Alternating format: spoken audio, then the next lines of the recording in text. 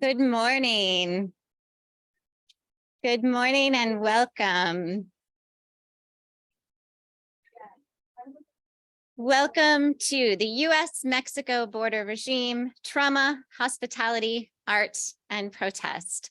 My name is Carrie Preston. I'm a professor of English and Women's Gender and Sexuality Studies at Boston University. And I'm also the Associate Director of the Center on Forced Displacement. It is such a pleasure to be here with all of you and to be with those of you joining us in the Zoom room this morning. Before we get started, I have a very special welcome from Dean Luis Hostos Torres, who will be welcoming us on behalf of the University of Texas, Rio Grande Valley.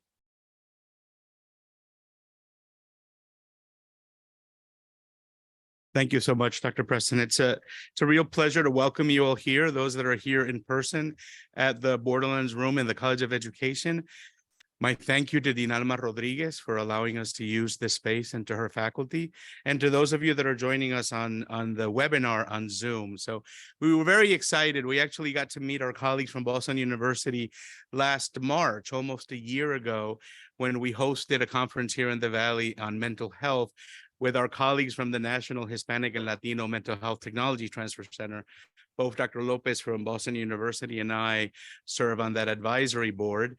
And we started this conversation about the possibility of bringing this event to the Valley. And we got very, very excited. You know, my faculty, many of whom are here, know that I'm always going at 100 miles an hour and trying to juggle multiple things. And sometimes they want to pull their hair out. But, you know, that is the way we do things, right? We should be able to walk and chew gum at the same time. And so we walk and chew gum and juggle and do a million other things. And so I am very, very grateful to our tremendous faculty, staff, and students for all the things that we do.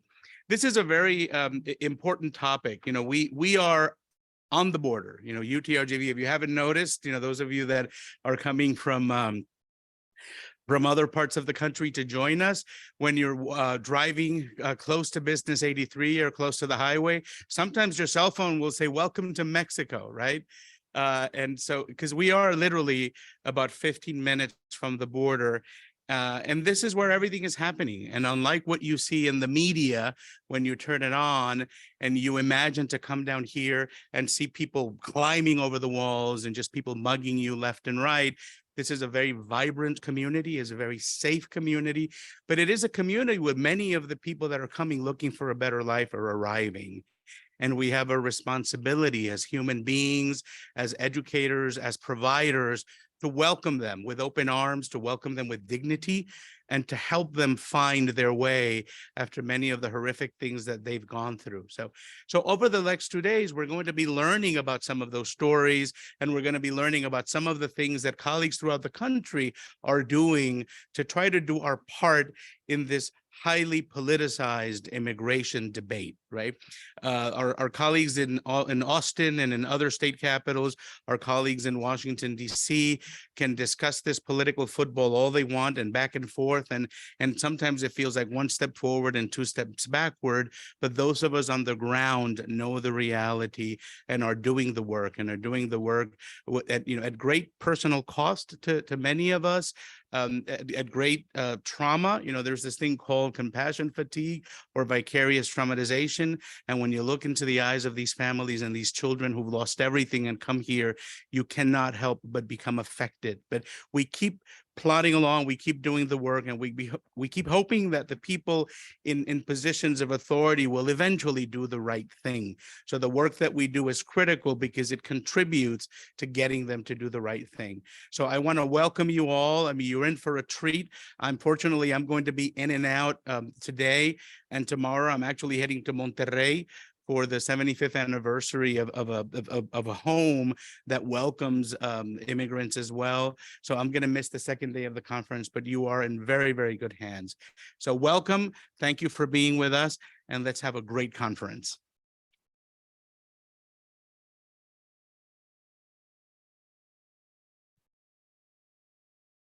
Before I bring up our fantastic first panelists, I'd like to offer a land acknowledgement. I recognize a land acknowledgement can be a mere performance, even an offensive performance, when statements acknowledging that the original inhabitants of this land, including the Coahuiltocan and the Carrizo Comecrudo tribes of Texas, were displaced by settler colonialism, is presented as if saying it could alleviate historical and ongoing suffering, or the battles of the Carrizo tribe still fighting to protect and preserve sacred lands at the National Butterfly Center in Mission, Texas, the Eli Jackson Cemetery in San Juan, Texas, and other precious sites. And yet, as a scholar of theater and performance, I do believe in the power of performance, ritual, and of course, education. And so I offer my inadequate acknowledgement of the original inhabitants of this land and of the displaced stewardship that they have offered. I hope this event will educate us about the ongoing displacement of many and the callous policies that contribute to their suffering, without imagining that this event could ever be enough. US and EU border externalization regimes, ethics, identities, and impacts is part of an interdisciplinary Sawyer seminar generously funded by the Mellon Foundation.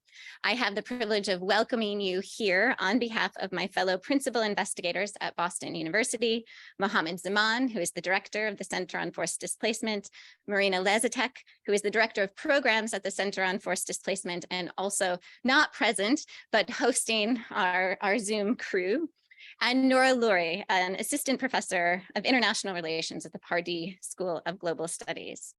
I also have the pleasure of introducing you to the other members of our Sawyer seminar team, and at risk of embarrassing them, ask them to wave to you. The Mellon Foundation Sawyer Seminar Grant funds a postdoctoral associate, Isabella Trombetta. Also helping out on Zoom today, and a graduate fellow, Micah Trotman. Also part of the team, my dear colleague, Luis Lopez from Boston University School of Social Work and Center for Innovation in Social Work and Health. But as Dean Luis noted, this is a particularly exciting seminar as it marks a collaboration between Boston University and UT Rio Grande Valley, the first of many such events, we hope. I am tremendously grateful to the team that gave their time and effort to planning this event. Professor Caroline Miles was an amazing and devoted partner, as was Dean Luis Torres Joses, of course. Yes, let's clap. Also part of our committee, Professor Mark Anderson, please wave if you're here. Susie Villegas, here. Cecilia Ortiz Garcia and Leila Fraze, providing incredible administrative assistance, Astrid Gandaria, who was here earlier signing in the social workers, and Marisol Guerra, who welcomed most of you at the table out front. They did so much work on behalf of this, often behind the scenes and far too often unrecognized. I also, of course, want to recognize the financial support of the Mellon Foundation, BU Center on Forced Displacement, BU's Kilochond Honors College, UT RGV School of Social Work, UT RGV Departments of Political Science, Literature and Cultural Studies, and Public Affairs and Security Studies, as well as the UT RGV Office of Global Engagement, International Programs and Partnerships. That was a lot. You can see how many people and offices came together to support this event, and we're tremendously grateful. Our Sawyer seminar, titled US and EU Border Externalization Regimes, was born from a collaboration between scholars of the Mexico-US border and the Balkans journey to the EU. Our team recognized a set of shared policies of border externalization that seek to prevent migrants, including asylum seekers, from crossing borders into the EU or US, where their right to ask for protection from persecution is enshrined in international asylum law. Borders are effectively, through these policies, redrawn and policed elsewhere. We're thinking of practices such as illegal pushbacks, offshoring of asylum processes, detention in other countries, and policies such as Remain in Mexico, Title 42, and temporary statuses like the US temporary protected status. Our team takes an expansive view of border externalization, considering where, for example, the transportation of migrants to so-called sanctuary cities, New York, Boston, or recently Martha's Vineyard, and the funding of so-called securities or development projects in other countries might fit into this set of strategies. But beyond the policies and practices of border externalization that initially drew our attention, we also realized that we wanted to explore the ethical questions, natural landscapes and ecologies, economies and business interests, protests and forms of creativity that emerge within EU and US borderlands. We ask, what are the local histories and politics that impact border policies? What is the current impact of these policies on those living in the border regimes, the migrants, hosts, NGOs, healthcare workers, security forces, and others? We consider the spaces inhabited by migrants, the manifestations of various forms of trauma and violence, structural, emotional, and physical violence, and the models of care, particularly this week, the care of social workers implemented at these sites. We seek new ways of understanding borderlands, new affective relationships to human mobility, and new languages for engaging one of the most pressing social justice concerns of our time. What if we refuse to imagine human movement as a crisis? For our exploration, we knew it was crucial and necessary to work with universities and organizations that were navigating the border policies and practices, and to host seminars in the borderlands we were studying. And so we offered this one in the Rio Grande Valley of Texas with UTRGV with great pride, and another in the Balkans in July. And we'll have colleagues from UT and students from UTRGV join us in Belgrade this summer. Without further ado, I am so delighted to introduce panel one, which is titled Border Regimes and the RGV History and Policy. This panel will establish foundations and definitions of US-Mexico border regimes with a focus on histories and policies that impact the RGV and place-based local perspectives from different stakeholders. So this panel will first feature Azalea Alaman-Bendix, who is a retired senior litigation counsel and assistant federal public defender, Southern District of Texas, McAllen, Texas Division, followed by an offering from Terrence Michael Garrett, who received his PhD in political science at the University of Oklahoma. Professor Garrett will not be able to join us today, but his presentation will be spoken by our graduate fellow, Micah Trotman, and Mariana T. Wright, Executive Director of the National Butterfly Center. So we'll move through each of these presentations and then have plenty of time for conversation and discussion at the end when they'll move to the seats in front. If you give me a moment, I'll share my screen and we'll start.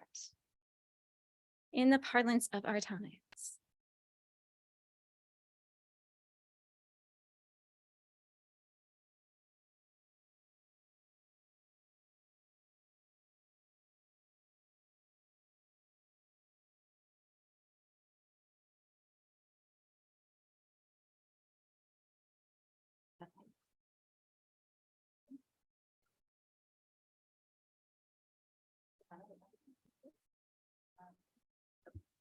Thank you, Gary. Welcome, everybody. Good morning. I think everyone did a great job of introducing our part of the world, and thank you for letting it be known that this is not a war zone, like despite the fact that the media paints it as so. This is actually a very peaceful community. I think there's a lot to be learned from our part of the world. I'm born and raised here in the Rio Grande Valley, and so when I'm being asked questions, please feel free to ask anything that you would ask any resident from this community. I was raised in a time when people would come and go very freely between our part of the world and Mexico. And we had families on both sides of the border. And it was something that we understood, where people would come work usually between February and November, would go home from the holidays. Most of the people would go home for the holidays. And we were taught to respect people who were our neighbors, and they respected us. We had a symbiotic relationship because we understood when they were doing well, we were doing well. When they were not doing well, we were also suffering. And I believe that that has been lost in the way that we talk about immigrants today. The world that I have been living in, I've been practicing law for over 30 years. I am retired, but I've been working essentially in the criminal justice system for over 30 years. And so I've been working in this building, the federal building in McAllen, Texas, for over 19 years.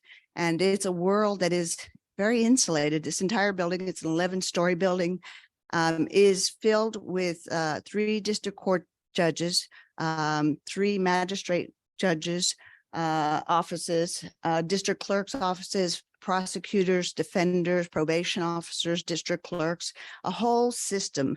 But it's a very insulated system that I think a lot of people in our community don't know about. Unless you're somehow tied to this organization or know somebody who works here, I think a lot of the people in this community don't know what happens in this building. And that's what I'm here to share with you. When I was working for the Federal Public Defender's Office, I actually had my hands tied in terms of how much I could talk about and criticize the administration and what was happening there. We have what's called the Hatch Act. And so I was technically an employee of the federal government. And so I was not necessarily allowed to criticize what the federal government was doing. Or I had to be very careful not to get involved in the politics. I was motivated. I consider myself now to be an immigrants' rights advocate. And so now I don't have my hands tied. I can now I believe very clearly say that I saw some human rights abuses, and that's what motivated me to start this work. It was in 2018 that I started doing this work, and I believe that it needs to be known what we have done as a country. It's things that I feel very ashamed of, and that I believe that we need to take responsibility for. I worked where the little star is, that's McAllen Division. So I was an attorney, one of approximately 77 attorneys in the Southern District of Texas, but my boss was based out of Houston, chosen by the Fifth Circuit, and we had actually 3 offices along the southern border. It was Brownsville, McAllen, and Laredo.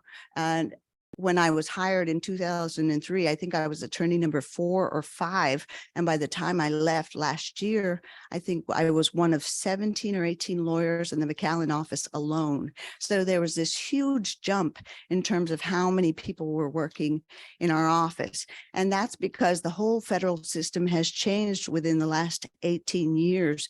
Our priorities as a country have changed in terms of what we think is important to prosecute on the federal level, and nobody's talking about this.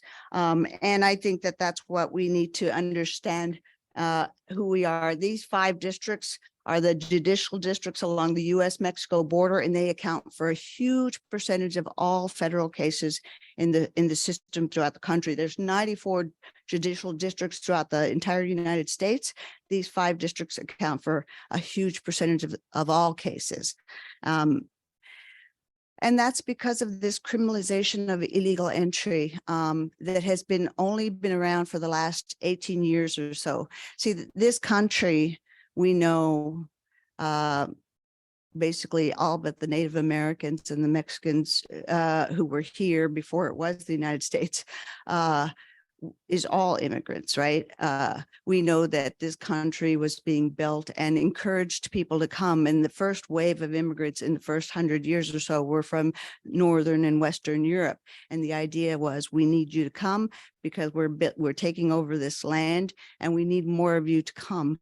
And then before 1921, the idea was, who are we trying to exclude, right? So, and they were all very blatantly racist laws. They were aimed first at the Chinese, this 1881 Chinese Exclusion Act. They had brought the Chinese workers to build the railroads and all these other things, but suddenly there were too many of them, so we needed to keep them out, right? And so we came up with the Chinese Exclusion Act as a country. And then in 1924, the Immigration Act came about. It was all about nativism and eugenics. We don't talk nearly enough about that, but eugenics had a very strong foothold in this country in the 1920s up until the 1940s.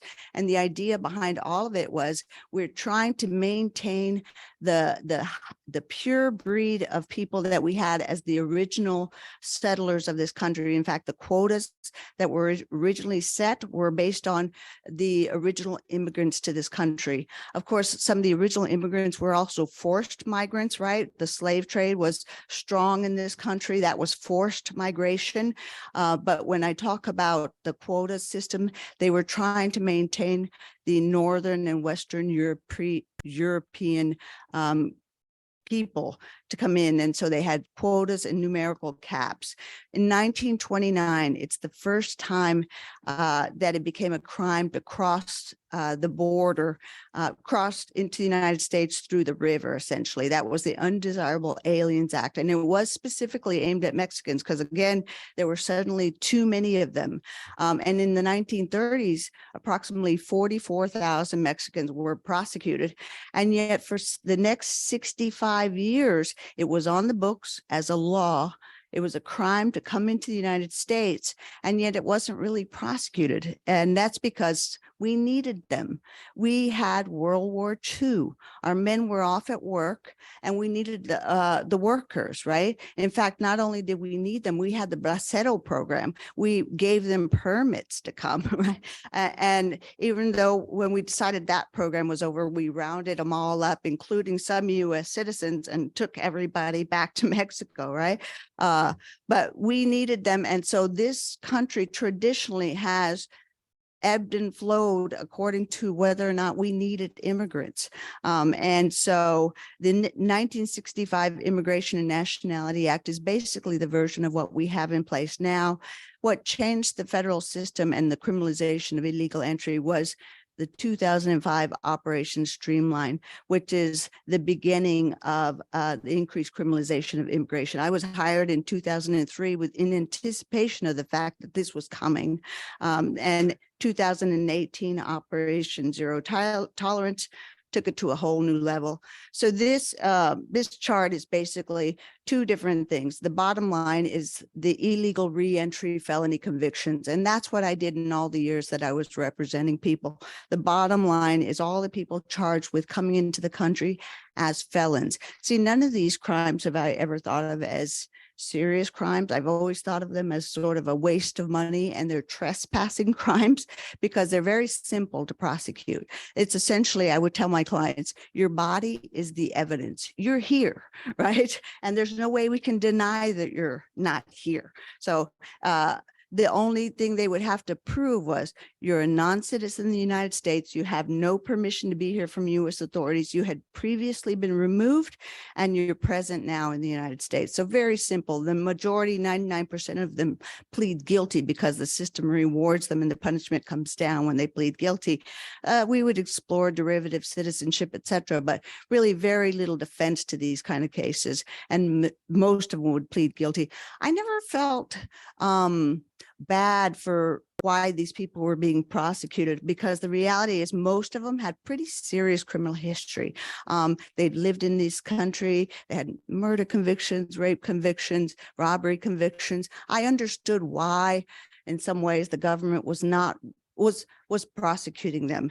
I didn't feel some kind of moral conviction for or upset about it necessarily. I didn't want them to be my neighbors. I thought it was a waste of money. They were sending them to prison for 4, 5, 6 years and then deporting them. A waste of money for sure, but oh well. The top line, the blue line, is the misdemeanor convictions. And that's what really got out of control under the prior administration and what prompted me to start doing this work. Misdemeanor convictions, people getting prosecuted for coming into the country who had never been in this country before.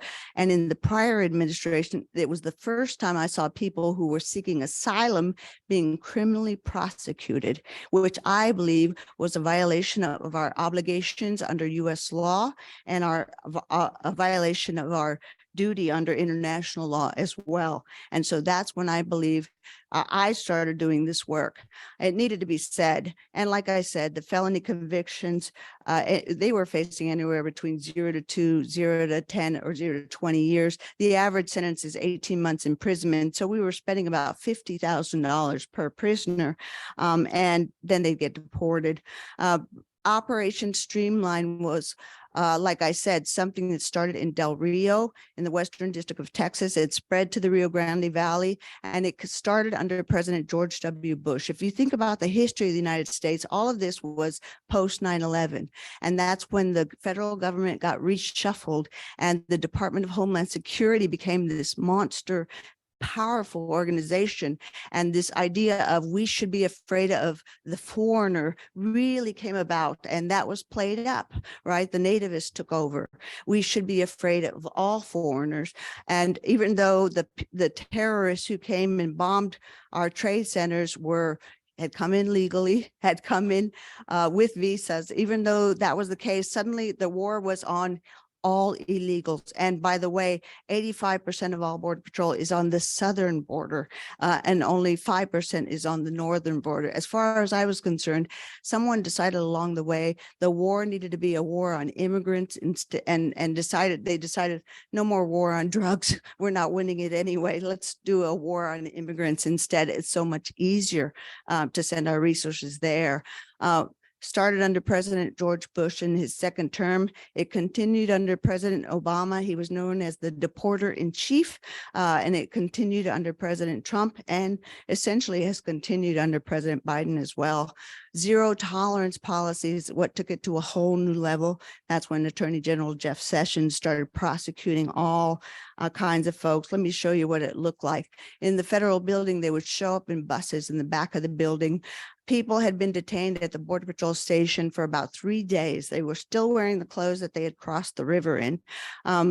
They would come shackled at their ankles and at their wrists. They would come in about 3 or 4 buses. They would bring them through the back. You can see that they're trying to avoid the camera here, but they would make them face the wall. They've got one Border Patrol agent, and the rest of them are contract officers. The U.S. Marshal is there in the beige pants. He's required to be in charge of all court security. Thank God we have a fire zone limit in terms of how many people they can bring, because they were bringing 150 people a day to prosecute at one point, 75 in the morning and 75 in the afternoon. They'd have to put them all, like stuff them into an elevator and bring them up to the 8th floor so that we could talk to them.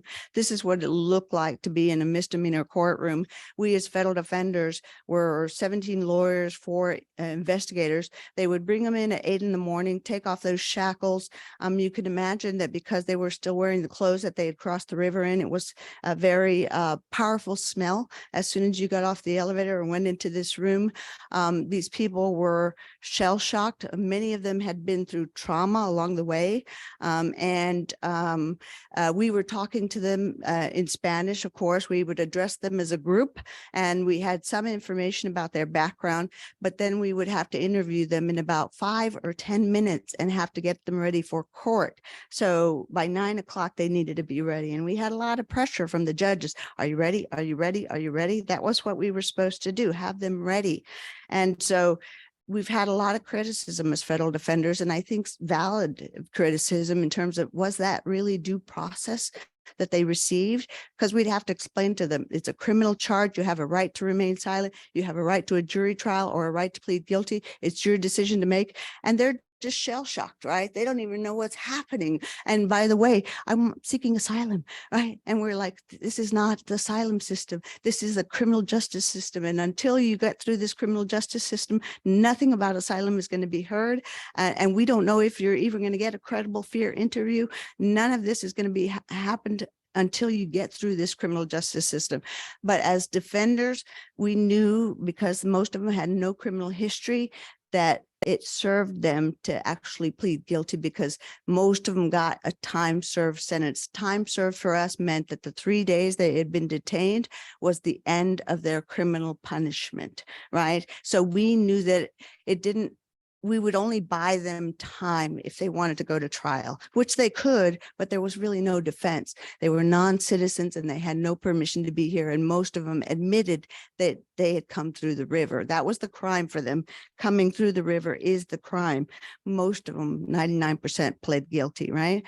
And they would receive, like I said, time served sentences. Most of them never came into U.S. Marshal custody. If they wanted a trial and if they had previously been removed, they would probably be prosecuted as felons instead. And we just bought them about 5 months more in custody.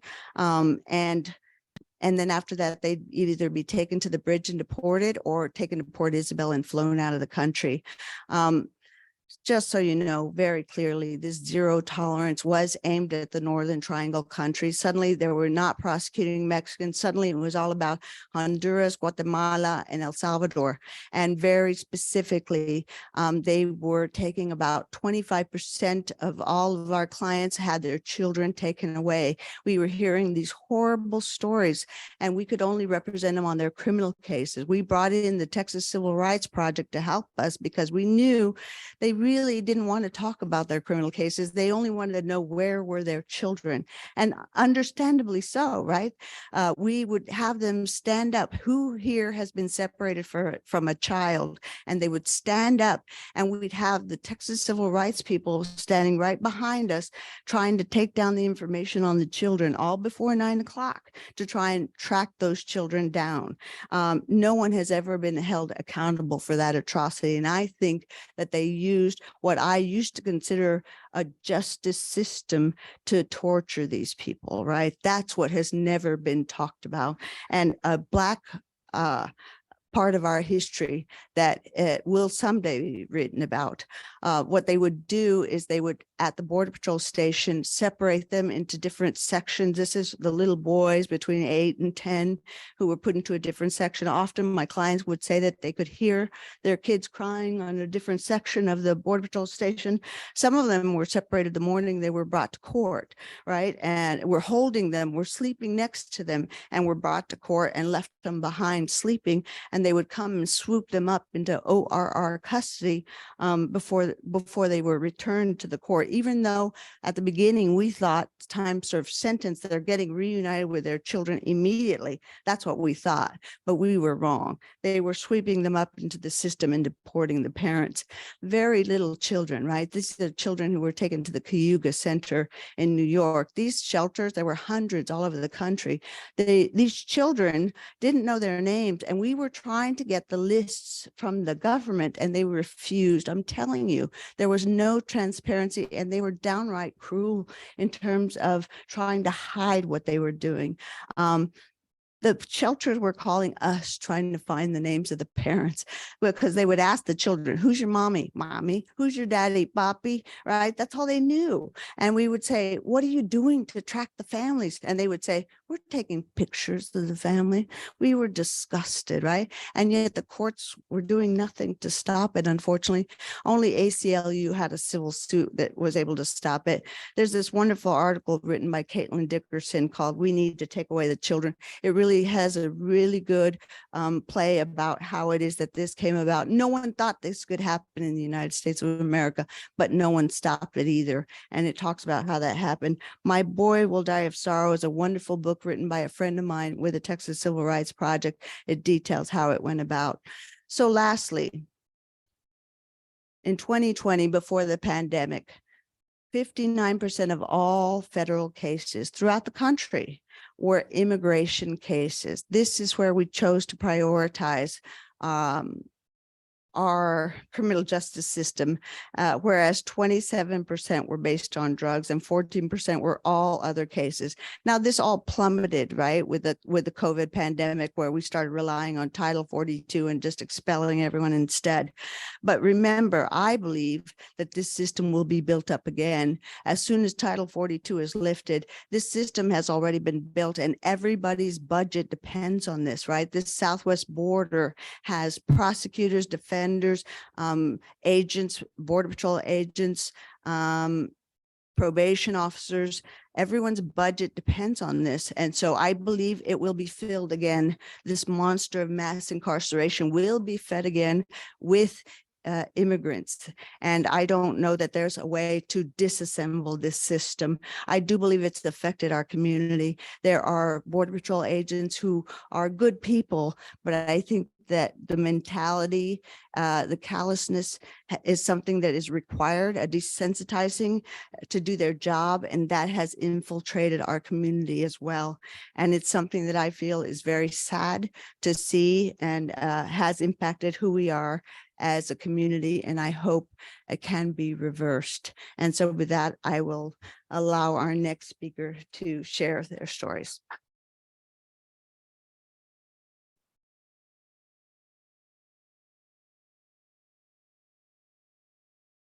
Thank you so much for sharing that story with such generosity and depth. Bringing up Micah Trotman to, sorry.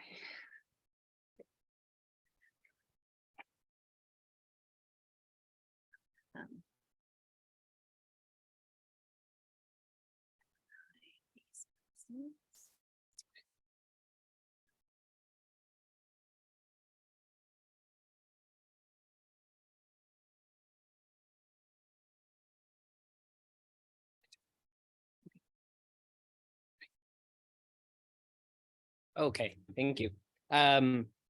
So I have the privilege of delivering someone else's talk today. So this is a talk from Terrence M. Garrett, who's a PhD in political science at the university, received his PhD in political science at the University of Oklahoma and couldn't be here today. It's titled Border Securocracy in the Rio Grande Valley During the Time of COVID-19, and Title 42, Spectacle and Simulacra. Border securocracy has enveloped the globe. The US is one of the primary drivers of using physical, social, and political borders to separate and further divide between people in the global north versus the global south, along with other wealthy states. Jim Storbeck, Art Sementelli, and I call the border wall and associated apparatuses a simulacrum, following Jean Baudrillard's work. The border wall is an image of security to those who do not have to live near it. It's effectively the good fence narrative to keep villains out.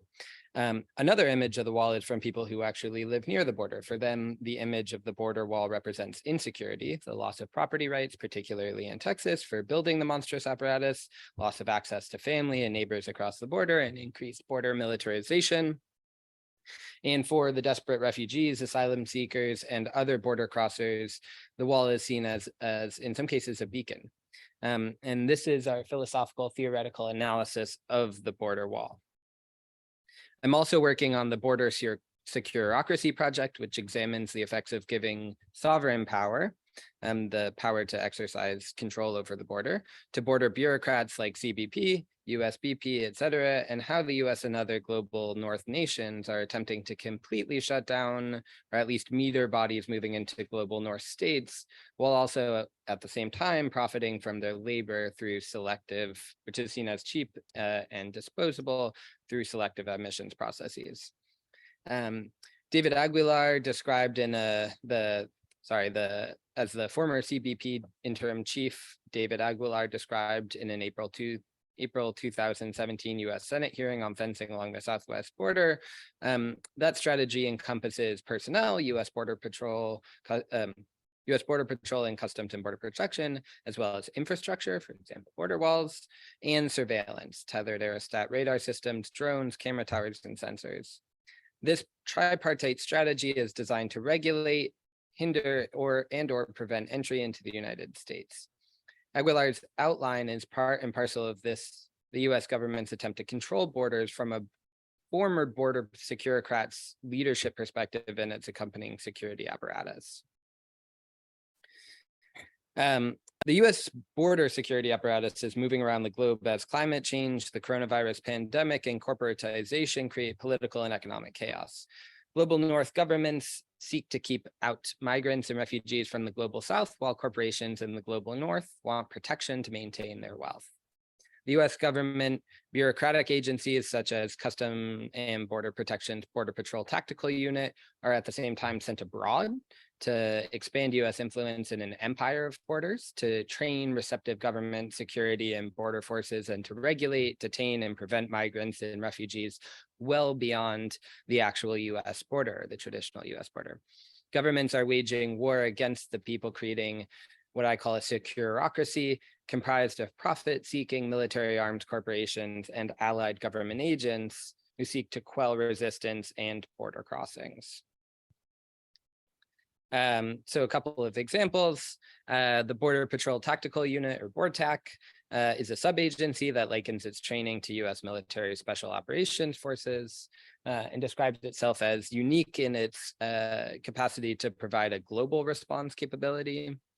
In addition, the CBP has created a secretive tactical terrorism response team, or TTRT, which has detained innocent refugees seeking asylum in the US on suspicion of terrorism, as well as threatening, and has also been used to threaten and harass migration attorneys.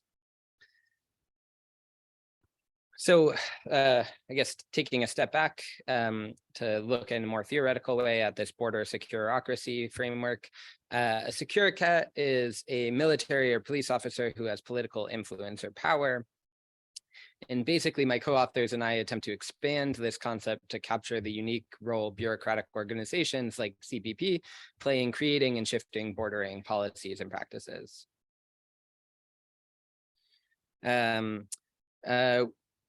So a couple of filling out this theoretical framework. Jane Duncan, analyzing the South African experience, has defined securocrats as officials located in the security establishment, the police, intelligence services, or the military that have the power to influence government policy in their favor.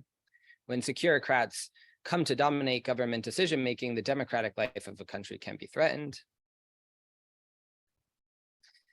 Feldman has applied the police concept of securocracy to US military adventurism specific to the US war in Iraq. He argues that unlike the classic global and guerrilla wars of the 20th century, these public safety wars are not wars of utopia, but wars of dystopia that assume the perfected liberal democracies are threatened by an invisible infiltrating menace. And one of the preeminent scholars of state security, Giorgio Agamben, attributes elements essential to border security and its expansion through his concepts of the state of exception, homo saucer, and apparatus. The aspects of Agamben's theoretical concepts that are applicable here are the constitutional analysis, where democratic governments behave in an authoritarian manner due to a perceived or actual state of siege and declare a state of exception, probably most evident in the continued use of Title 42 to create a COVID-justified exception to conventional US immigration and asylum policy. So 3 examples of how this sort of conceptual apparatus of or theoretical framework of securocracy can be expanded. And building on this sort of theoretical framework, we modify the securocracy concept to denote the expansion of the law enforcement and border security bureaucracy or apparati from the US throughout the world, specifically by way of the Department of Homeland Security, in order to expand US and other global corporate interests. A couple of examples of US CBP, DHS fear and intimidation policies and tactics that are used on the US-Mexico border. The zero tolerance policy, which has never stopped since before after the Trump administration's announcement, when it ostensibly began and was officially ended on June 20th, 2018. The migrant protection protocols, or Remain in Mexico policy and associated asylum cooperation agreements. MPP are a quote, U.S. government action whereby certain foreign individuals entering or seeking admission to the United States from Mexico without authorization or proper documentation may be returned to Mexico and wait outside the U.S. for the duration of their immigration proceedings, where Mexico will provide them with all appropriate humanitarian protections for the duration of their stay. That being a big assumption, of course, and asylum cooperation agreements, which were used in conjunction with the MPP to immediately deport migrants to El Salvador, Honduras, and Guatemala.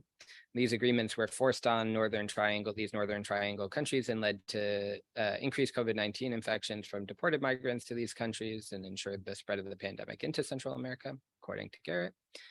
As with the ZTP, MPP was ended at President Biden's inauguration. However, asylum cooperation agreements have remained in effect throughout the Biden administration. Continuing with Title 42, which was a policy of expelling asylum seekers because of COVID-19. Under the legal pretext of Title 42, the Trump administration effectively completely shut down border entry for asylum seekers, refugees, and other migrants in March 2020 at the outset of the coronavirus. The Biden administration has chosen to keep Title 42 provisions in place, although unaccompanied minors are allowed to cross into the US from Mexico. The number of asylum seekers, refugees, and other migrants are less likely to have the coronavirus, yet the Trump administration and up to this date, the Biden administration has the Title 42 policy still in place and will still be in place through May.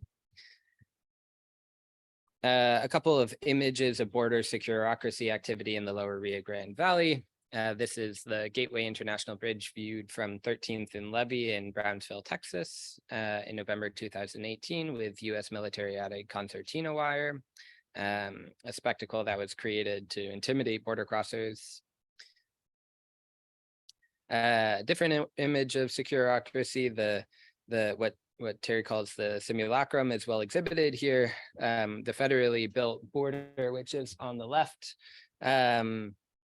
is meant for keeping others out of the US, and the fence on the right is built by the local university, represents a more welcoming and less threatening image in line with local community aspirations. And this is a graph of DH agencies keeping a running total of various encounters, where you can see that the Rio Grande Valley sector's amounts for fiscal year 2023 through February and its impact. Okay.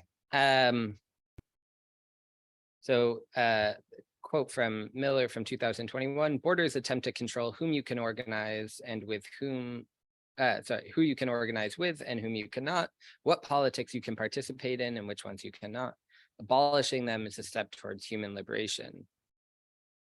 Miller points to former CBP Commissioner and DHS Assistant Secretary Alan Burson, who worked in the Clinton administration as the architect of a, quote, massive paradigm shift, particularly after 9/11, positing that the US securocracy shifted towards recognizing that borders were, quote, not only lines, but are movements, flows of people and goods on a global scale, both legally and illegally.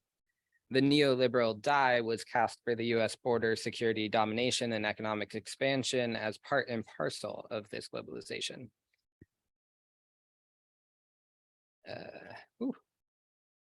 At the same time, global North weapons manufacturing, that's covered.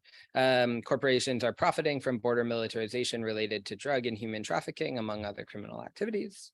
The flow of weapons into Mexico to combat violence on its border related to criminal enterprises comes from a number of global North corporations located in states such as the Israel, Czech Republic, Belgium, Spain, Turkey, Italy, Austria, and the US that have led to more than 276,000 murders from 2006 to 2019, where international firearms manufacturers have profited on the misery perpetrated by the justification of sales of weapons to Mexican police as a necessity for battling violent crimes.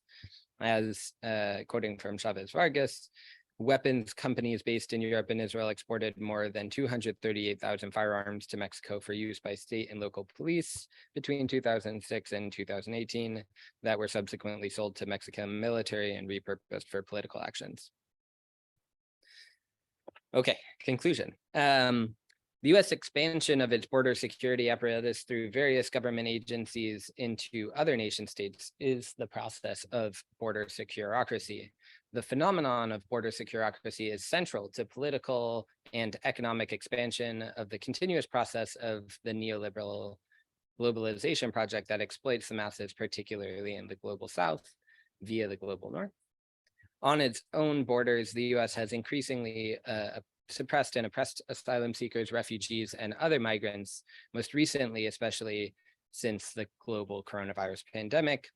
Since September 11th, 2001, especially the border security apparatus is expanding, not only on the Mexico-US border, but across the globe. Furthermore, this isn't just something in the abstract for the people of the lower Rio Grande Valley. Border securocracy is part and parcel to our direct lived experience on La Frontera. Thank you.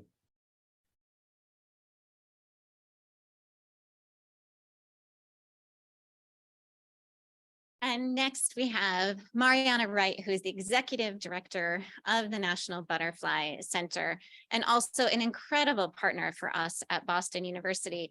As part of this week of March, when Boston University is technically on spring break, 12 of our students have traveled with us down here for about 9 days of learning from organizations, experiencing life here, and spending a few hours helping out as well. Mariana welcomed us last year to the Butterfly Center, gave us an incredible tour, and has invited us back. And so she's just a crucial partner for BU, and also has some incredible experiences to share.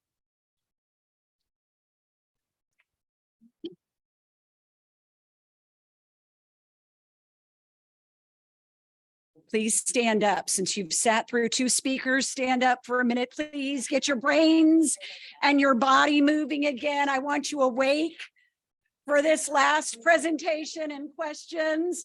Thank you. That goes for you at Zoom as well. Thank you. Thank you for Focus away indulging from me in the- this. But yeah, I see yawns and other things. So we need to get moving. All right. I want to thank everyone organizing this for inviting me, and acknowledge the expertise and contributions of the 2 speakers before me. All right. The politics of destruction. And most people wonder every time I'm invited to one of these things, what do butterflies have to do with border wall?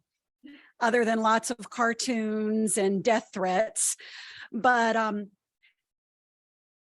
we wound up literally being ground zero for Trump's border wall construction in 2017.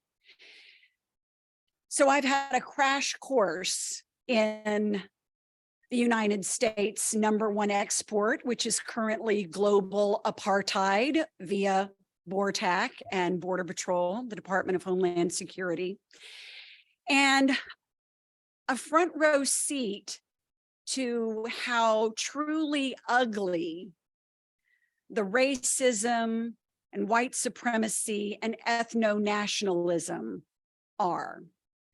And you talk about your visit to the Butterfly Center. I didn't even have to do most of the presenting. We ran into a Border Patrol agent who gave y'all insight into all of that. An immigrant Border Patrol agent who now hunts people just like himself and his parents.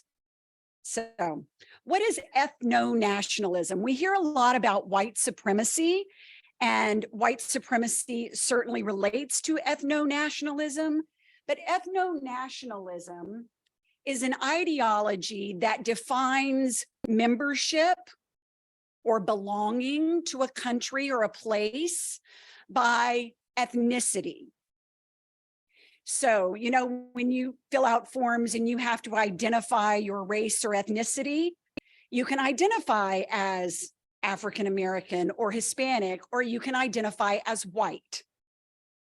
And in this day and age, when we have a new plantation economy, who wants to identify as the slave and who wants to identify with the masters? I have to ask people that all of the time because it informs how you move in this world, how you vote, how you act, your career choices, your relationships with others, what you will tolerate and what you will not. So we have ethno-nationalism and eco-fascism at play. What is eco-fascism? It's another political ideology that uses something really good like saving the planet and twists it into something really ugly that says, if you love the environment, you have to hate immigrants because they're dirty, they're destructive, they trample the wilderness, they leave trash everywhere, they bring disease. So we have the myth of the dirty immigrant linked to save the beautiful planet. And it's perverse. Both of these things are fundamental to border wall construction and the militarization of our communities. How do I move this forward? Thank you. Okay, good. So again, what does any of this have to do with the National Butterfly Center? On July 20th, 2017, more than 9 months before any congressional vote authorizing border wall construction or appropriating funds for it, I was driving across the Butterfly Center property and encountered 5 workmen, 3 of them with chainsaws, one driving a brush boom and the other with a brush hog. They were cutting down our trees and mowing down our vegetation. And I said, who are you and what are you doing here? And they said words that should strike fear into the heart of every American. They said, the government sent us to clear this land for border wall. Now, the federal government has the authority to take private property. Eminent domain allows that, but there is a legal process they have to follow in order to do that. None of that had been done. Nothing. And at that time, it became evident to us that in a day or two earlier, the U.S. Army Corps of Engineers had illegally entered our property also and done the surveying for this construction that I stumbled upon beginning that morning.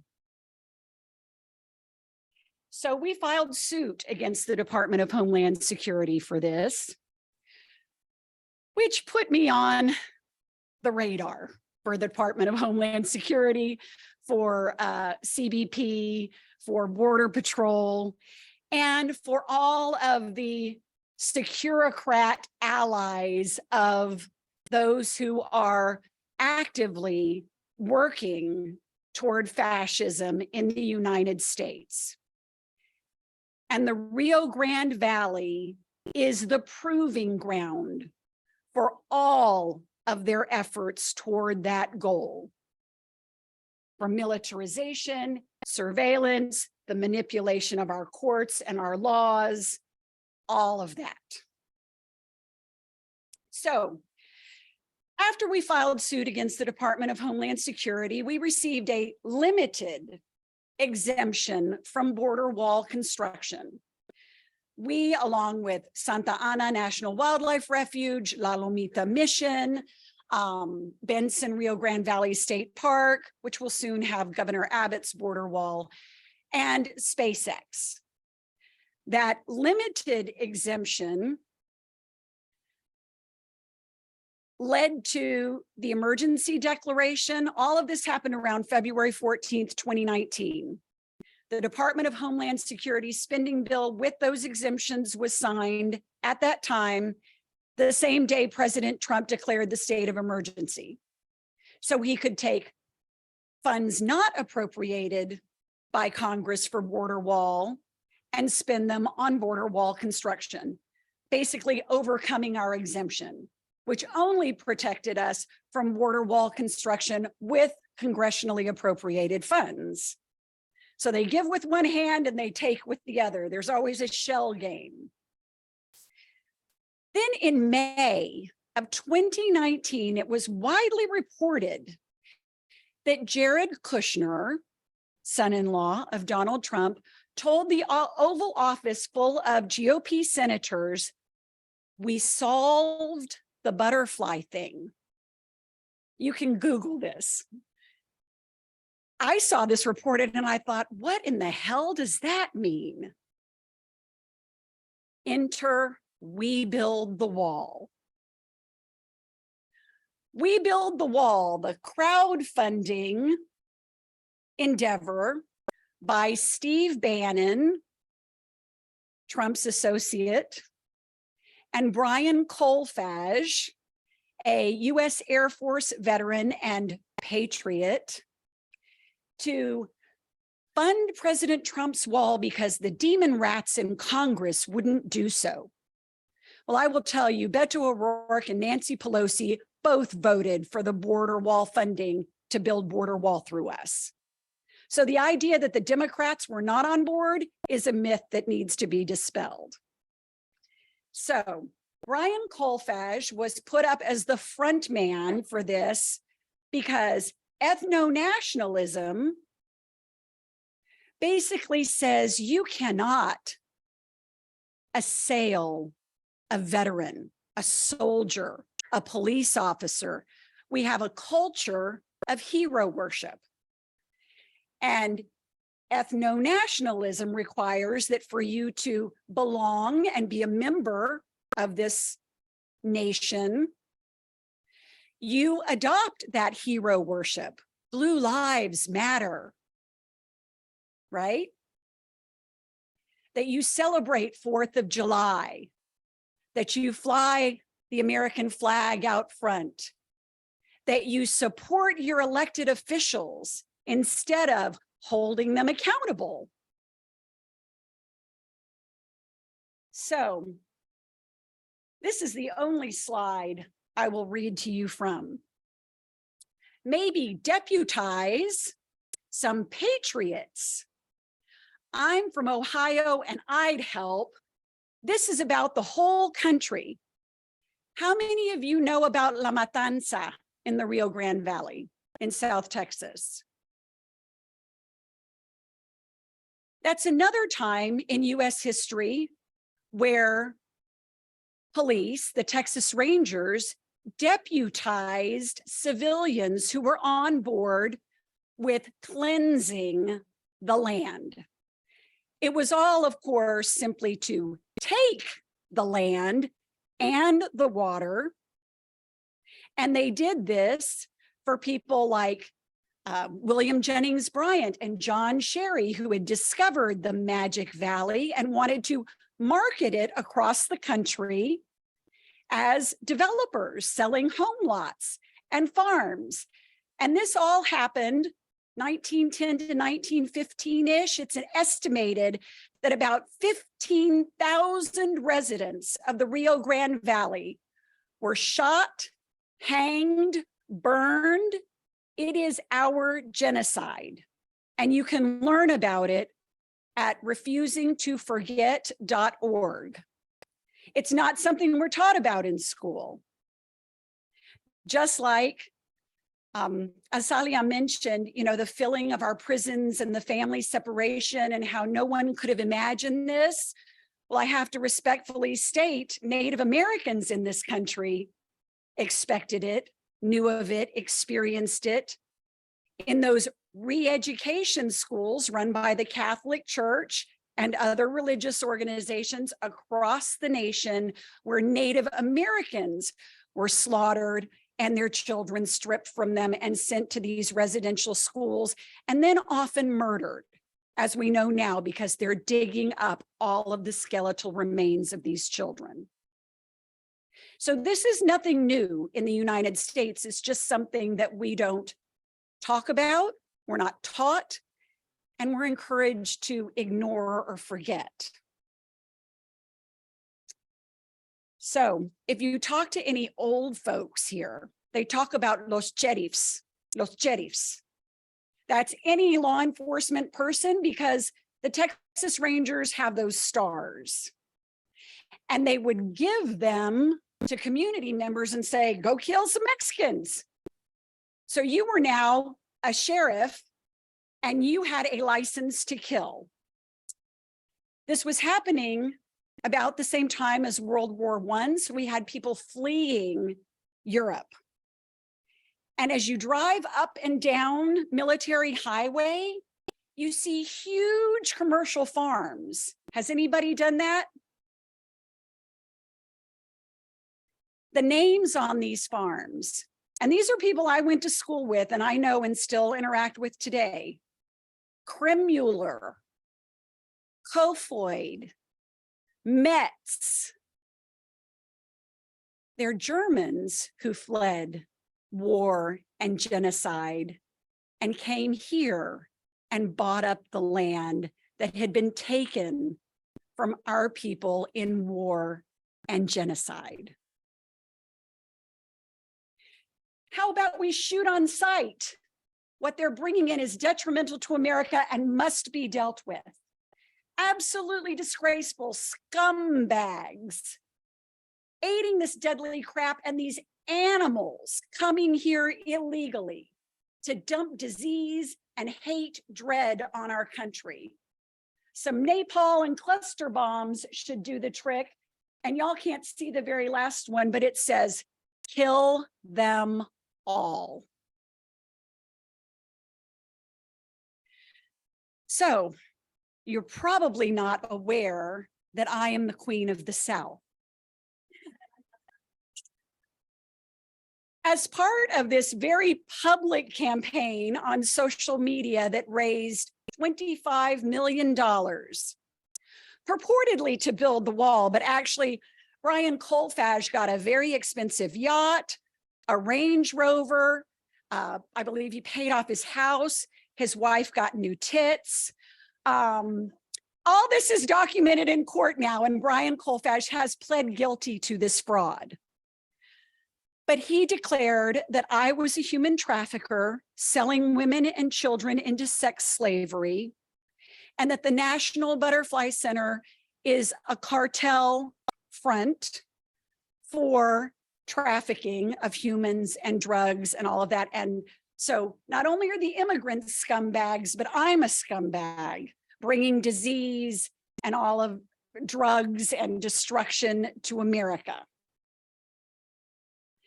And they did all of this very successfully. And most people think this is a fluke, this crowdfunding. Are you aware Governor Abbott is also crowdfunding his border wall? How much has he raised? We Build the Wall raised about $25 million. Governor Abbott has hit more than twice that already. $54 million to date, crowdfunded by people in this country who share these exact same views, and all of it is aimed at the southern border, at us and our communities. So I go to work on the border. I've been there for 11 years, go to work on the river. The National Butterfly Center goes all the way to the river.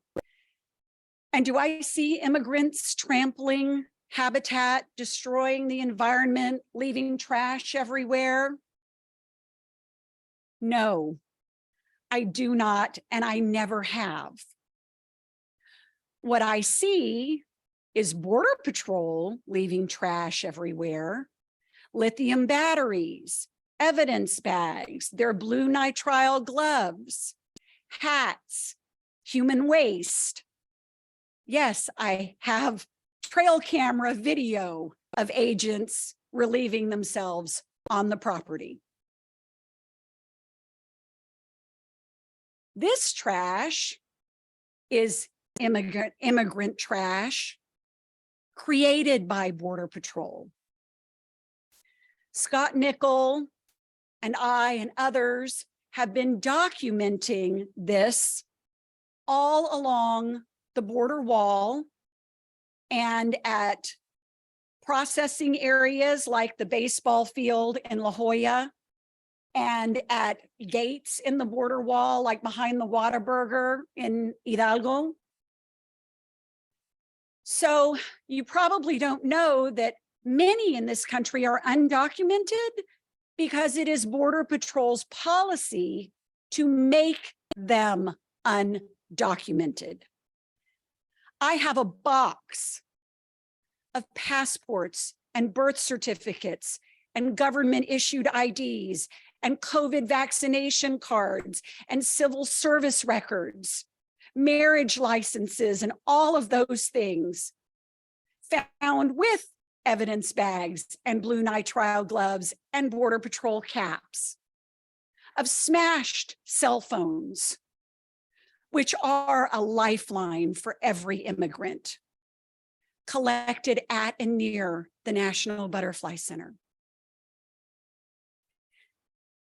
That is not trash left behind by immigrants. That is not people hoping to come here anonymously in order to hide any criminal past.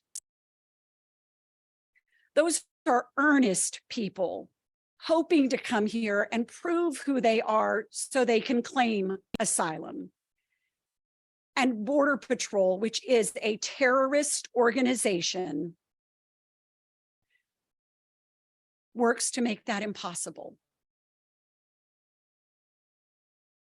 Why make people undocumented in an end stage capitalist economy?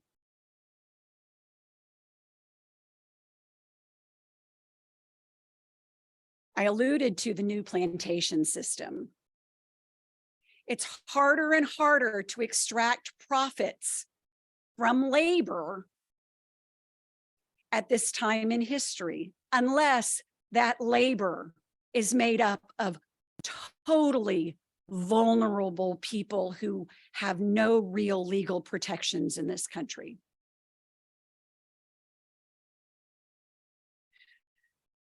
So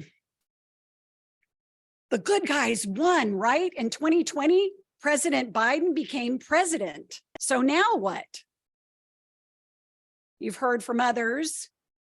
Biden is moving now to pretty much eliminate the right to file an asylum claim in the United States. He's on track to deport as many, if not more, than President Obama. He continued border wall construction almost immediately after he suspended it, even though the government has the authority, they've given themselves the authority to cancel any and every contract at whim for no reason. So still, fatigue, compassion fatigue, outrage fatigue, whatever you want to call it, the good guys are in charge. Everybody breathes a sigh of relief, except the people working toward fascism in America. And these people are playing a long game. Most of you didn't realize Jenny Thomas and Supreme Court Justice Clarence Thomas were who they are until after January 6th, did you? Jenny Thomas, working with Steve Bannon and members of Senator Ted Cruz's staff and others, began planning today more than a decade ago. Back in 2010, I believe, Jenny Thomas founded the Groundswell Group. Mother Jones infiltrated and published many of their documents. You can go read about this. But back then, they identified the two pressure points that could be used to cripple the American body politic. What are those two pressure points? Immigration and election integrity. They had a blueprint for this in 2010. And here we are. So on March 11th, Representative Kevin McCarthy first uttered the phrase, Biden's border crisis. I cannot find any other documentation of this phrase prior to March 11th at this press conference. That phrase is today the title of the GOP immigration hearings. It is also printed on a step and repeat banner that the National Border Patrol Council uses at all of their press conferences and public events. So, what is Biden's border crisis about? Let's hope this audio works.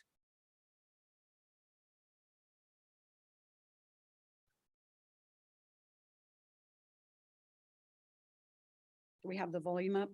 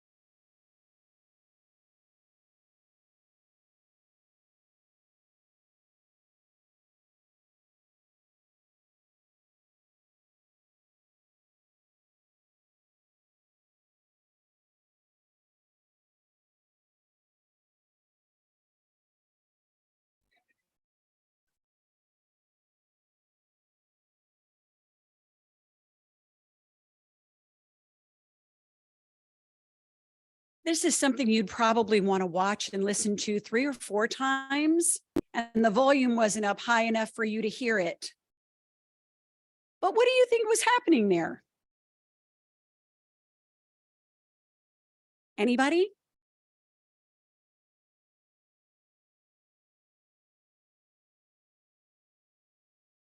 Who was crossing migrants?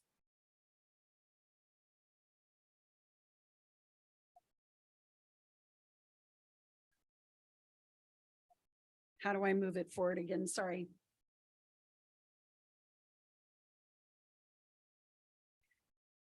So on March 11th, a local journalist sent me the previous video with the audio in it. And she asked me, what do you think of this? And I said, it's a PSYOP, a psychological operation, a military or paramilitary device used to influence public perception, policy, emotions. It's a propaganda tool.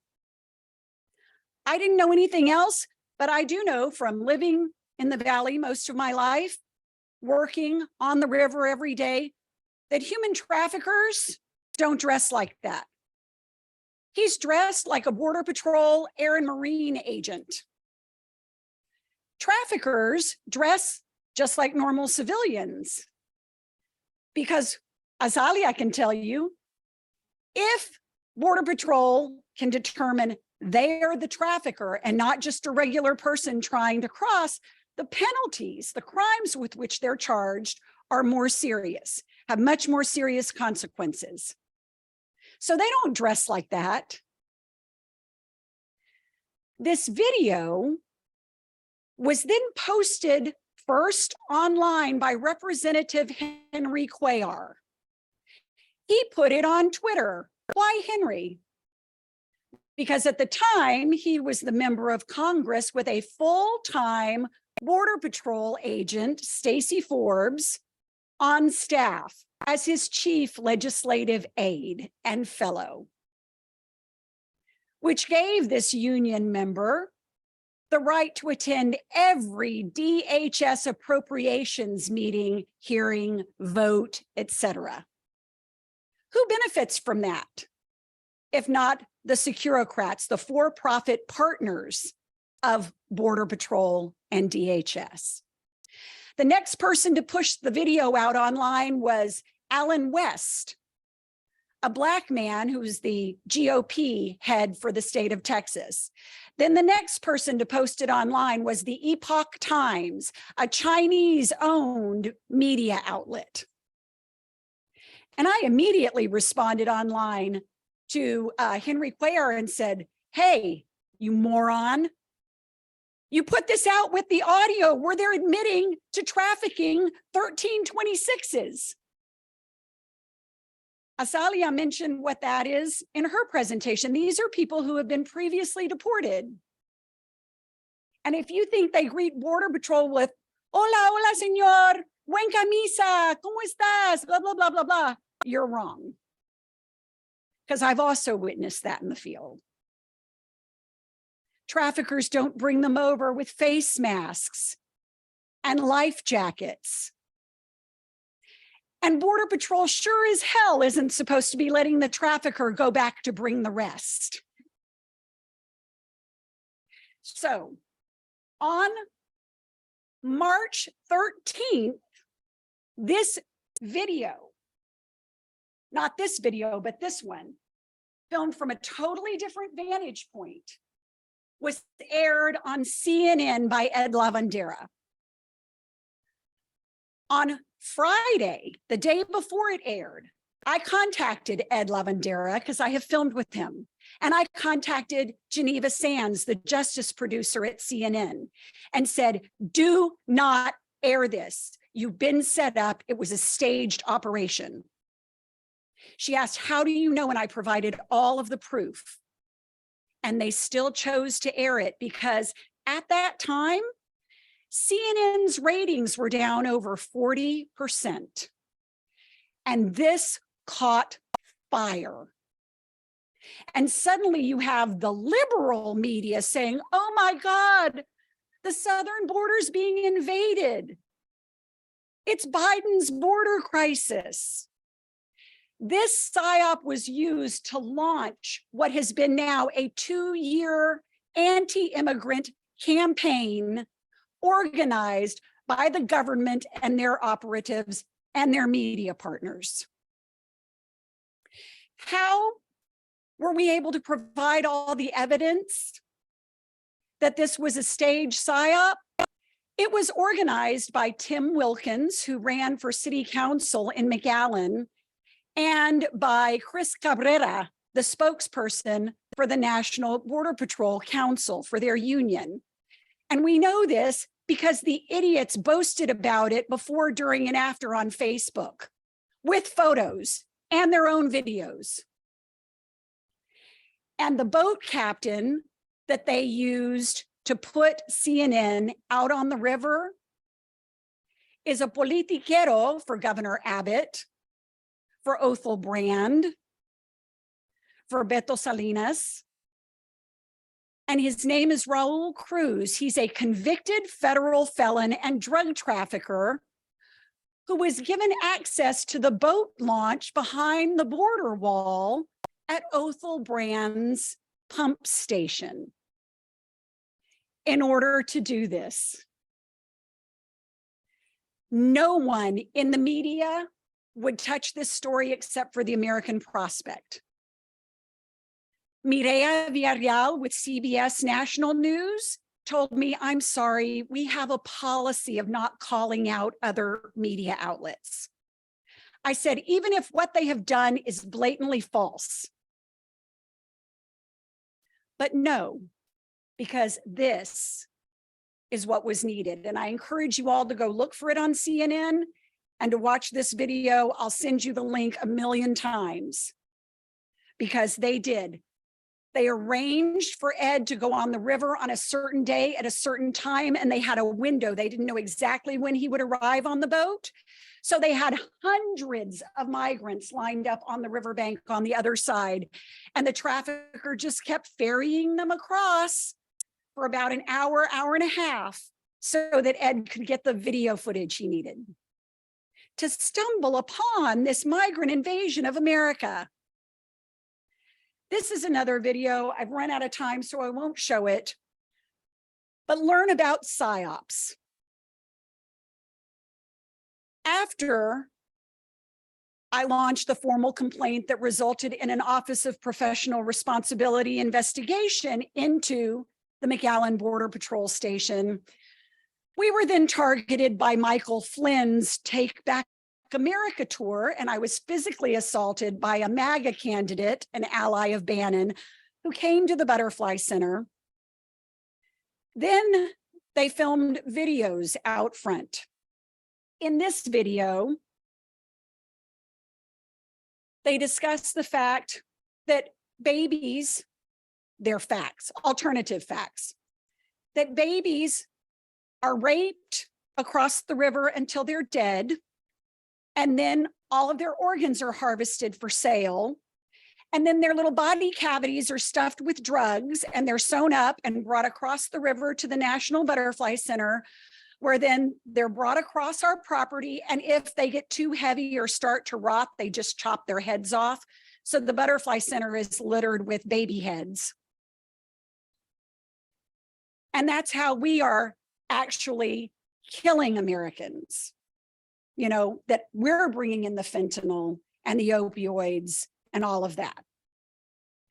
So we were closed for 3 months. I've been assaulted. I faced death threats. 3 weeks ago Friday, Border Patrol actually laid a trap for me where I should have been dead or in prison.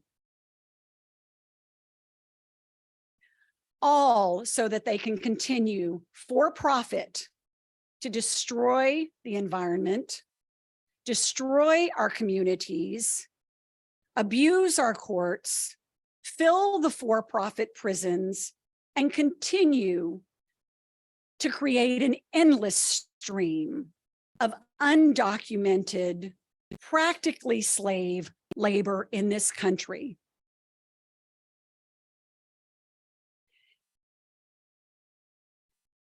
I'm going to get past that. So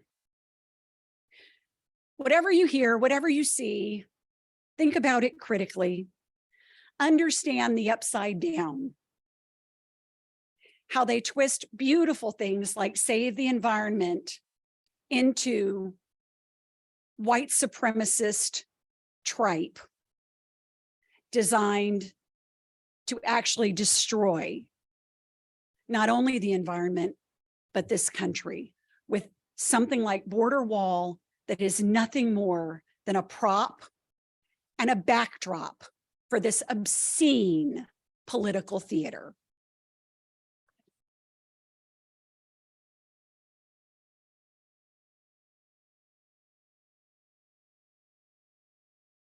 Mariana, if you want to stay here, and I'll invite Micah and Azalea back up to sit with us. We do have time for questions and conversation. Does anyone have a burning one they want to start? Yeah, Baden.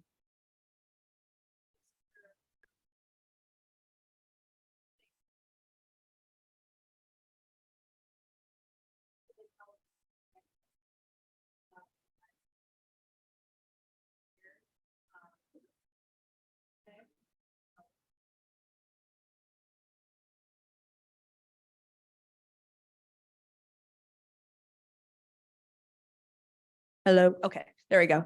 But yeah, my question for Mariana is, you have faced incredible like misinformation and smear campaigns, but yet you're still here, like being an activist, an incredible activist, speaking with us and standing up for what you believe in.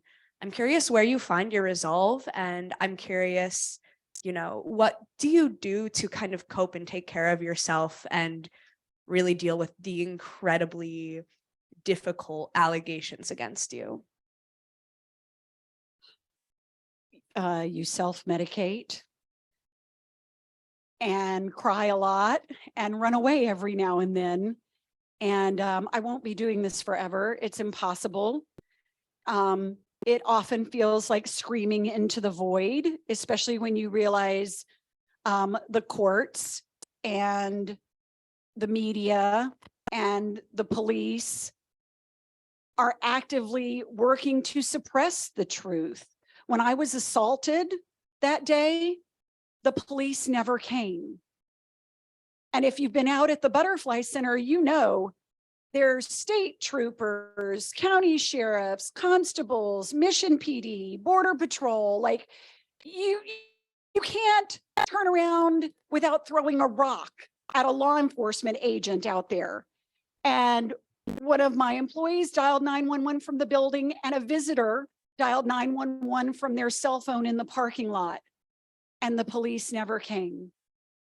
25 minutes later, I called dispatch. Police never came. 20 minutes later, I called the deputy city manager and said, what in the hell is going on? Are the police going to come or not? All of Mission PD apparently was at a party for a pinning ceremony, having sheet cake and punch, and didn't feel it was important to respond to a violent assault, an attempted aggravated assault at the National Butterfly Center, because we don't back the blue. So yeah, I don't have much resolve. I'm mad as hell. Azealia, I'd love to extend the same question to you about how you took care of yourself. It with was incredible difficult. experience. Honestly, I learned about secondary trauma around the time that I was dealing with the separated children, right? In McAllen alone, it was almost 1,000 children in a 10-week period of time.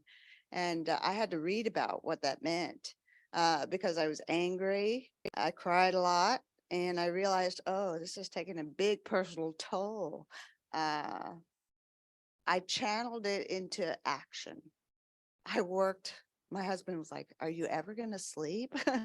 I created my own Operation Reunite, and everyone was calling me going, what is this? I'm like, I don't know. I called it Operation Reunite, and I created this organization, and I sent a letter to everyone that I could think of, primarily faith-based organizations. But I was trying to bring an awareness to the media and Amnesty International and human rights organizations. And they were calling me going, how can we work with Operation Reunite to bring an awareness to this? And so I put my anger into action. And eventually I realized I needed to let go of that anger, right? It was eating me up. And so I came to a point of peace because I needed to, even against the people who I think still support this anti-immigrant sentiment. I feel like I'm only adding to the problem with the anger. I've come to a point of peace, even though I know I need to confront those people. I think the anger only adds to the problem. When I do these talks, I feel like I need to go to the hard places now. A lot of them I'm preaching to the choir, people who see the world like I do. I need to start going to the Rotary clubs up north and the churches up north and start sharing this message and seeing the world the way I do and really addressing the fears that they have. I believe that racism and that anger and powerlessness comes from a place of fear ultimately. And that's the heart of the problem that we need to address as a country. So that's my next step. How I get there, I'm not sure, but we'll be there. Thank you both so much. This is really powerful stuff. You know, this question seems to directly follow from what you were just saying, but what do you want this potential choir to leave with? And that could be for Mariana as well. What would be most helpful in supporting? I honestly have no idea because, you know, as Alia says, she's been able to come to a place of peace. Every time I get to that place of peace, something new happens. There's some new horror, affront, assault. So as long as I'm at the Butterfly Center, I don't think there will ever be peace. I also, knowing all that I know, I think the die is cast for this country. I have no hope. I think we are on a head first march down the road to fascism. And we see that, you know, the war on drugs, to the war on immigrants, to the war on women, to the war on books, to the war on LGBTQ, to the war on, there's so much money to be made. One, always follow the money in domestic war.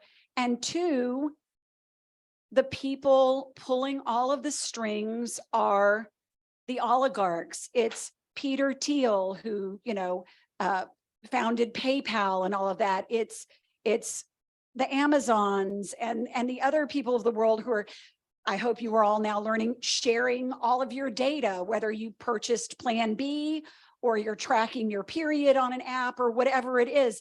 These people are in charge, and the only way they continue to be in charge and to make money, to rape the planet, to rape our resources, to rape all of us, especially ahead of the climate wars, the water wars, the resource wars, and the coming genocide,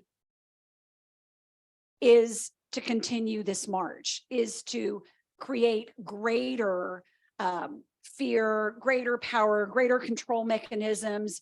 And I encourage you all to watch the documentary Coded Bias on Netflix if you have not, and learn about social scoring. The Rio Grande Valley is currently the most surveilled place in the United States. Why is that? And why are they testing all of the surveillance here? That would be a whole different presentation from me. But they're doing it because social scores, as they have in China now, are on the horizon for the United States. And they will be used to control public conduct, to control the distribution and withholding of resources like water and food, and to fill these facilities again. So I just want you to be aware, and maybe, you know, make plans to protect yourself and your family or leave the country, which is what lots of people I know are doing now. Let's let Azalea respond. And I'll forget that. Yeah, I just want to say that what prompted me to start doing these talks in 2018 was not only the anger, but my own faith. And I do have a completely different perspective. I have faith that we can turn this around. I have faith that I've seen too many good people want to stand up. I believe, and Pew Research Center says that 7 in 10 Americans still believe that immigrants and immigration is a good thing for this country. We just don't hear enough from the 7 out of the 10. It's a very noisy group who's anti-immigrant. And so we just need to hear more from the people who recognize how powerful it is to have this first generation of immigrants, because we all come from that, right? We all have an immigrant story. This first generation hustle that comes to our country brings a vitality. And I think it was because it started with my faith, this work, that I do know that you all, the next generation, will come up with your own solutions, and will continue the work. And we'll have a recognition. You know, I think because I was raised in this part of the world, I didn't know that the whole country didn't have the limitations that we do. I thought everyone had a checkpoint. It wasn't until I went to college that I realized that not everyone had to declare their citizenship just to leave their part of the world. I was 17 years old and I met people from different parts of the country and I'm like, what do you mean you don't have to declare your citizenship when you drive around in your part of the world? It was new to me, but y'all are in a different place, right? You can know what it is to be a US citizen. We have this thing called the border zone exception, and somehow our constitutional rights are not protected at the same level as everyone else. That needs to change, right? But I know that it can be done, right? The law is evolving, and because we have a new generation of advocates, I know that it can be done, and I have faith that it will be done because you're here.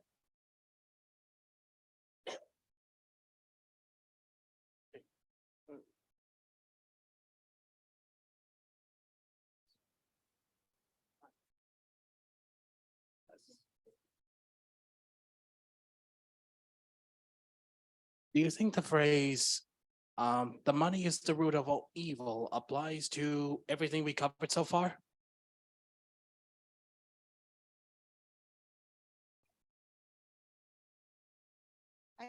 I think that there's definitely a lot of money behind mass incarceration, right? The beast is being fed. In the federal system, I know they talk a lot about private prisons, but the majority of the federal system is actually the public Bureau of Prisons itself. I think it's about 7 to 10% of it is private facilities. The majority is the Federal Bureau of Prisons itself.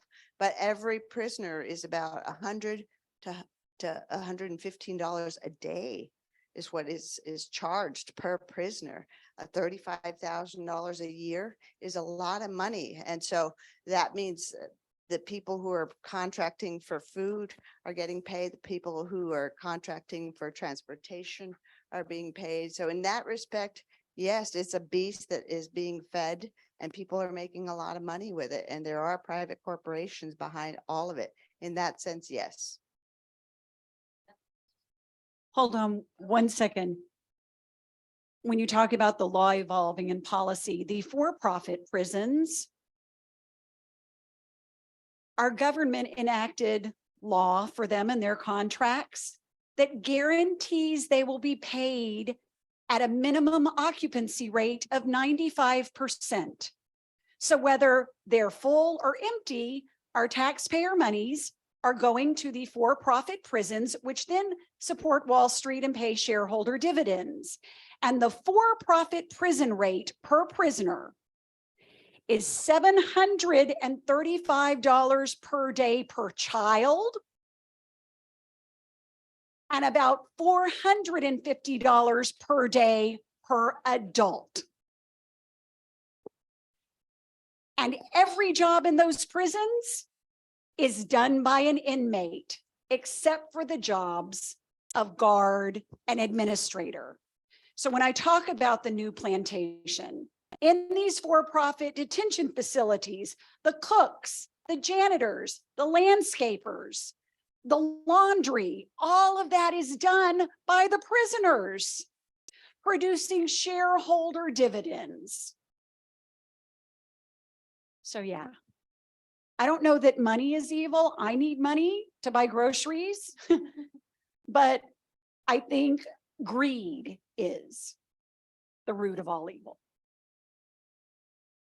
Hello, my name is Valerie Salierna. I'm a current candidate for the master's program at the School of Social Work. I am also the research fellow for the School of Social Work. I have a question for Ms. Azelia Aleman. I had the great pleasure last summer to meet Mr. Efren Olivares at a conference, and one of my questions to him was how can this generation, specifically social workers, how can we assist and impact the legal aspect when it comes to immigration? I know that's kind of a conversation that I had with him. And I kind of just want to get your perspective on how, as a social work community, we can impact the legal system when it comes to immigration. I would love to have more social workers involved. And I think one of the needs that we have is to demand transparency in terms of where are these people, what's happening with them, and are they receiving the services that they need? And they need these services immediately. I'm telling you, I see when I would see them 3 days after their detention, 3 days after they would turn themselves in, they still had this look of horror in their eyes. Really trying to talk to them sometimes was nearly impossible because many of the women were raped along the way, the men too, right? They were certainly held captive along the way and the journey, and they needed mental health services. I think the Border Patrol should be required to give them services immediately because of the journeys that they have taken. And I know that the mentality is, well, they did this to themselves, they deserve to suffer, and that's wrong, right? That needs to change. These people are coming out of desperation, a desperation that we as American citizens can never, ever appreciate. They do things deliberately, like get into the trunks of cars because they're trying to pass the checkpoints. For a while, they were getting into the freight liners, the air ducts of the freight liners, trying to pass the checkpoint. And we know that they get in the back of the trucks too, right? That's a desperation that we need to address. And I think it could be handled completely differently if we recognize the humanity of it all. And social workers should be a part of this whole process to begin with. We need to rewrite our program. We need to make the US-Mexico border the new Ellis Island. Thank you. I'm going to invite Isabella to introduce several questions that have been put into the chat, and we can invite our panelists to grab, as we're running out of time, to grab some of those questions and their responses.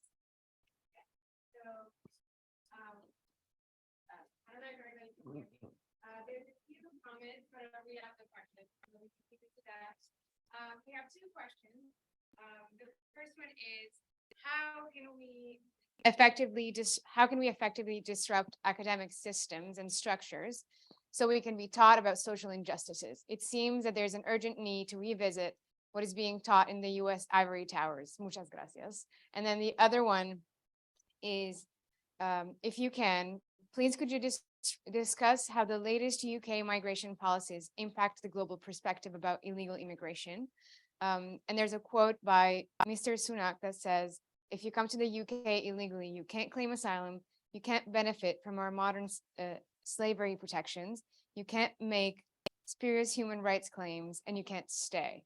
Would you say the Western societies in the global North are aligned in this so-called fight against illegal immigration? Absolutely. And the same characters are at play in Europe and in Africa and in South America and here. And Steve Bannon, his name comes up over and over and over again. There's an excellent documentary also on Cambridge Analytica and the SCL group. Those were formed by Steve Bannon and Associates. You may recall them using the Facebook data and manipulating algorithms in order to influence the 2016 campaign. They're doing the same thing with elections and public policy and perception and emotions and ideas all over the globe, and all to affect the same ends. And as I stated in the beginning, it's global apartheid.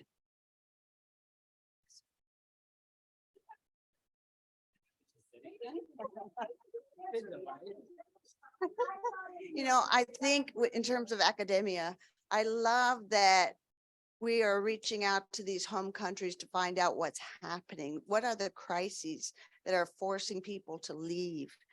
It's a very dangerous situation. We were talking about what's happening in these countries that's pushing these people out, because truly most of them don't want to leave their countries, don't want to leave their families, don't want to leave their cultures, their languages, but they're being forced to, either because the gangs are in control and they're not safe, or they're dying of hunger. And so I do think by speaking to the universities that are there, that we can inform ourselves and maybe try and help to address the problems that are happening in those countries. I think we're a little bit snobbish in the Western countries, thinking that everybody wants to come here. That's not necessarily the case.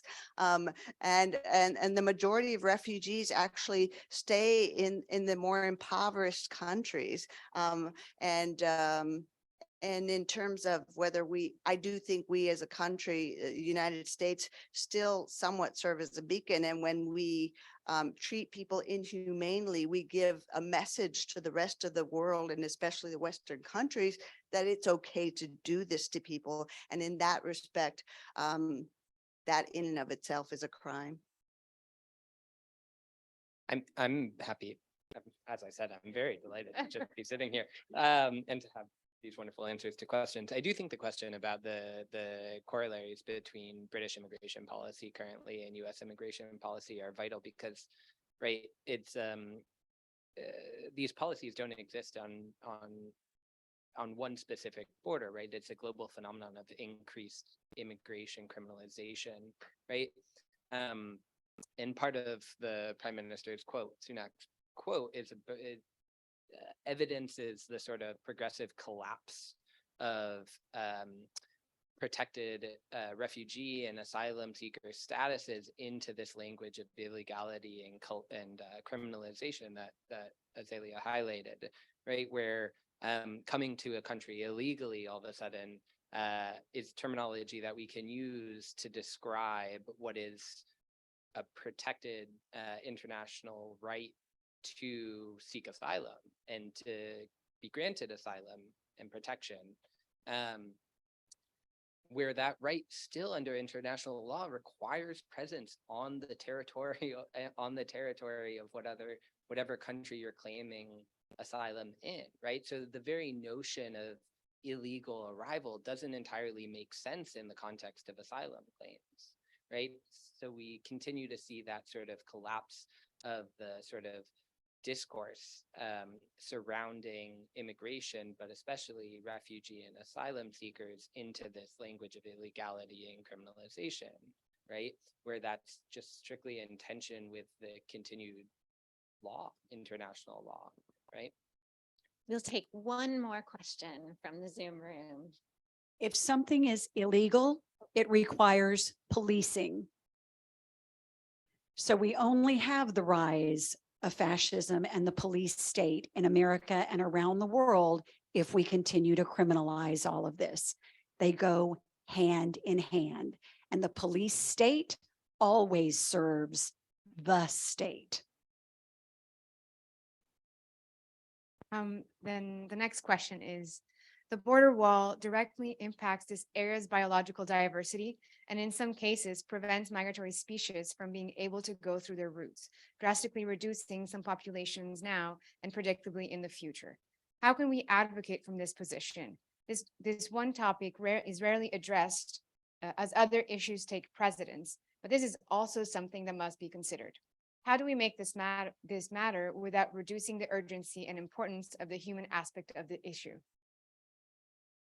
I get that question often, and I have to say that while I am all for environmental protections and diversity, which is the law, like gravity, we have to have diversity for all species to survive, that fighting any of this from an environmental perspective is a losing battle. No one cares about the environment when they think their daughter is going to be raped, or their son's going to become hooked on drugs, or MS-13 is going to come shoot up their high school, when what we have in reality is we build the wall, inciting a massacre at Walmart in El Paso following their 3-day wallathon. What we have is, police responsible for 1 in 20 homicides in this country. What we have is white supremacy as the leading generator of hate crimes and violence in this country. But we're in the upside down. I wish I could say that we should advocate for these species, but it's a losing proposition. We'll have to tear down the wall someday. Until then, I would tell everyone in the Rio Grande Valley, you should really be more concerned about the fact that every pump that brings water to your home or your school from the Rio Grande, which is the freshwater supply for about 6 million people, every pump will be behind the border wall guarded by a paramilitary police force. How long can people live when the water's turned off? And then we have to run the gauntlet and get through a checkpoint if we have no water and need to flee. And people like President Trump may say they don't believe in climate change, but the US government knows it's real and they have calculated the carrying capacity of this country. They know how much water and food and fuel and all of that will remain in the coming mass extinction event, and they will be allocating it. So do you think the brown people of the borderlands are going to be a priority? That, I think, is a much more powerful fighting point for people to understand that. I want to ask everyone here in the room and on Zoom to join me in thanking these incredible panelists, Mariana, Azalea, Micah, on behalf of Terry, which was a complicated position to be in. You handled it beautifully. Please join me in thanking them.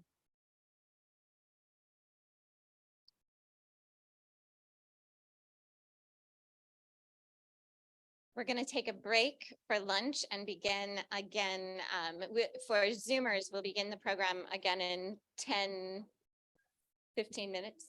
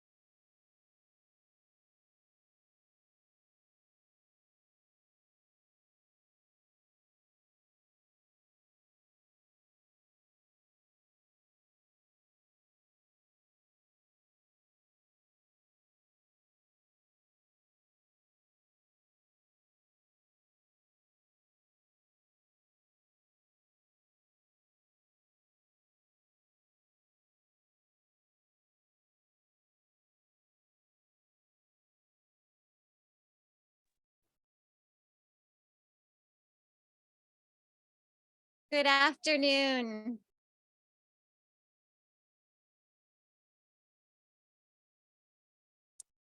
Good afternoon. Please continue to enjoy your lunch. We have a very, very special treat during this time. I'm first going to introduce Professor Caroline Miles. She is a professor of English and Department of Literatures and Cultural Studies and Office of Global Engagement Border Studies Coordinator. She's also, as I mentioned earlier in the first session,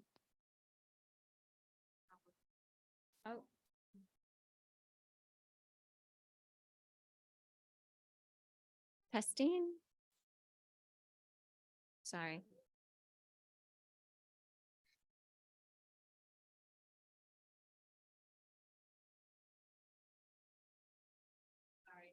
Not working. Let's try this. Test 1, 2, 3. All right, let's start again. Professor Miles has been an incredible collaborator with me. She was really the boots on the ground in this complicated situation of setting up an event in collaboration with 2 institutions. I don't know how she made time to do this incredible work. Dr. Miles received a BA in American Studies from the University of Wales, Swansea, and an MA and PhD from the University of Southern Mississippi.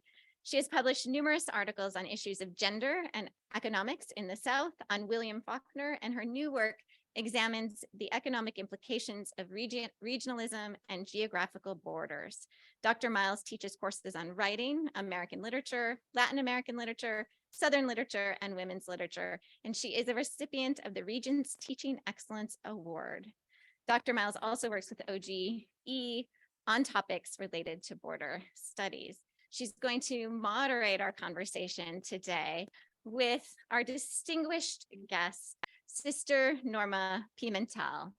Sister Norma is the executive director of Catholic Charities of the Rio Grande Valley. She's been the director for over 12 years and oversees the charitable arm of the Diocese of Brownsville, providing oversight of the different ministries and services in the areas of the Rio Grande Valley through emergency assistance, homelessness prevention, disaster relief, clinical counseling, pregnancy care, food programs, and the Humanitarian Respite Center. Sister Norma Pimentel earned her bachelor's degree in fine arts from Pan American University, a master's degree in theology from St. Mary's University in San Antonio, Texas, and a master's degree in counseling psychology from Loyola University in Chicago, Illinois.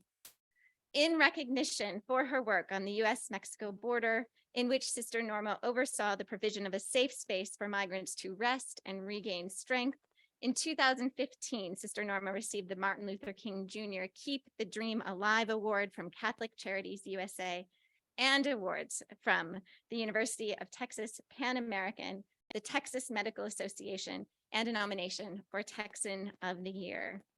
We're hoping that Sister Norma will talk with us about her journey to this work, how she has built collaborations between governments and faith-based leadership to create advocacy, as well as the importance of hearing migrant voices. Please join me in welcoming Sister Norma. Muchas gracias. Thank you. Thank you for that introduction. You left out a lot of things though. No, the one thing that really when I was when I finished my studies and I went back to school to Chicago, I always wanted to get my doctorate in psychology. That was my goal, my dream. And I I couldn't do it because the sisters wanted me back to the Valley and to, to be present. So I decided to do it online and start my doctorate. And I did. And I was gung-ho, really ready to finish. I was taking 3 courses every semester, acing them out. And I was really ready to finish, all my courses and then do my dissertation. And then when the sister, my mentor, my sister Juliana, tells me, Norma, we never see you. You're either at work at the office or you studying. Because after work, I would just go straight to my laptop and start working until late hours of the night. and complete all the work that I need to do. And I was ready to finish that doctorate. And she says, you got to pick your school, your studies, or us. So I said, okay, I guess I have no choice really, because of course they're first for me, right? So I dropped off of my doctorate program. But later on, and this couple of years, last year and the year before, I received 5 doctorates, honorary doctorates, And so I always say, Juliana, you must feel guilty, right? You must feel guilty because why else am I getting so many doctorates, But anyway, I would have rather have the one I wanted to complete. And but in any case, it's quite an honor to get recognized, mostly only because of the fact of what it is that I do and who I serve. And that is the people, the families that I see. And I have been committed to help and be present and to make a difference, be that voice to help them have a voice, because I think that we must help those who are less fortunate, more at the edges, at the peripheries, those that are left out, that are marginalized, that are kind of invisible to most of us in the general society. We must help them be seen, and one of the things that I always try to do, because it makes a difference, is to invite everyone to see. Recently, when the president came down to the border, just after 2 years, he finally decided to come down to the border, and he went to El Paso. And I got a call from the White House saying, "Sister, we send you an invitation. Aren't you going? Because you haven't responded." But I never really look at my emails. And so I checked, and they said, "We need you to respond because we got to clear you before you go. And the president is going to meet you on a one-to-one." And so I did go, And there was only one thing that I told him that was important for me that he could hear. And that is, I need you to see the children. I want you to see the families, their faces, I think that you cannot be a leader in this country making policies and making decisions that affect directly to people without actually seeing who are those people that are affected by your decisions and your policies that you're making. It makes a big difference when you can sit down and decide situations that are constantly changing, and this country, our country, is coming up with policies and trying to address the whole immigration reality here at our border, without actually coming here and seeing for themselves, and I think that's so important. I know it has changed me, and it has changed every single person that I know has come down to the border to see. And I have so many people that will tell me, I was so far away from my church. I never wanted to have nothing to do with church anymore. But after coming here and seeing the importance of how I became part of this present to these families, these people, what is going on, it has changed me. And so I believe strongly that we must all be part of what is happening today with this mobility of populations that just uplift themselves and uproot themselves from their reality where they are, where they leave everything they know, their culture, their families, their food, everything. Who wants to do that if it isn't because they have no other choice? Especially because of their children. The children is actually the core reason why so many people just get up and go. The circumstances they're living could be one of violence, of fear, of exploitation, of corruption. It could be political, but maybe it's so terrible to be there that's all they have to look forward to. And so they want something better for their kids. They want a chance in life. I had no clue what I was going to do the day that one day I got a call that there was all these people at the bus station back in 2014. And I go, "Sister, you got to help us because there's all these people at the bus station in McAllen." almost like 200, mothers and children and babies, and they were all dehydrated and they were all dirty and muddy, and they needed help. And there was no way to figure out how to do that. And so they called me. Pues a lo mejor sister nos puede ayudar. And so I get on my car and I head over to McAllen and I go, think, Norma, think, what do you need to do? You're gonna encounter quite a number of people desperately needing a lot of help. And they, what are you gonna do with all these people? So I call this lady I know that is from Sacred Heart, which is about a block and a half from the bus station. And I say, Esperanza, meet me at the bus at Sacred Heart at the parish hall. What, pa qué, sister? I have no clue, Esperanza. Just we'll figure out when we get there. Well, that's how I got started. I convened the community here in the Rio Grande Valley to come together collectively to be one community, one presence, one church, one response, so that everybody that wanted to do something about these families that were seres humanos, they were just like us, brothers and sisters, you see them and their families are like my families, and so natural for us to want to care for somebody. We get close enough to see them, and we know that we have a responsibility to one another to help each other out, and that's what we saw. Mothers with babies and literally dehydrated, hungry and afraid. And so that's what we did. And the city of McAllen at that time, the city government, they pretty much were kind of like, what's going on here? What que estás haciendo, sister, aquí?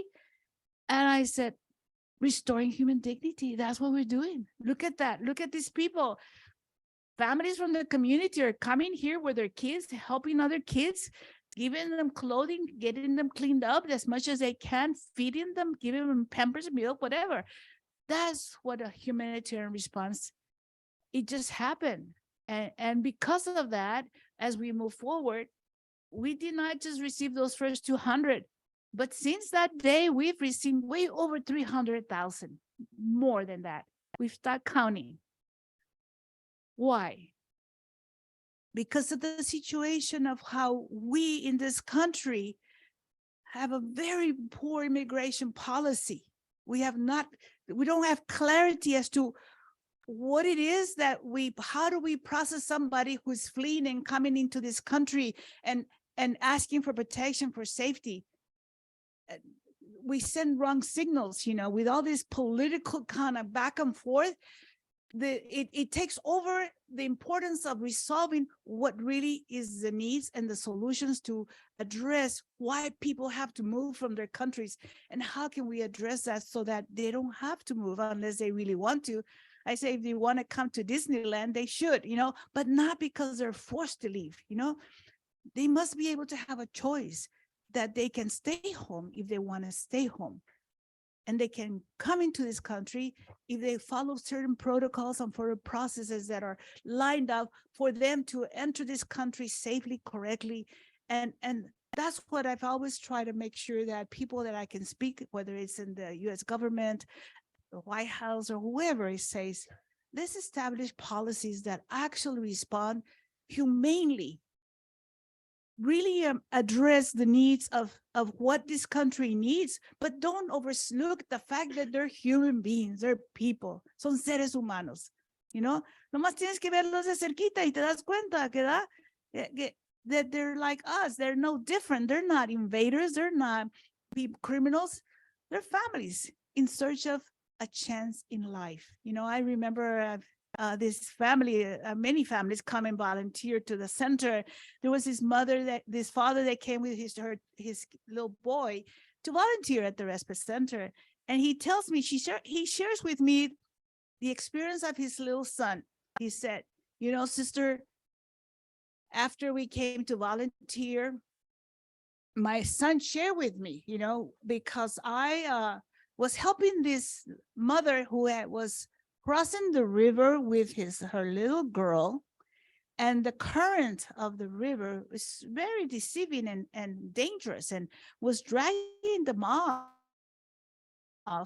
and they couldn't reach the other side. And so más o menos, they managed to grab something and get themselves into safety, and they made it. And they were at the respite center at our center here in McAllen, and so they were helping them so they could find ways to get cleaned up and get a shower and get food and everything. And his little boy shared with him, Dad, I'm sorry for asking you for so many things that are so ridiculously not important. Tonight, I discovered the fact that these people, all they want is a chance in life. That's all they're asking. And we are so fixated on things that are not even important. Thank you for bringing me here to meet these families. I wish that more people would come and visit and see. I remember one time I had this lady, I had to have her, and I've shared this story before if you ever listen to when I speak, and she was totally against 100%. She came to me and she said, you know what, I'm 100% against what you're doing, helping these illegal aliens. But I'm here only because I wanted to buy a Xerox machine, and she was a sales lady. So she said, I'm a sales lady, so that comes first, and I'll sell you my Xerox machine. And I said, thank you for letting me know. Let me show you why I do what I do and what we do here. And I walked her and I introduced her to the families and explained to her what we did and why. When we got back to the office, she turns and looks at me and she tells me, Sister, I am 100% in favor of what you're doing, 100%. That evening, I got a call from her husband to tell me, I don't know what you did to my wife, but she came home and she said, if sister ever calls you, you make sure you do and what she tells you, okay? So I'm calling you to let you know that I'm at your disposition. If you ever need any services from me, I own this truck company and whatever. And so I'm here to help if in any way I can. What happened there, I believe, is what will happen to any of us if we get close enough to see. We allow ourselves to open up our hearts and our minds to truly understand the flight, the journey of these families that come from so far away, who make it, many of them don't. Especially if you come through countries that have to cross through South America, whether it's Colombia, Panama, and there's a special, a certain place, the Darien Desert, that so many people died and they just fall dead of exhaustion, of hunger, of just completely giving up. And others just continue walking and seeing those bodies just everywhere when they walk. It's truly sad to see, especially if you all of a sudden get this little boy, 15 years old, who comes by himself because his brother, older brother, and his dad were drowned crossing that river there by Panama. And he finally managed to get himself back in journey and managed to get himself to the border here to the US, and we helped him. Those realities go unnoticed. Those lives are happening in our time. What are we doing about this? Whether it's at the policy level, whether it's right there at the ground level where you actually go and help them, feed them. One of the things that they need immediately is water. It's just sustaining. I just got cross over to Matamoros or to Reynosa.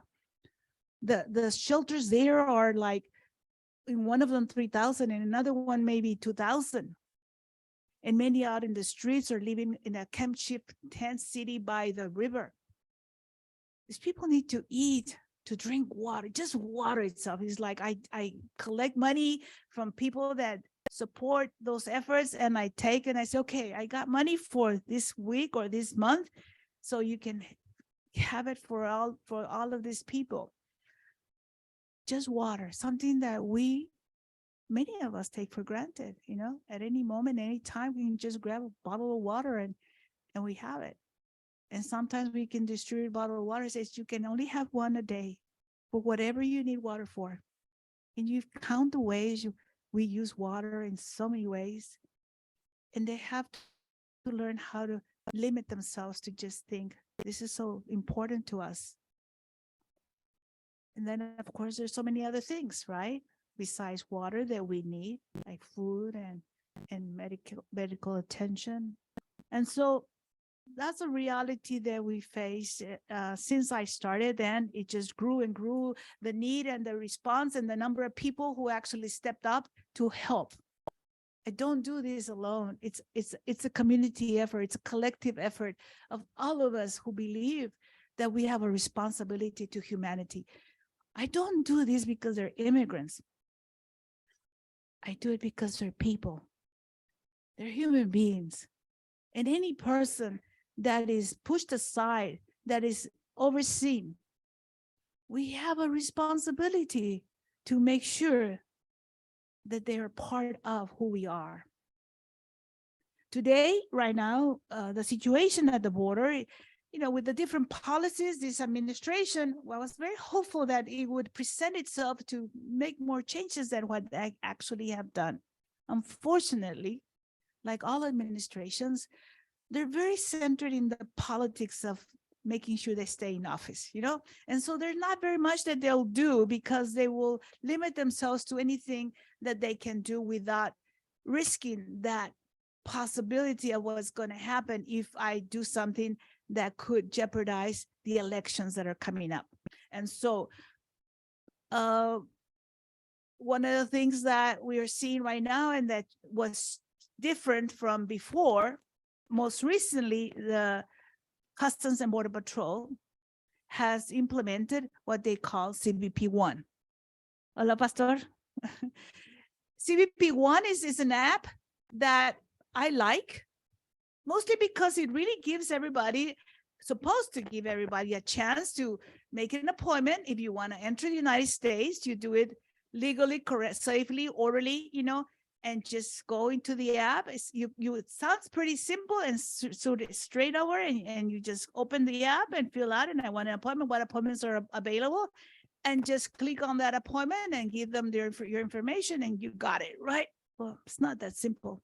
Unfortunately, the app as it is, if you open it up, it's very complicated, even for us that are US citizens. If you try to go in there and try to make sense of that app, let me tell you, it's not user-friendly. And second, they open up about 720 appointments per day. At 8 o'clock in the morning, the appointments open.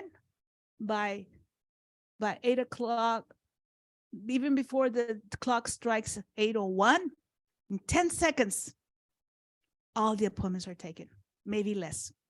All of them are taken. So if you have a family, and this is where we find the difficulties, that anyone who's a single person, and if there's only one appointment left over, if you're a single man or male or female, click, you get it, right? But if you're a family of 3 or 2 or 5 or whatever, or sorry, there's only one appointment left in this space of maybe 5 seconds from 8 o'clock. So even though you attempted, no lo hiciste, you try again tomorrow and try again tomorrow. And so families are, pobrecitos, están sufriendo mucho las familias, the mothers and the fathers say, when am I going to get a chance to get an appointment, sister? Pues es muy duro. And so we're here working with headquarters and saying, hey guys, you need to fix this, how can you fix it so that maybe families have a chance? They did some changes that helped. One of them was that, because if you start registering, first you got to take a picture of yourself, and then the mother, and then the kid, and then the other kid. And so whenever the father started to take a picture, pues ya se acabaron los minutos, ¿verdad? Ya no tuvo chance para hacer más. Forget it. It crashed. You cannot go forward. So they solved that by saying, well, have them register before they started to try the appointment, which was really very good and smart. And so now the whole family can register before, get all the pictures, get everything packaged in a registration.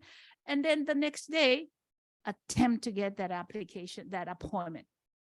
The thing is that if there's more than one person, as it is, even if it's one person, you have a couple of seconds every day to get a chance to try to get that appointment.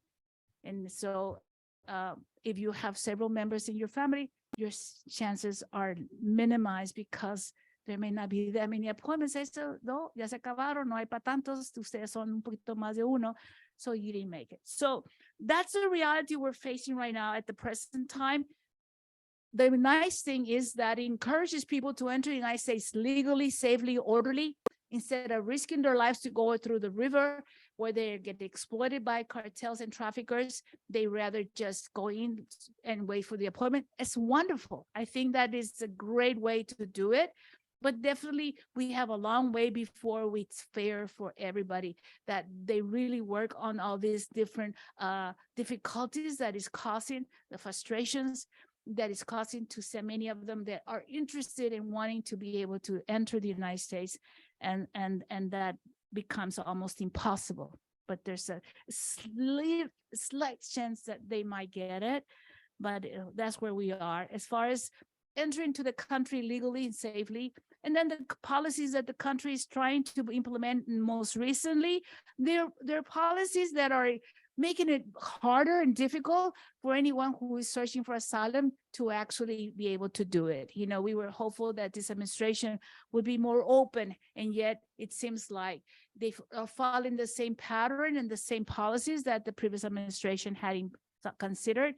You cannot really apply for asylum in this country unless you apply first to any other country before you arrive here. And so if you cross through Guatemala, Honduras, or whatever other countries, you have to first apply in those countries before you have a right to apply in the US. So that pretty knocks up everybody that is poor, right? That is fearing all those countries and doesn't want to go there. And in any case, those people that have actually money and can fly in and can have a passport actually have a better chance to enter the United States than if you attempt to do it journeying through the different countries. And so that's the reality we're faced right now. And the hardest thing right now is the fact that a lot of the people that attempt to enter the United States, since the previous administration put in place what they call a Remain in Mexico policy, which is well, actually it's the not the Remain, because Title 42, which is because of the pandemic, the president closed the border. So there's no open border policy. This administration did not lift that. They kept Title 42, which we hear in the news. Title 42, it's a means of how to keep everybody outside of the United States. So if you attempt to enter the United States, they will simply turn you back and send you back to Mexico, because Mexico agreed to take them, you know, even though they're not Mexicans, they still take them. And so they take everybody, except Mexico made an exception when this administration went into office. In the previous administration, they would take everybody. But this administration, they made an exception. They said anybody but a child under the age of 6. That means if a family has a child under the age of 6, you cannot send them back to Mexico. Okay. And so that was a little hole in the wall, you know. And so many families with children, pues casi todos, ¿verdad? Tienen un niño chiquito, ¿verdad? Y más si está menor de 6 años, pues toda la familia entra. So that's what we started to see people in the United States. The border is still closed. There's no open border policy, but these families got to enter the United States. Then the United States figured out a way to send them even also, you know? And so, but there's a limit how many. The United States also put expedited removals, which means that we will send everybody back that we can, or to their country. And to their country, it's expedited removals, and every country will say, so you can send back, let's say 200 people a day to my country, Guatemala, Honduras, or wherever it is that they're from, but no more than 200 a day. So 201, guess what? They don't get to go back. They get to go to the respite center in McAllen, Texas, and other places like ours, you know, so they're the lucky ones. But the majority of them are sent back. We don't see them, you know, they get to leave the United States, and their dreams and their hopes are shattered. They have no chance to stay in here, you know, and that is the policies that are right now being implemented by this administration. And so in the meantime, myself and many others, like the pastor that's sitting right here, Pastor Brown. He's from Matamoros, and he goes to Matamoros and help there.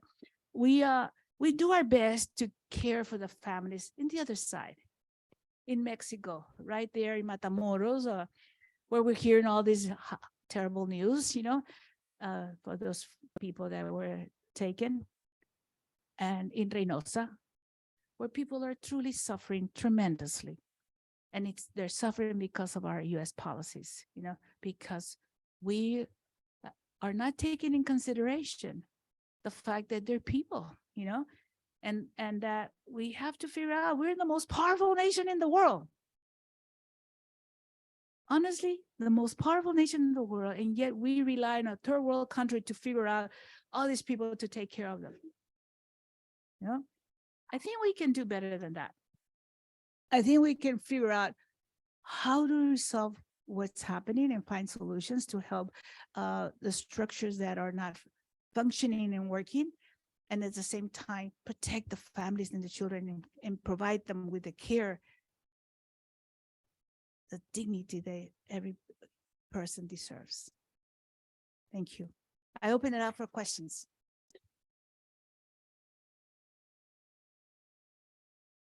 ¿Tienen preguntas? Gracias. Thank you so much. I appreciate that. Yes. Just have a comment as maybe a sort of segue into some questions. So I just wanted to share that I've been working at Catholic Charities volunteering in the warehouse and in the kitchen and handing out the necessities. And I was kind of nervous. Our group was also kind of nervous about approaching the families. We didn't kind of want to make them feel uncomfortable. And when I met Sister Norma for the first time with my group, and we said, what can we do? What more here can we do? And well, first of all, I also have to say I had no idea of Sister Norma's fame, but honestly, her compassion just exuded from her, and I knew she was a really special person. And anyway, as she said, talk to the families, like quite simply, she said, talk to them, please talk to them, because I'm really busy and I don't have time to talk to them all the time, and they want to talk. And as she said today, she said their voices are so important. They need to be heard. They need to be visible. And that really kind of stuck with me. I kind of knew that, but my work had been very theoretical. And at that moment, I feel like I had a really renewed commitment and passion for that. And when I started talking to the families and hearing the stories, I mean, they're so powerful. And, everything we've talked about today, that we know that policies are terrible, the panel this morning saying, what is the hope? There is no hope. But I actually think like these people's voices and their stories are so hugely powerful. And if we could utilize those voices to really combat the fear in this country, the fear and the racism, that could be like hugely powerful. Because, the policies are not going to change and the laws are not going to change unless the fear changes. And so I don't know, that really stuck with me. So. Thank you. And I think you have a point, the fact that the fear, I think that I believe very strongly that here in the United States, the rhetoric and the misinformation controls us. Kind of our minds are taken over by those who want to feed into our mind fear. You have to be afraid, I remember one time I was the supermarket and andaba comprando algo y this old lady comes up to me and she says, ay, qué bueno que la veo, sister, I'm very afraid. I said, why are you afraid? Pues toda esa gente, yo vivo sola, I'm by myself and they're going to hurt me, all those men, I said, nobody's going to hurt you. You have no reason to be afraid, but that's what she hears in the news, and that's why she's afraid. And I think that fear is something that is not real, we have to learn how to not be controlled and allow ourselves to free ourselves from that fear that others want to impose on us just because it's a political thing that's going on and they want to control that on us. We have to allow ourselves to be able to be free from others controlling us, how we are going to act and how we're going to believe and what we're going to say and do, you know? That's what, yeah, makes the people humane. Más preguntas. Yes. Buenas tardes. I'm Luz Lopez and I'm from the Boston University School of Social Work. And we have a group of students from BU, from social work and other disciplines with us. And we had the chance yesterday to go spend time at your respite center and meet the families. And I think it was very important for us to see what you were saying, seeing them face to face and talk to them. And some experiences really moved and actually broke my heart because, for example, some families were separated because the app only allows certain number of people. So there was a family with 2 children and another one that was left in Mexico. They couldn't come together, or a father was in Mexico and the mom was here pregnant. Some were the decisions not of them, but the immigration policy. Yet I saw so much courage and resilience in these families. And I just want to thank you for the work that you're doing, for receiving the families, and we saw the space, the renovated space, and the commitment of the staff and volunteers. And what message would you give to these social workers and other students who want to contribute? We want to do something in changing policy and doing something, but in the meantime, what message would you give them? Thank you, Luz. Gracias.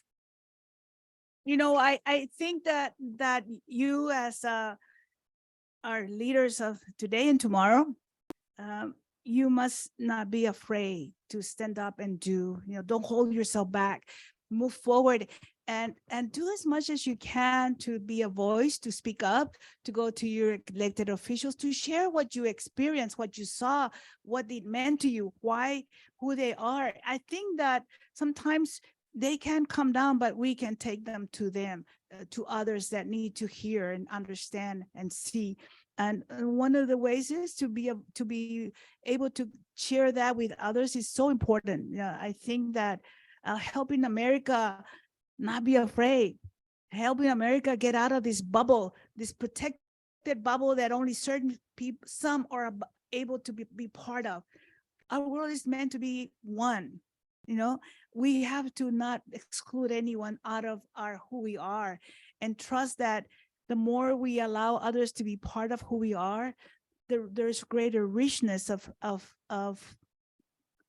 helping us become better at people, you know. And so as educators and people that are studying to make a difference in society, in our world, allow yourself to believe that you have something to say and something to do. Don't hold back, you know. I'm religious, so I look to our Holy Father to guide me and to inspire me and to lead me, and he encourages us que nos cansemos haciendo el bien, you know. Don't be afraid to get tired, you know. Like many people ask me, you know, isn't it hard for you, you know, todo lo que hace, you know, how much you're involved, and doesn't it discourage you? Doesn't you get tired? And I say, yeah, I do. But my suffering, my tiredness, not so much suffering, my tiredness is no comparison to the suffering I see in those faces, in those families, in those mothers, you know. No se compara lo que yo puedo cansarme con el sufrimiento humano que yo veo a diario, todos los días. Es algo incomparable. And so every morning I start up with okay, ya descansé, ahora entrale otra vez, Norma, ¿verdad? Today is your day. Today is when you can make a difference. Do it. Don't go back. Your usefulness. I wish I had it, Yeah, because I would get back on the train and start doing more, I think you're right there at the moment. This is your moment. Do it because this is your chance. Don't try to please anybody. Just get in touch with that inner sense of who you are, that God is calling you to be. Y lánzate para adelante, speak up, say, don't let others control you. Allow yourself to be present to who we are today in our life. Es nuestra responsabilidad hacerlo. We must be that presence to and not hold back. Not an irrespectful, okay? Hay personas que se ponen muy agresivas para tratar de decir, oh, I got my way, I'm going to speak up. And no, we must be respectful to one another. Our country today is very polarized. Los de este lado, los del otro lado, we cannot be two. We have to be one. And we cannot be one if we're disrespectful to the other. Do you follow? That's why we're polarized, because we take sides, but there shouldn't be sides. We must listen to one another, hear each other out, because we all have part of the truth. We all have to come together to figure out how to make it work. So it doesn't help to try to be aggressive and ugly and all that. No, there is the right way to do things. And that's how you get things done. Does that make sense? So let's do it. Any questions? ¿Algo más? Hi, Sister Norma. My name is Desi Hartman. I'm a social work student at the BU School of Social Work. Thank you so much for the incredible work that you do. And we're so honored that we got to work alongside your organization yesterday and getting to look into the eyes and faces of the children and families. I guess one question I have for you is, and one thing we've been grappling with as a group, is we were able to be in this space, the respite space of welcoming with dignity, being present, letting children be children, interacting with the adults. And one thing we've been grappling with is that we know that they may not go on to see other welcoming faces. And like how, I'm just curious, how does your organization grapple with that? Like, is there any way to both provide this dignity, but also prepare like migrants for what they also may face, which is not going to always be that. Yes, you have a point, but right now, let them enjoy the moment. I think they just crossed the river. They just were released by Border Patrol with immigration. They're in the US, ya le hicieron, ¿verdad? They're happy. And let's not pop that bubble too soon, they feel good that they're home, that they're going to be seeing their family, their mother, their father, somebody that they were looking forward, they hadn't seen forever. And that will be the point after that they definitely, we guide them. We have attorneys that I say, well, how can we help you, sister? I say, I want you to tell them what's next. Ya están aquí, ya entraron. Border Patrol, immigration already gave them permission to be in the United States. Now what's next? What do they need to do? They need to go show up to immigration. They need to follow up their immigration proceedings. They need to be able to start that asylum claim, and start doing things right, and what to expect and what to do. If they have a good asylum claim, they're going to need to do work to make sure that happens. And there's a lot of organizations in the United States that want to reach out and help them. And so put them in contact with them. Those are the things that we do, try to facilitate those information so that they're not left alone and that they can get the proper help. Because if they don't get the help, they're not going to make it. They're going to get deported back to their country at some point. And many of them are going to struggle to do that. And so we can only organize ourselves to try to make sure that more people that have the expertise, qualifications to assist and help, you will be able to do it. I'm not an attorney, and I actually do a lot of good work as if I was, because I know a lot of people. I work with Border Patrol officials, and I says, I need to present you a case. And I want you to consider this family, and they will, and they do, and that family interest. I do a lot of things because of my involvement and in the field and knowing so many people. Networking is so important. Another thing that you have to learn to start to pick up. People you meet will always be with part of who you are. It builds to what you will accomplish as you move forward in your professions. You know, you need to network and know people, because I've called people at 12 in midnight that is probably somewhere in the United States, says that I need your help. And they respond immediately. Okay. So being respected for who you are is important. Okay. So that's why it's important to be respectful to others as well. Okay. I hope that answers your question. ¿Qué más? ¿Alguna otra pregunta? Yes.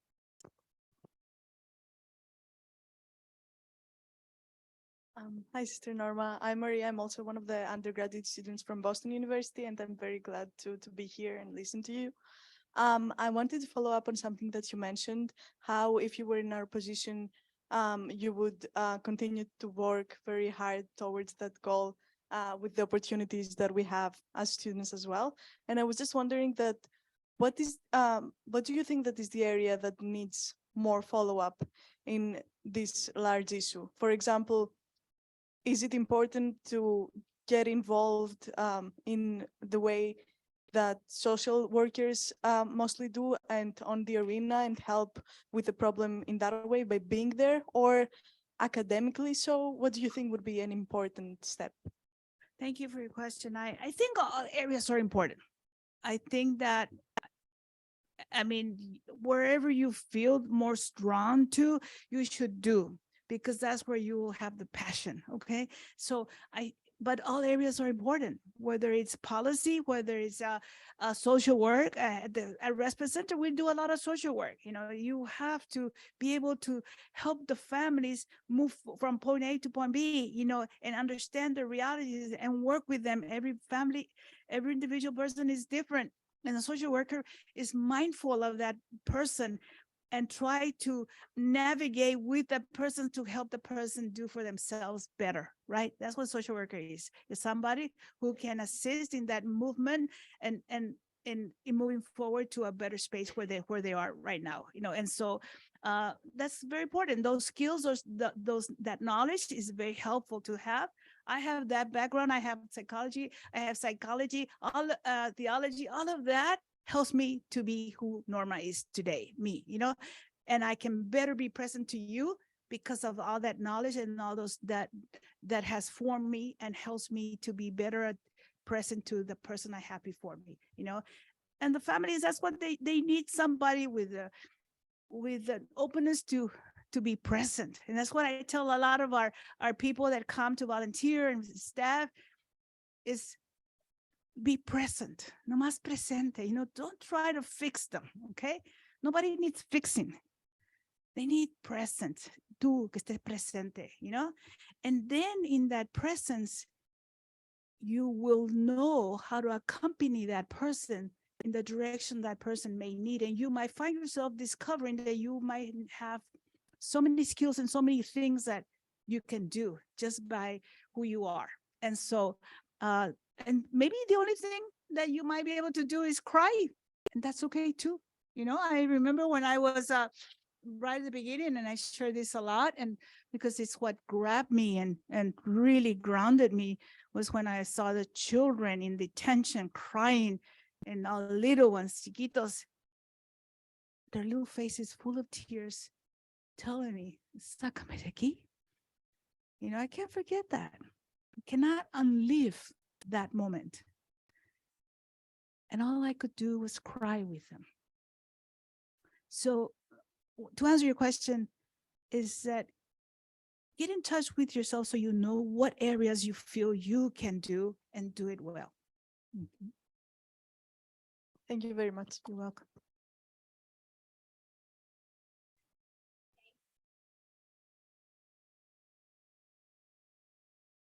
You're welcome. Muy bien.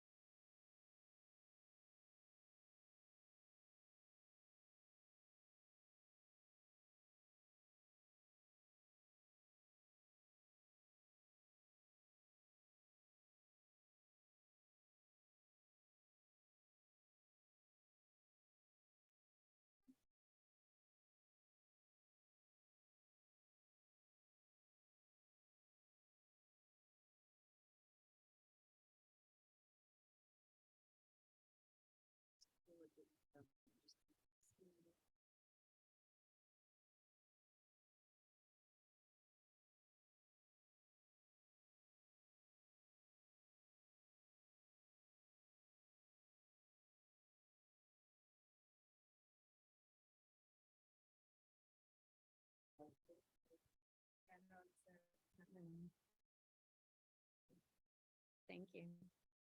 There we go.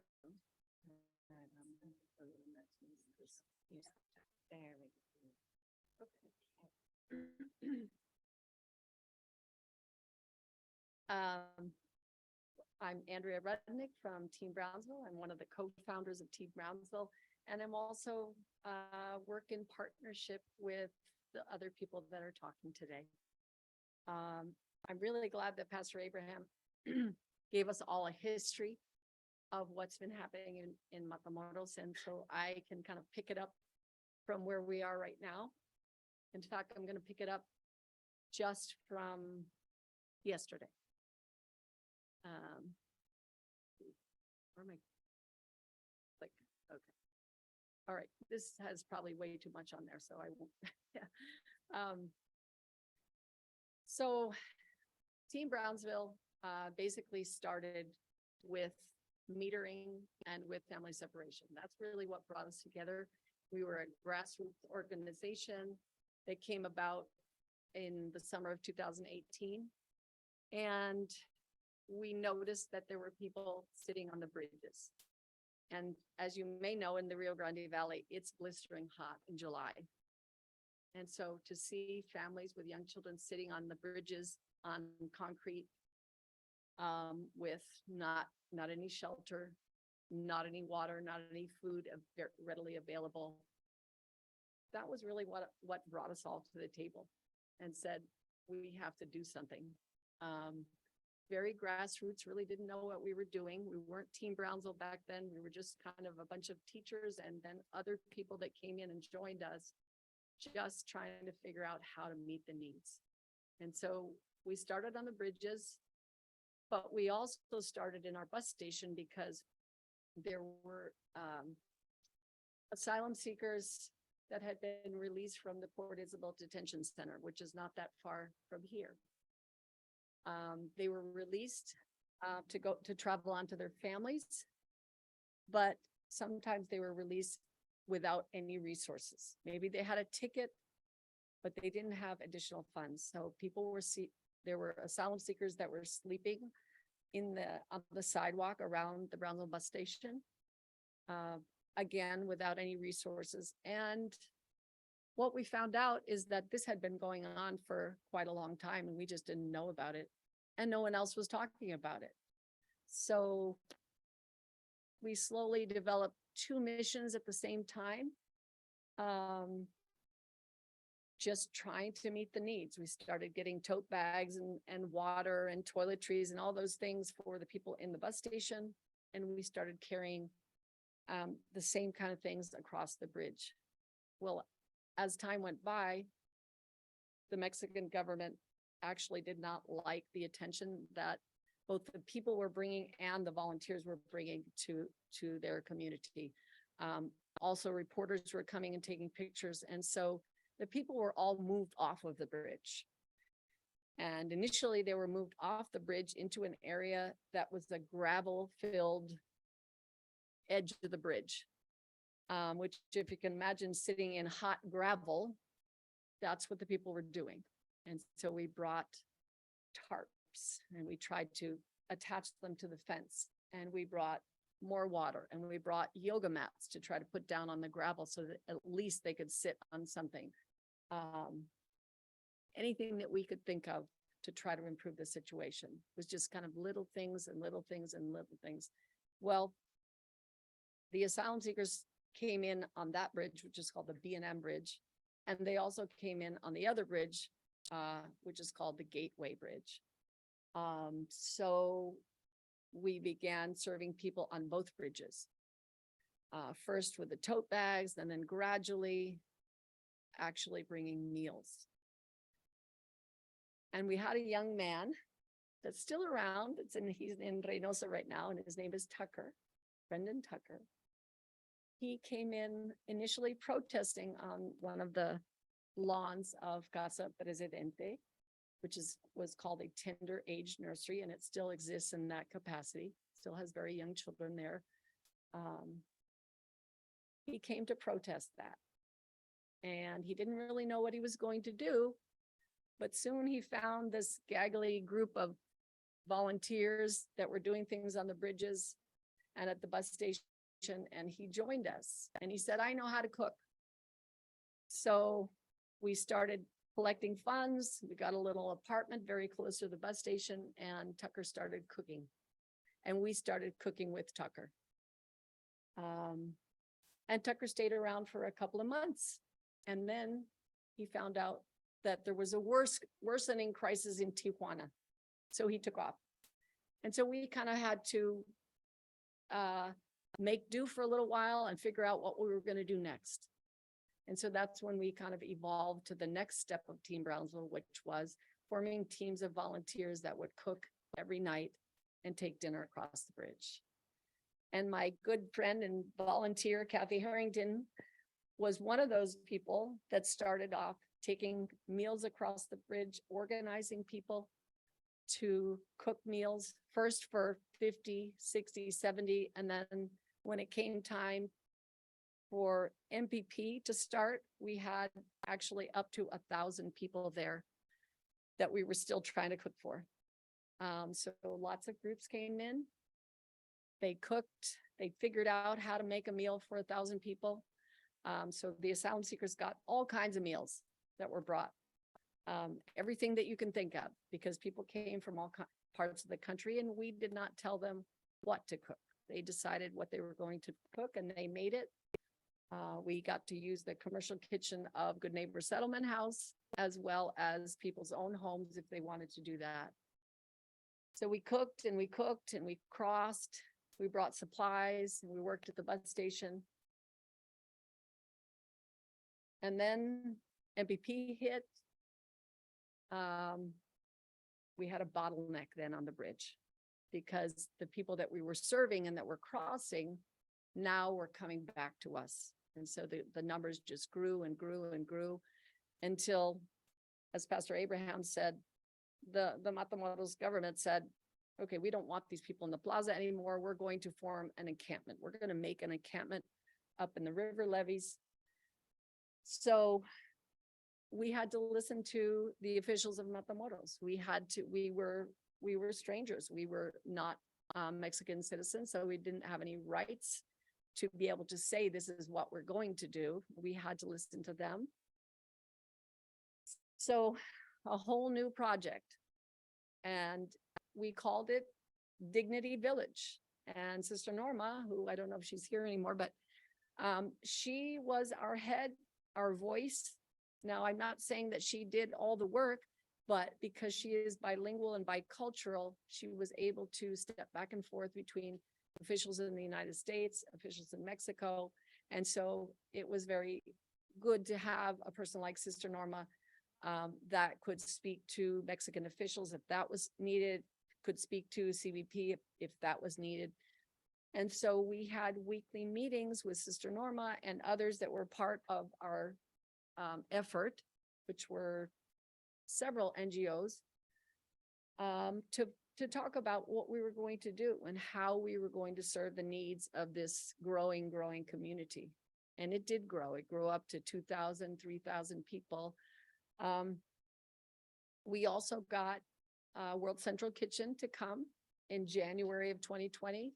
They started with us after much waiting, hoping that they would come, because they said, yes, we know how to make meals for 1,000 people or 2,000 people a night. And so they did come in January of 2020, and we kind of revamped our program. They certainly have a way, they know how to cook for a lot of people. So we got volunteers to come in and work with World Central Kitchen. And then of course, COVID hit, and we had no idea that 2 months later, COVID would shut us down completely. So World Central Kitchen started in January of 2020, and they had to pull out by mid-March of 2020. because we had COVID all of a sudden, this unknown enemy that none of us really knew. None of us knew what was going to happen. So once again, we revamped. We had to come up with a new norm. And what we came up with was, well, since we can't cross with meals, now we worked with a person in Matamoros that we could speak to, and she helped us get the supplies that the asylum seekers needed. And so we had the managers, we had people that worked with us in each area of the encampment, and they were there to receive the grocery supplies and to divide them up among the people there, to count heads, so we knew how many people were in each area.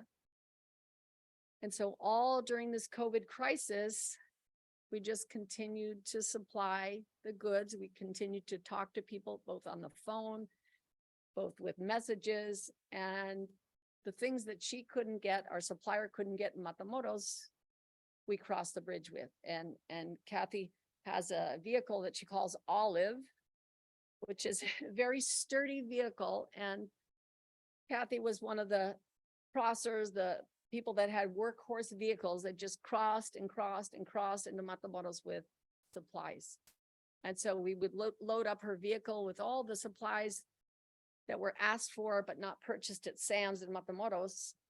And we would do that every week during COVID, just on and on and on through the end of the time of the encampment, which came in at the end of February of 2021 to the beginning of March of 2021. So right now is the 2-year anniversary. And just as Pastor Abraham was saying, those memories are popping up of people getting off the bus and coming into the bus station, of our friends, our neighbors, finally getting to cross into the United States, and how very emotional that was, because they had become our family.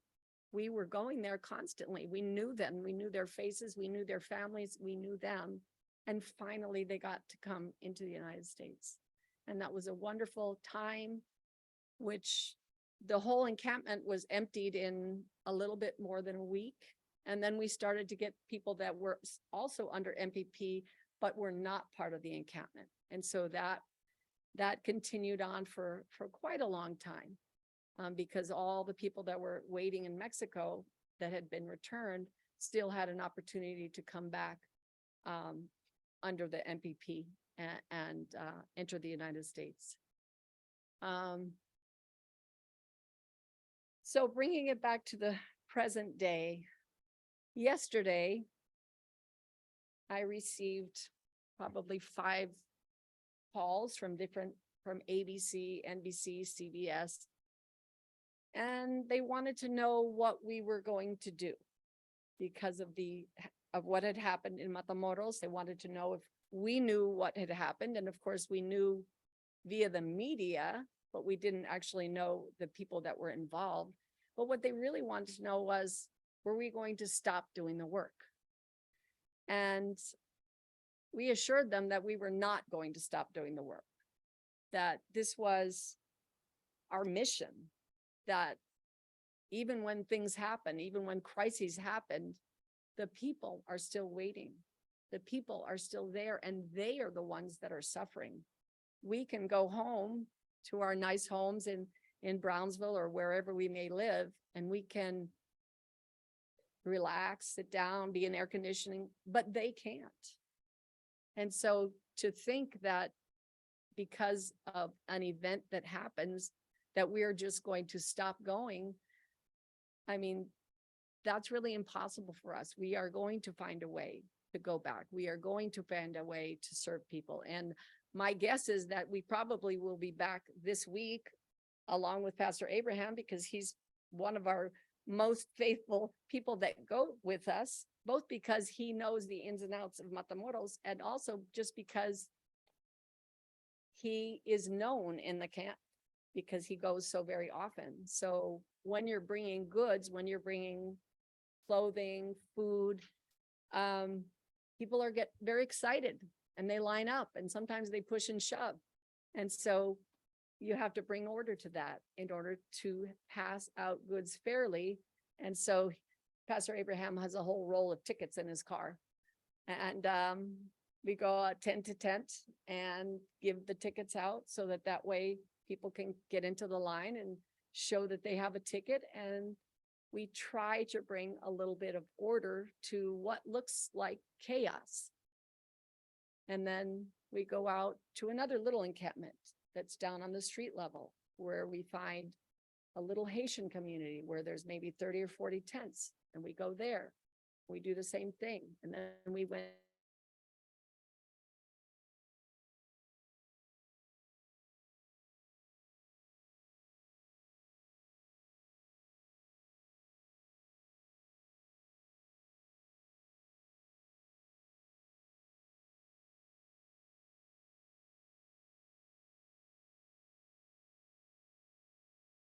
We honor you. We honor the fact that you have come to the United States and that you have made this long, long journey, treacherous journey. And we welcome you to the United States. And many of you worked with us at the Welcome Center on Sunday, just like you worked at the Humanitarian Respite Center. And so you met some of the people that we welcome. We welcome families, individuals. We welcome people that are crossing as Title 42 exemptions.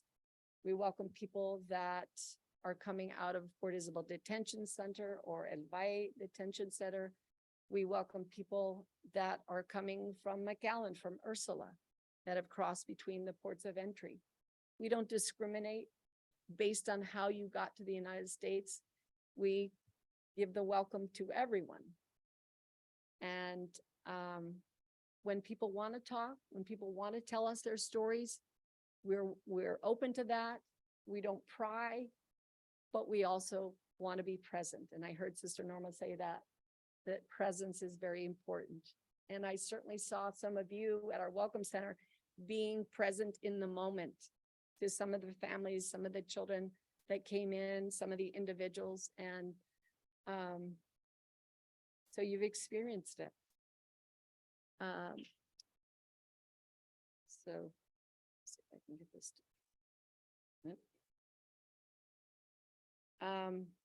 Pictures of the encampment. Some of the things we bring are hand knitted hats and sweaters, little vests and mittens, and people are grateful to receive whatever it is that you bring. And so some of the ways that we bring dignity are just by being there, by being present, by providing people with some of what they might need. Although when you're there, you realize it's just a little fraction of what they need, because they are still living on dirt. They're still sleeping on cardboard. They're building not really tents, but structures with plastic bags and rolls of plastic sheeting. So they're living in a way that most of us couldn't. But you get the little gangs of kids. These kids all just got hats and they were eager to show them off, and they wanted their picture taken. Or in the bus station, or now in the Welcome Center, just finding a pair of shoes that fits a child that doesn't have any shoes. Just little things like that. And we know that we cannot provide everything that they need, and we can't even try to provide everything, but we just want them to know that they're thought of, and we welcome them, and we want them to be in the United States in that moment, whatever their stories might be.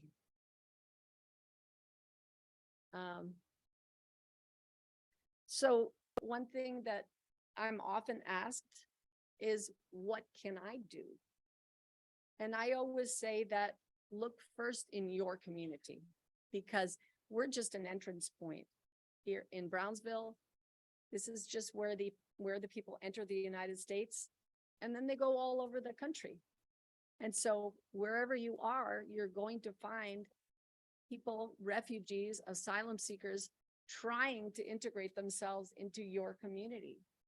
And so for me, that's the best way to start, because we get calls back.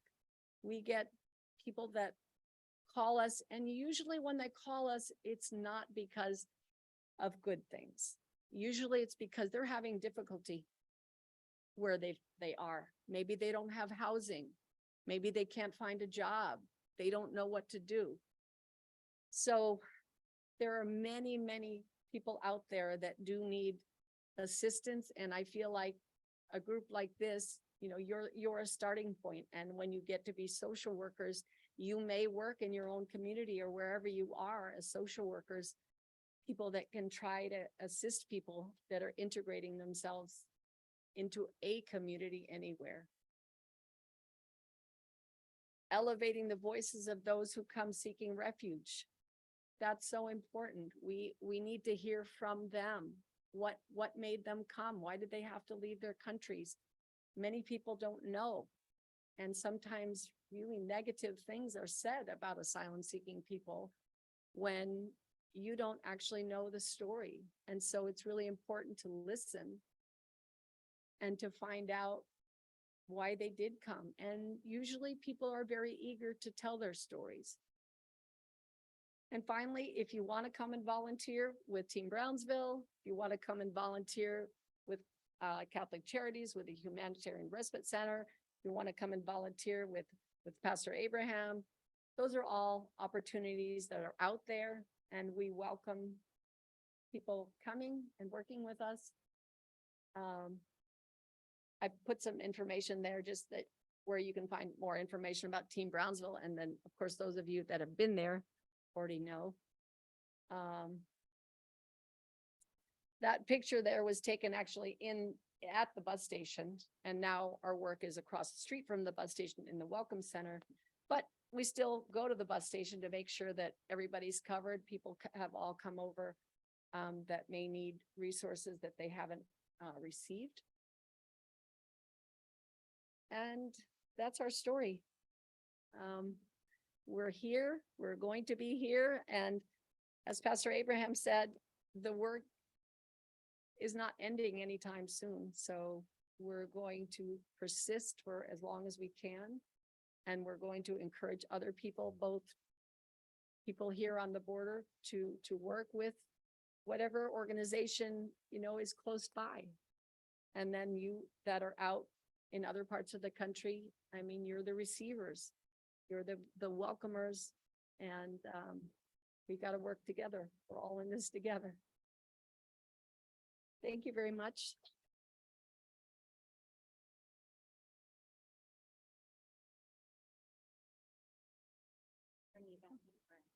Question and answer.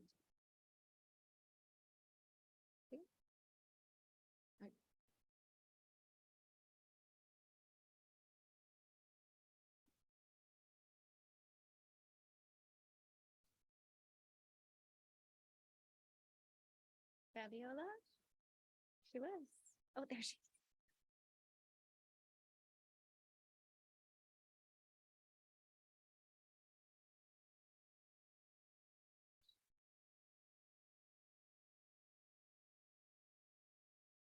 Test. Okay. Just try to speak closer, and we're having trouble with the Zoom. Okay. And next, Fabiola Olvera Benitez, Immigration Education and Advocacy Manager from Texas Impact. Thank you.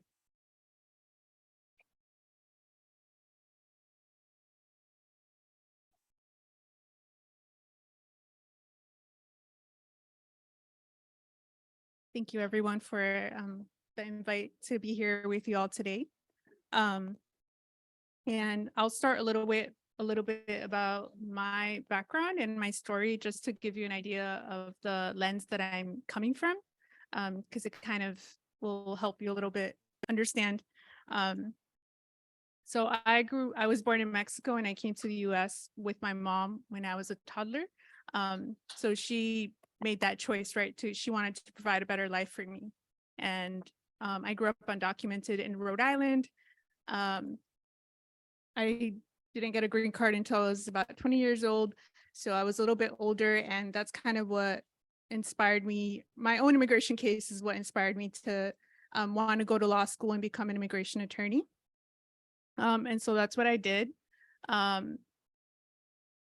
Once I practiced a little bit of immigration law, I realized the limitations imposed on lawyers by the current immigration system and the laws in place.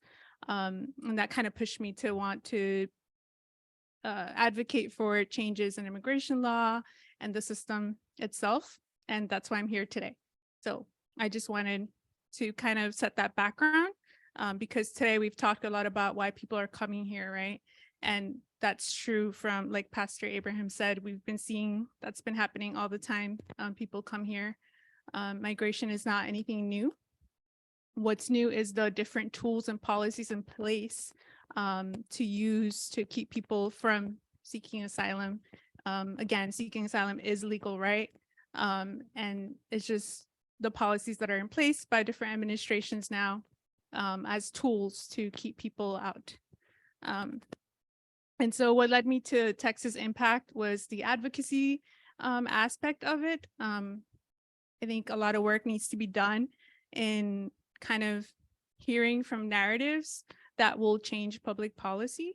And so Texas Impact is an interfaith-based organization who provides training to different congregations all over the state of Texas that want to advocate for justice, and their ministries who think that it's not just about religion, it's more about the people and the justice, and that everyone deserves to be, inherent dignity is what they believe in. So out of Texas Impact, back in 2019, when MPP started, they sent different leaders from different denominations to come and observe what was happening in MPP, specifically in the courtrooms. When, as Asalia earlier talked about, the criminalization of people and the federal courts, the tent camps in MPP, a lot of the leaders came down and kind of witnessed what was happening. And a lot of it was new to them.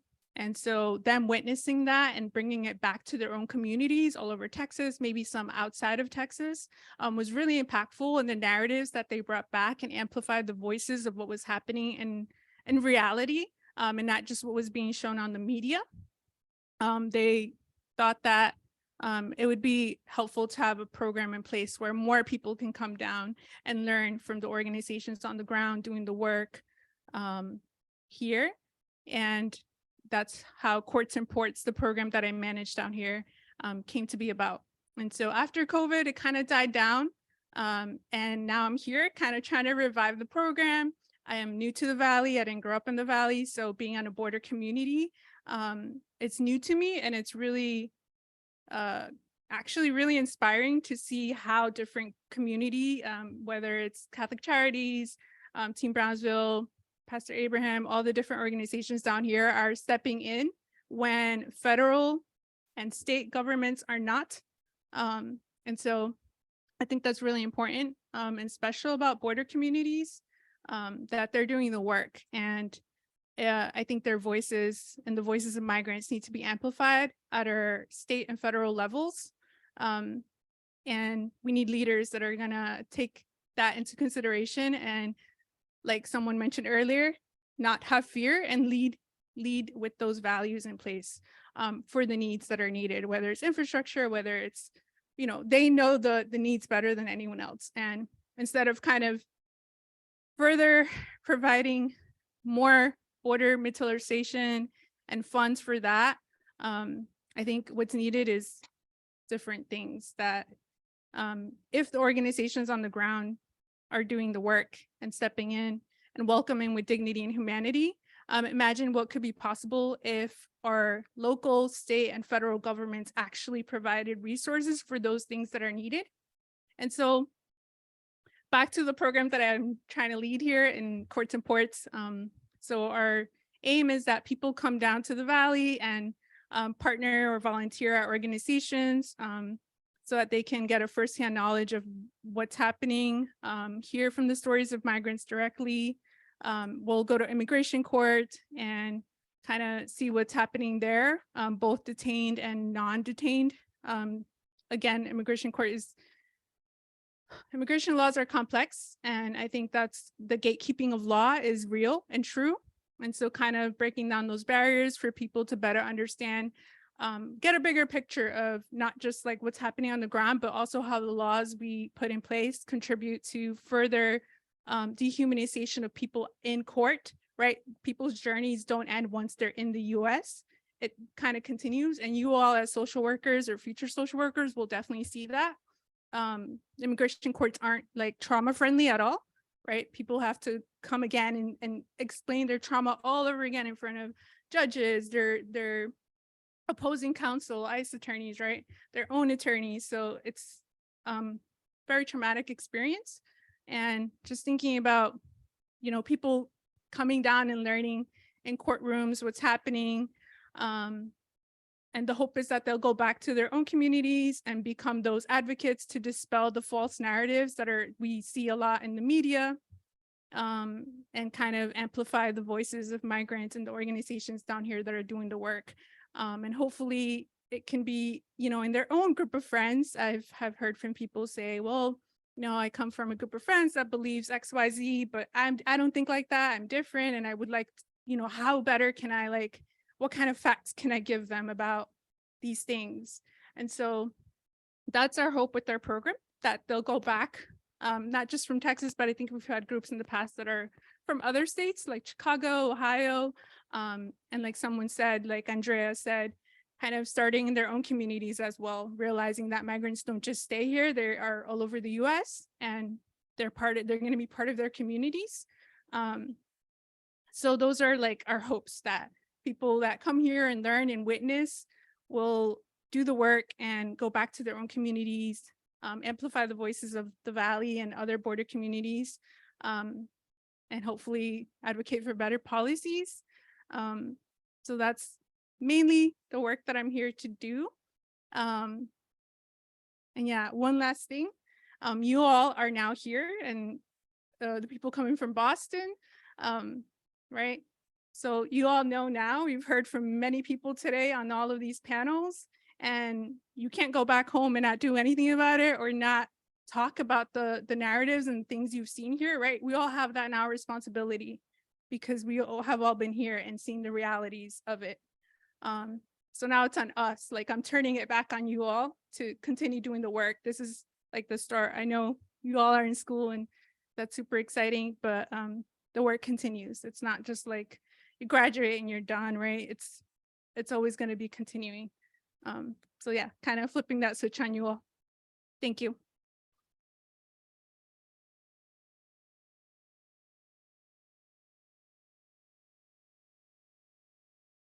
Okay, and now Cassie Stewart, co-founder and executive director of Rio Valley Relief Project.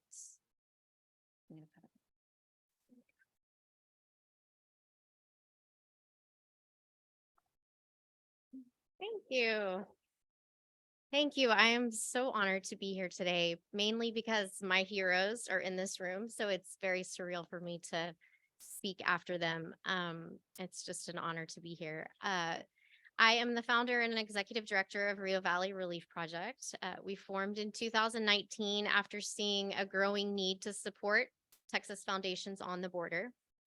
And a little backstory, 2018, at the time of the child separations, just seeing the news with my family, we all, started talking about what is it we could do. My husband's an immigration attorney in Dallas, has been for several years. So we had heard stories of refugees and asylum seekers, but we're seeing the news and feeling like, what can we do, humanitarian wise? And I somehow got the number to the volunteer coordinator at Catholic Charities Respite Center. And he said, oh, just come. And I said, just come. And he said, just come. And so I got in the car with a family member and our two 13-year-olds. I said, we've got kids with them. He said, just come. And we went down we drove 9 hours to the respite center and walked in, and it was so crowded, and he immediately put us to work. And I think we worked for about 7 hours. And that was just a really eye-opening experience for us, for our teenagers. And we kind of decided that night that we weren't going to stop going. So we did. We kept going and we kept going. And I think it was in the summer of 2019, I saw news of like the tent city and things like that. And MPP was happening. And I decided to Facebook message a member of Team Brownsville. It was Sergio. And I did like a private Facebook message where you don't know, you're not friends with them. So you don't know if they're going to see it. And I'm typing this stuff like, oh, you know, we do this work at the respite center, but we're seeing that you guys have a need too. What can we do? And he immediately is texting back, you know, like in the middle of the night, he's messaging me back on Messenger. And he said, well, you can come feed 500 people. And I was like, what? We can just come? And he's like, yeah, you could come feed 500 people. And so I was like, okay, well, then we'll come. And we went in September and we helped do that. And then, you know, sometime later, I somehow get Pastor Abraham's phone number and I text him and I'm like, hey, we hear you do some work in Matamoros and that you have a shelter. And he texts right back and he's like, yes, and this is what you can do. And here's when you can come. And it was just amazing to me to make those connections, to fill the pool, to want to do something, to make the connections with the people who are on the ground, seeing it every day and have them just say, yes, come. And then, you know, we just wanted to share in our communities. We have some volunteers in Dallas and in Austin.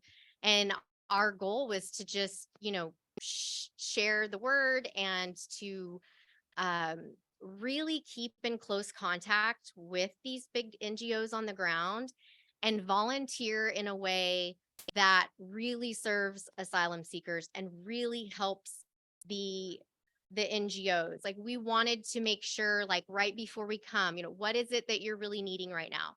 Where's the best place to go? You know, as volunteers, you know, sometimes I feel like we can almost be a burden if we don't ask those questions and find out where the needs really are and what the needs really are. And then you know, there's been a lot of shifting. I have a lot of teenagers who will be driving down and they'll say, you know, what are things going to look like? Or even adults, what are things going to look like this time? And I'll say, I don't really know because it looks different every time. And one of the things I say to them is asylum seekers wake up every day and they don't know what their day it looks like. They don't know where they're going. And that can be like us today. We're just going to, where's the need? You know, we've done everything from clean to take asylum seekers to the hospital to, you know, sort clothing, which is sort of a behind the scenes type of thing, but that's so important. And it's so important that when you learn some of these things as a volunteer, like, oh, you know, that sorting clothes this way and bundling them like this, and then taking them down to Team Brownsville actually gives them less work of how they need to sort it so they can use their time doing something else. You know, we really try to educate volunteers on the best way to volunteer that serves, you know, who it is they're serving in the right way. And I know during COVID, it was hard because we felt like, oh, we can't go anymore. And how are people going to get things? Team Brownsville, Pastor Abram, everybody was, you know, down on the ground, was doing what they could. And I remember Andrea put out a Facebook post that said, you know, look in your communities. What can you do in your communities? And we had already been doing some things, but I really took that message to heart. And, you know, we partner with Refugee Services of Texas in Dallas and help set up apartments for refugees. We also have a bus operation now where buses of asylum seekers come to Dallas, and we do much of what is happening here at the border. We welcome them, you know, we smile, we welcome them, and we offer, you know, hygiene items and food and clothing. And there's volunteers that will make travel arrangements for them so that they can get to their next destination. So I've always been really grateful for that message to look where you are, where you stand, and what it is you can do to help. Now, we'll never forget about the border. I think that we'll always want to come, and people who want to come with us, you know, we'll put them in touch with those organizations too. But sometimes when you're close to home, people, oh, you know, and I've driven down to the border with total strangers before. I mean, after 18-hour drive, we get to know each other really well, but it's, you know, sometimes people just want someone who's been or someone that's done it before. And so we like to offer that opportunity as well. And to be able to bring, college age students or high schoolers has been really, really impactful for them. And also just as a volunteer to kind of talk about how, you can hand somebody a toothbrush or a pair of underwear, which is really, really needed, but how can you sit with them? How can you maybe eat a meal with them? How can you ask them about their story, or how can you play with the little kids for a while because they're bored, or they, these human connection type of activities that you can do as a volunteer. And then just to talk a little more about the bus system in Dallas, because we are more consistently doing that. We took our first bus in 2018. And it's been kind of a long journey to really get that set up. We have a liaison that talks with the government agencies and Border Patrol.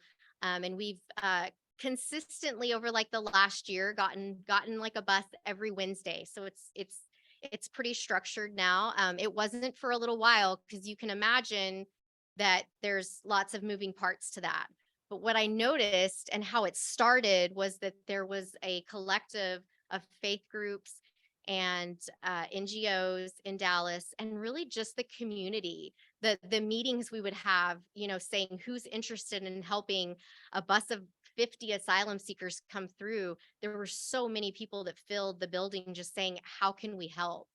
And it's been really beautiful to see that in Dallas. And I know there's some negative news around like Governor Abbott's busing and how that works. And it's not the same. It's, the asylum seekers know where they're going. They're not lied to. They come to us and we're already there to welcome them. And it's just been a really beautiful operation to be able to welcome asylum seekers in our own hometown, and, really to have almost more one-on-one connection. If, sometimes like in the tent city last weekend, or when I've gone to the respite center, or when it's busy at the bus station, you don't get as much time as you'd like to maybe connect. But when a bus of 50 shows up and there's, 20 volunteers just ready to spend the day with them, you really get to connect with people, and really kind of restore that dignity for sure when you can spend time and learn their stories and, help them pick out clothing and things like that.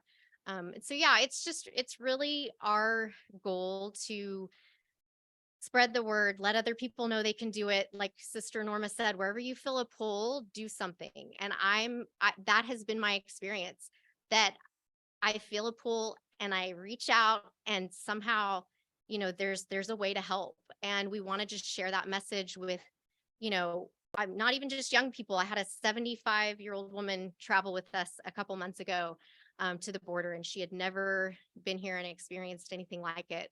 And we just hope that we can help with their message and keep, sharing the word to come and see.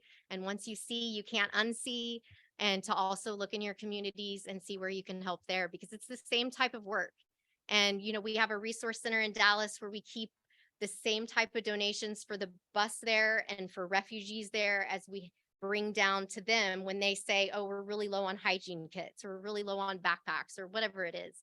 It's the same types of donations. And so, if you do go out and you do become a volunteer, just stay really connected to those who are on the front lines all the time. Ask the questions, because it really just serves those that you're volunteering to serve. It really helps restore dignity if you can be there for them and not just yourself. So that's the message we try to give. Thank you.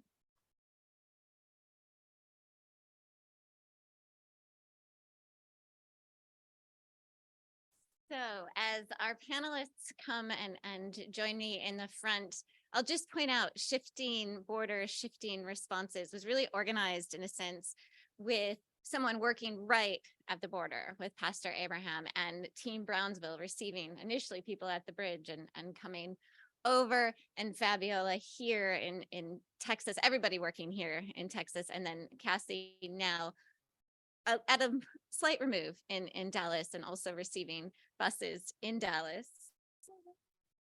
And so that's part of the journey that we were hoping this panel would uncover for us, the journey of organizations supporting migrants and asylum seekers. I have to say, in response, after listening to them talk about the work they do, I feel incredibly grateful and humbled that they're here, and almost like we don't deserve their time. They're too busy doing better and more important stuff. So thank you, thank you, thank you. And we have time for conversation and questions now. One that is present for me that I would welcome you all to address. For those of you who are here for panel 1 this morning, we heard, some really negative thoughts, ideas, responses to Border Patrol, securities. And in a sense, you have to work with, sometimes alongside, next to, I don't know how you think about this work. I think Cassie addressed it most directly in response to, because I've got the students from Boston University. We recently, many of you probably also here in Texas, heard the news about the plane of Venezuelan migrants that were sent to Martha's Vineyard. Oh my, long day. Strike that from the record, sent to Martha's Vineyard. So our sense of this kind of political theatrics is in mind when we hear about buses of migrants being sent. So I think Cassie most directly addressed this, but I'd love to hear from all of you about your thoughts and how you see your organizations working in relation to Border Patrol, ICE, the security state we learned about earlier this morning.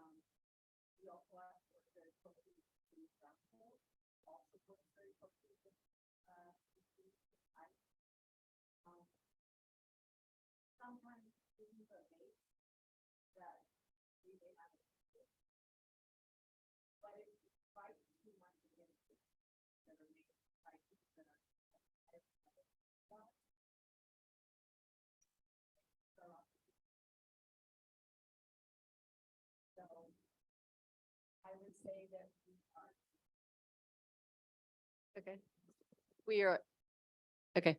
I would say that we are as respectful as we can be when we are interacting with them, especially when we have to go into the immigration building and pick up people, as we frequently do. Sometimes people are chatty. Sometimes agents actually want to talk with us or want to ask us questions about the work that we do. And other agents are very closed-mouthed and don't say anything. So we just, me personally, I can say, I just kind of go along with whatever mode that they're in. We certainly hear stories that we don't like. There are policies that we would like to fight against, but in the moment, in the presence of people that are doing that work, that CBP work, we have to maintain a certain level of decorum. Now, the other thing I will say is that, so Senator Cory Booker came and visited with us. I believe it was 2 weeks ago now. But before he visited with us, he visited with CBP for a much longer period of time than he visited with us. And we stood at the immigration building waiting for him because we were told to do that. Well, he and his crew all were asked to go enter the part of the exit area or the entrance area to the Gateway Bridge where they do the car inspections. And we actually stood there for an hour while he went through, while they showed him every aspect of that inspection area. So he too had to be very polite and respectful to them, even though there may be things that he doesn't agree with about policies and procedures, but then he came out and he spent time with us and he came into our welcome center and we got to talk about the work that we do and show him what happens. And for the first time, I could say the CBP agents all followed us from the bridge and walked with us to the welcome center. And actually, some of them entered into the welcome center while others stayed outside the welcome center. That had not happened before. And so I think that was really a good thing because they actually got to see the work that we do and maybe understand a little bit better that when we go over to the immigration building to pick up asylum seekers and to bring them to our welcome center, they'll know who we are and they'll know the kind of work that we do.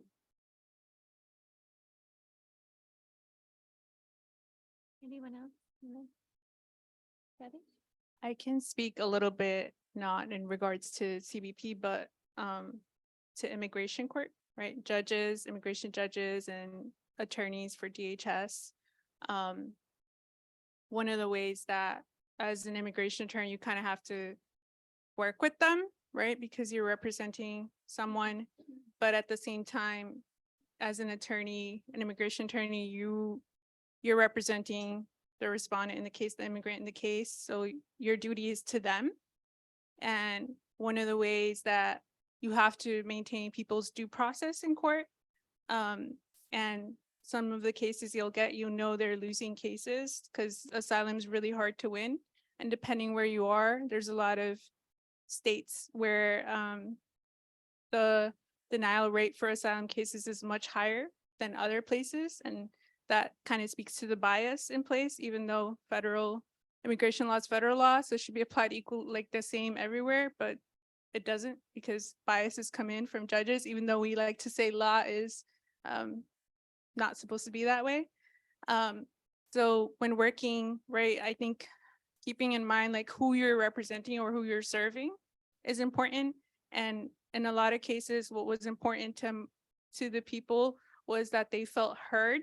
They wanted their stories heard and they wanted to feel that they knew what was happening, what was going on, and kind of explaining and educating to them like what needed, what the law is and what they need to show to win their case. And I think that was most important to them, that they felt heard. And so even though maybe some judges even or some DHS attorneys would put people on the spot kind of being disrespectful sometimes on the record. As an attorney, you owe a duty to your client to kind of step in and kind of manage that a little bit. And that's mainly what people wanted, that they were heard and respected, even though they knew, like, I know my case is weak and I'm probably not gonna be able to stay and I might get deported. That's really what was most valuable to them. So kind of remembering that aspect of it, a little different from working with CBP, but yeah. Well, thankfully, I don't have to deal with CBP much because most of our work is in Matamoros, but I do have to deal sometimes with the Mexican immigration and federales and the Mexican National Guard and all that. And that can be complicated because they don't treat asylum seekers very good. They're very rough. Sometimes they extortion them. So I don't deal much with CBP, just sometimes, especially when we had the shelter and we had to take asylum seekers when they got an appointment to go across the border. Then we would take them all the way to the international bridge, right to the middle, and then just hand them to the CBP and they were okay. Now, I would say this. There are some CBP officers that are very mean, okay, I know. Some of them are okay, and this is what I mean by that. I'm at the camp very often, and I've seen many of the asylum seekers just get desperate and cross the river. And some I don't see anymore, and some I do see them next day because they get deported, right? because they cross the river. And this is what happens. Sometimes a CBP officer can make the call of saying, you know what, I'm not gonna deport you. I'm gonna, help you with your process, and somehow take him to the bus station and begin the process to get a humanitarian visa and hopefully asylum. So yeah, that.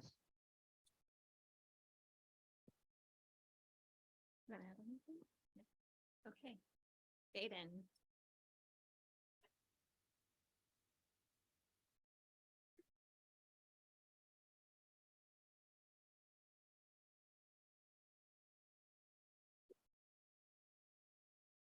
Hi, I apologize earlier for not introducing myself. My name is Baden Wright, and I'm a senior with Boston University. So my question, it kind of stems from just the impact that all of you have had, and the fact that you were able to take an idea and a recognition of need and turn it into something that has an impact. So my question is, how does that process work, and how has that worked for all of you, taking this idea and this recognition of need like into action and accumulating resources and funding? How has that gone for you all?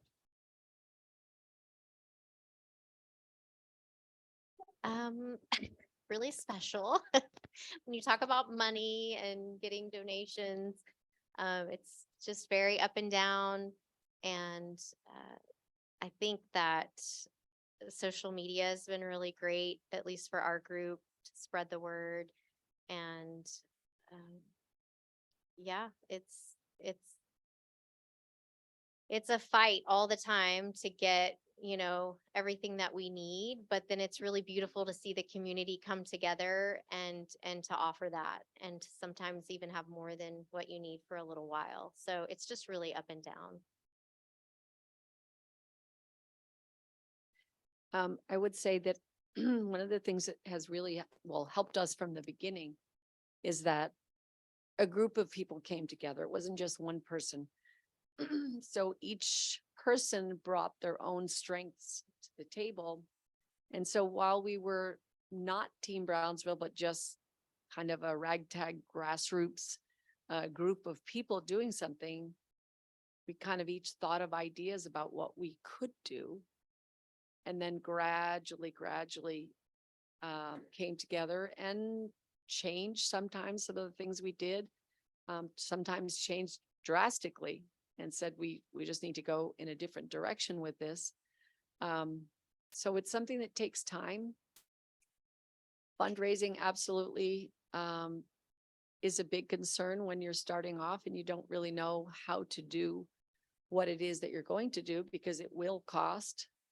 Again, like Cassie said, social media helped us a lot. Facebook fundraising, just not as a 501(c), but just as your own self, you can write about what you're doing and raise money for that cause. And I would say that when we started in 2018, people were ready to donate. They had heard about family separation. They had heard what was going on at the border. And so people really wanted to respond at that time.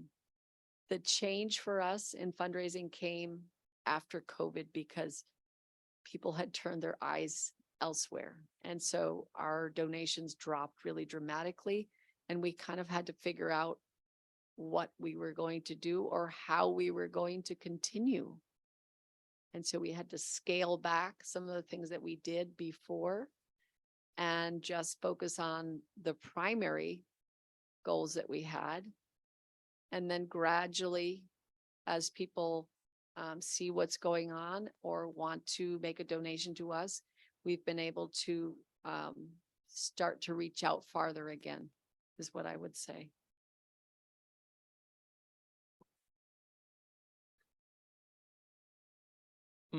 Well, I think for us, I think it's been very difficult because I'm a Southern Baptist ordained minister. And if you don't know, but our denomination is divided right now about immigration. So before this immigration crisis began at the border, I was just a missionary doing what I'm supposed to do, planting churches, planting schools, soup kitchens, and things like that. We were not directly working with asylum seekers because we could not see them. Remember, they were in stash houses. So then now you could see them, and we started working with them. And we were funded just to do what we do, church planting and other things. So when I started working with asylum seekers, half of the donors didn't like that. Okay. So because we were now working with illegals, right? And that became very challenging for our ministry because we decided that that's what we wanted to do, help the needy. You know, we saw the need. We saw people sleeping, you know, on the streets, camping out with no food, children.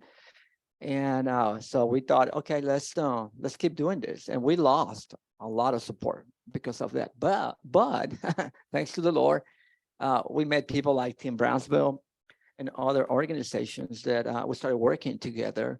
And some of that support just came from us doing the work at the refugee camp.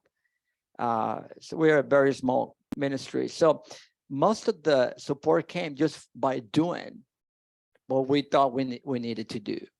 We didn't raise all this money to go do the work. We just saw the need and said, okay, this is what we're going to do. And then people started taking pictures of us. And then next thing you know, reporters came and on Facebook. And then people started, you know, noticing that we were doing different things, bringing water, food, clothing, all those things. And through social media, people began to ask me, how can we help? And we already had a nonprofit, since 2000. So you said, well, there's a way you can give. So the best way to raise money, I think, especially coming from a faith-based organization, you just do what you're called to do.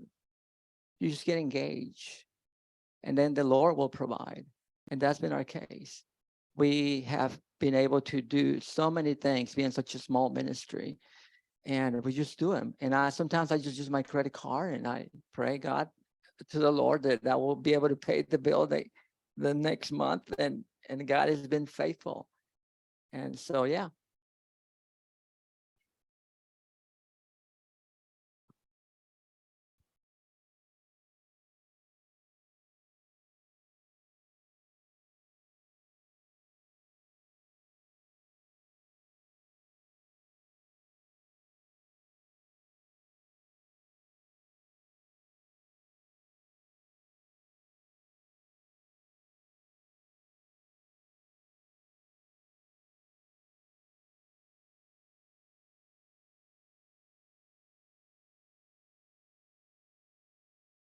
Okay, now it's better.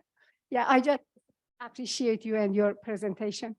I'm Leila Faiz. I'm associate professor here at UTRGV. Today, our presenters talked about border patrol and how they treat migrants, how they are rude to them. This is true. But, as a practitioner, I see another side of these people as well, because they come to me and they are angry. Their level of anxiety is high. They have difficulty to in their relationship with their partners, with their children. And some of them, especially those who are Hispanic American, then they are deeply conflicted.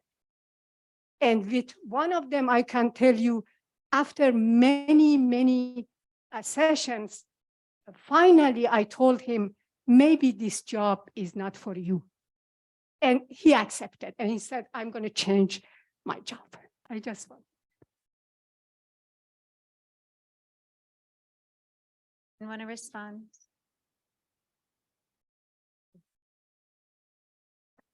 Hi, thank you so much. My name is Carla Angulo Pazel, and I'm with the Political Science Department, assistant professor here at UTRGV.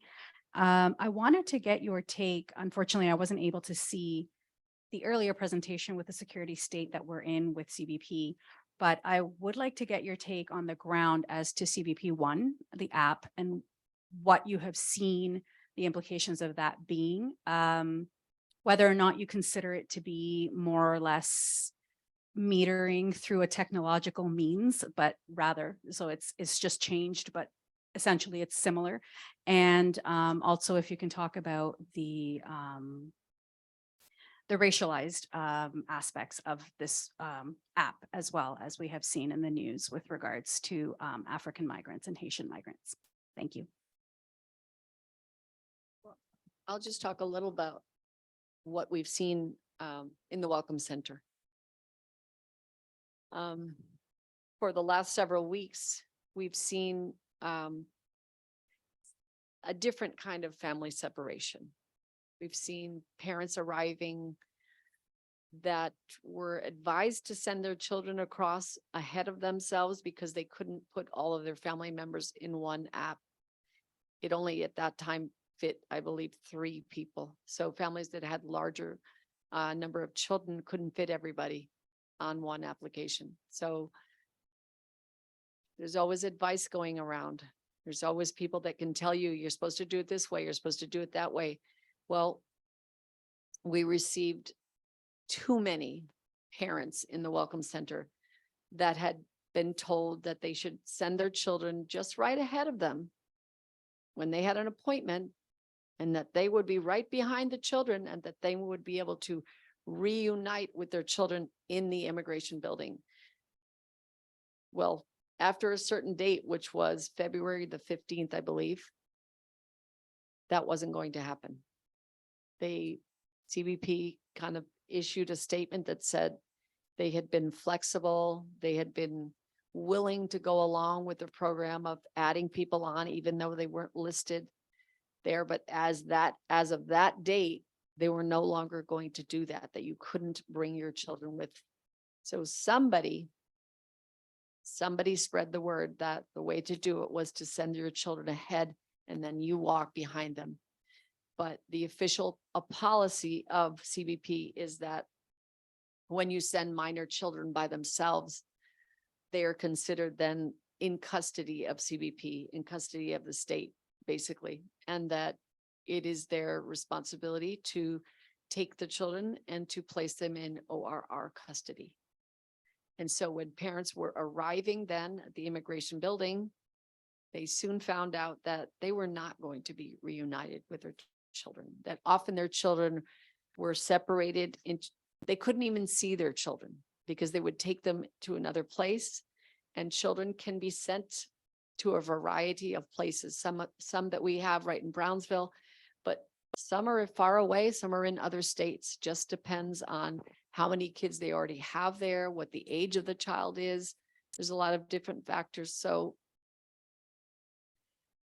that was a really heartbreaking thing, something that we hadn't seen before.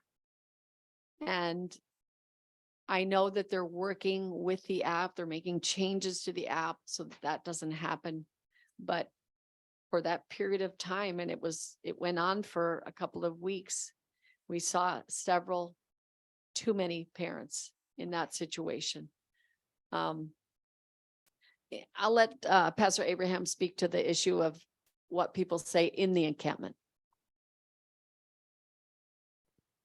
When I heard that the solution for the immigration crisis was going to be an app, I was like, holy smokes, that's crazy. An app? I need to come down here and see what's going on.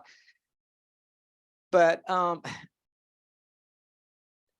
let me just give you a little bit of history. Before the CBP One app, asylum seekers had to go to different offices in Matamoros. We were one of them, to help them fill up their encuestas for humanitarian visas. That's pretty much just a Title 42 exemption process. And we were doing that in our church, and there were other places doing it. But that was great. But the bad thing was that some people in Mexico and Matamoros were scamming asylum seekers. They were charging them $2,000, $3,000 just to get them on the list. to be able to fill up these forms. Now, if you wanted to fill out the form, you have to pay more money.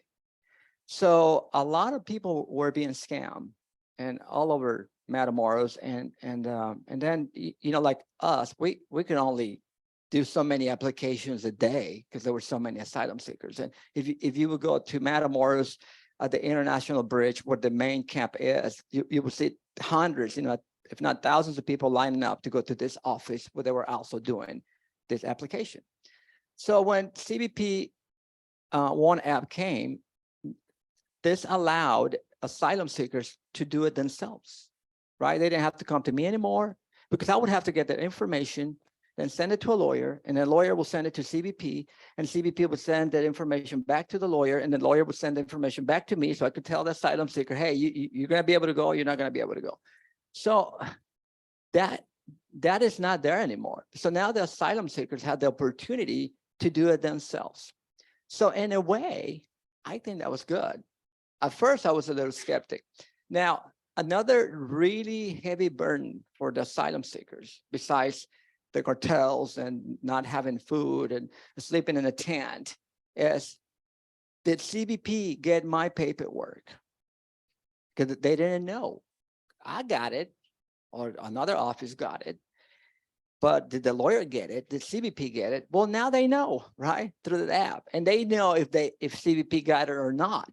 Because if their application goes through and they get a message saying, hey, you get an appointment, well, they know it, right?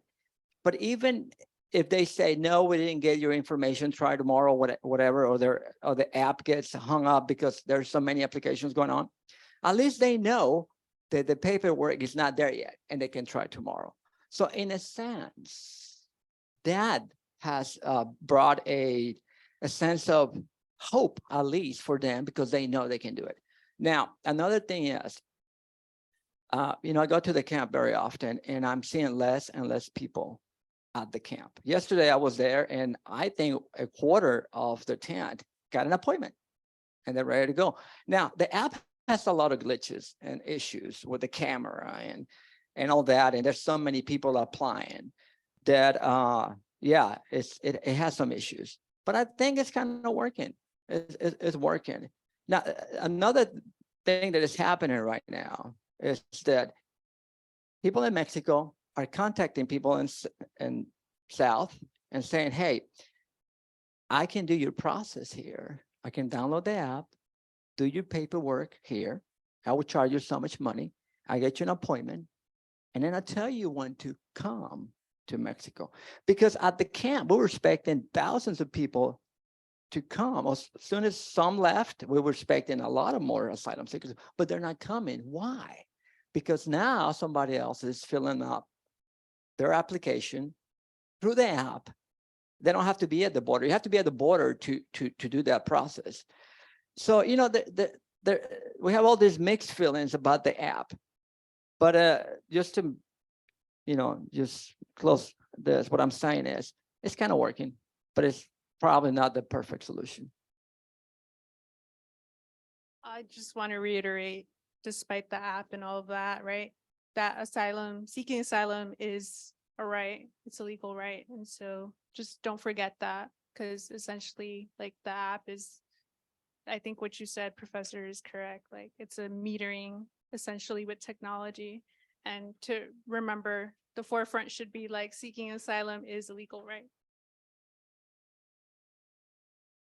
And just quickly, as a volunteer, when I was in the encampment like 8 days ago or so, I just know I don't have any experience with the app really, except that there were just some people tapping my shoulder and trying to, get me to help or answer questions, and which I couldn't. I didn't know much about it at all then. But it's just another reminder that they're really at the mercy of whatever policies, whatever new app, whatever, volunteer happens to be there to give them food. Like, it was just a reminder of that they're really at the mercy of all these changes, and that's hard. Hi, my name is Jacqueline Dueñas. I'm here as a senior student at the School of Social Work, and I guess my question is more targeted towards Ms. Fabiola as an immigration attorney. These children that are allotted into the United States under Title 42, what can you speak a little bit more about as their experience, whether they go into the system, kinship, or reunification? Like, is there anything that you can kind of elaborate a little bit more upon?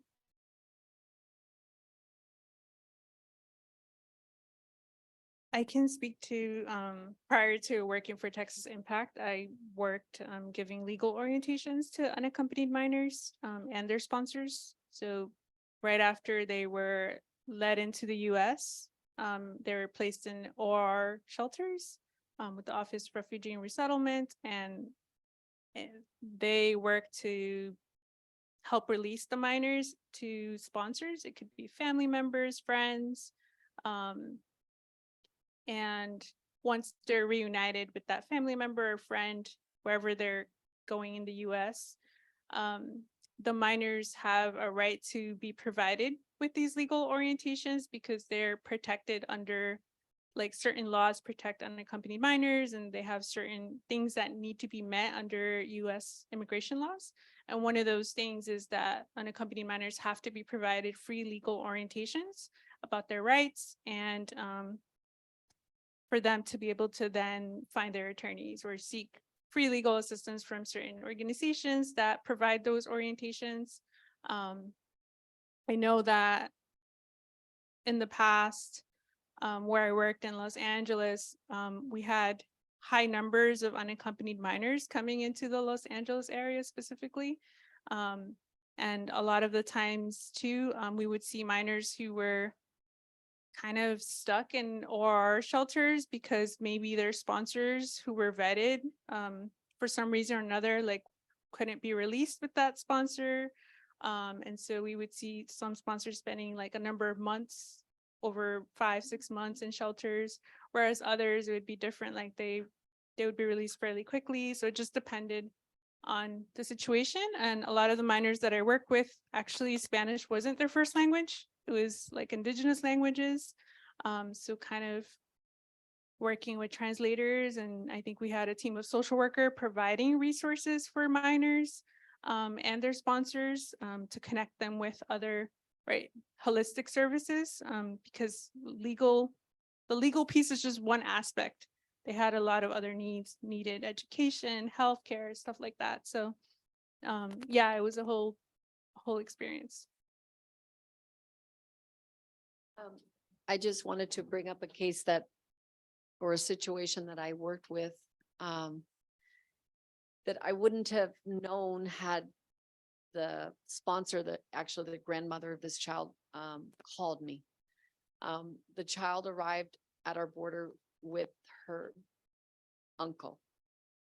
And because he did not have the paperwork to show that he had legal authorization to have the child in his custody, the child was removed. Now, this was a little girl that had very severe disabilities. So in her case, they actually came from New York, from one of the ORR shelters in New York City. They flew to Brownsville and picked her up and took her to New York City. And her grandmother called me 9 months later and said that she had just been reunited with the little girl, who was a 3-year-old with very severe disabilities. And I could hear her screaming and crying in the background. She didn't know what to do with the child. She didn't know where to start. And sometimes you're grateful for your own background, and mine is as a special education teacher. So I was able to track down the special education department in the town where she lived and call their special education department and set up an appointment for her and for the little girl to be evaluated in that school district. And I was able to assure her that because United States law says that every child with special needs is provided a free and appropriate public education, that her little girl would be, her granddaughter would be able to be served, that she would be able to get therapies, whatever she qualified for, and that most probably she would be able to go to school and the bus would come to her house, take her to school, because she was very worried about that. She didn't drive. And I wonder how many times that happens and somebody doesn't have a contact that can tell them what to do. So I don't know what happens from ORR to the person that's going to take custody of that child, especially when it's a grandparent that has never worked with that child or even known the child. So that's my particular experience in that case. And I know others that are even worse, but I won't talk about right now. Other people that have experienced things with ORR custody. We are out of time. Cassie, Andrea, Fabiola, Pastor Abraham, thank you so much for your time this afternoon and all that you offered and all that you do. We are grateful. We'll take a quick break and we're back with the artists.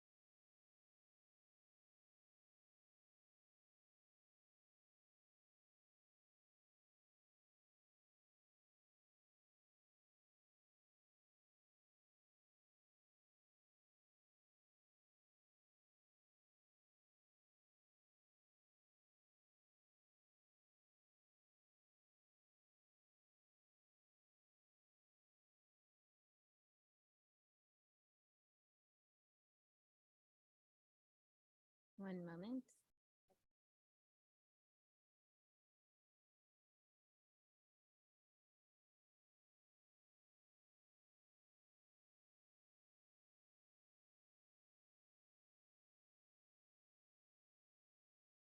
So we're gonna have Beatriz Guzman Velasquez.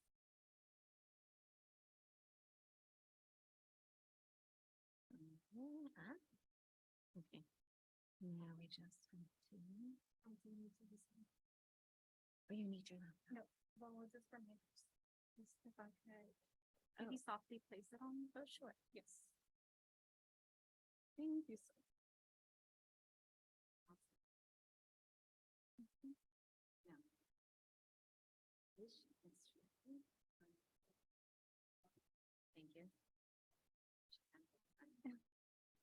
I No. Here's my job.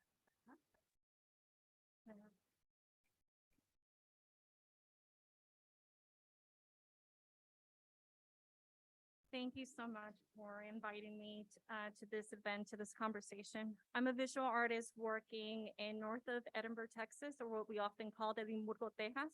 And even though I do follow labels of what I am as an artist, my connection to art is to see it as language and to use it to speak and declare what's important to me as a woman of color, as an immigrant, and as well how this experience intersects with my border community.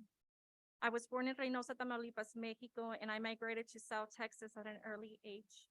My experience expanded my life, and it's a spectrum in which I produce my work and which I will be presenting today. Becoming present has been one of the most difficult struggles I have dealt with. Being surrounded by histories of disturbed growth has placed me in a constant state of agency. The worlds that keep me grounded as I enter new and old spaces come from Gloria and Saldua. Because I am mestiza, I continuously walk out of one culture into another, because I'm in all cultures at the same time. The work I do does not translate trauma, but seeks to speak about transformation, just like Gloria and Saldua mentions in her book, Borderlands La Frontera. I asked for people to meet me halfway. I migrated my practice a few years back. I became a responsible culture producer, not only in the message I produce with my work, but the materials that I use to produce the work. My first interactions with nature as I started to reconnect were walks. And this act alone of walking outside in nature as a woman of color is heavily associated with an illegal act. I have to acknowledge my interaction with nature is policed and politicized. And I am also an educator, and interacting with my border community through teaching has allowed me to realize how disconnected we are to the native ecology of South Texas due to our trauma of knowing what happens in the deserted spaces, in the wildlife spaces of this region. Out of this communal experience of trauma, I started creating interventions on the land to declare presence in spaces that I am, as a woman of color, felt unsafe. I used natural materials to form letters that I used in photography as a way to place my writings and the landscape in one material dimension. The word presente is as well a word of resistance used during protests and to memorialize those that have died due to violence. Within communities where extraction of resources occurs, so the word inhabits our stories of resistance and remembrance. The materials I work with are grown and harvested in my region of South Texas, and oftentimes are used as symbols within my practice. I do practice the symbology of my community and that of my immediate family. I intersect these materials with documents that have caused injury to my community.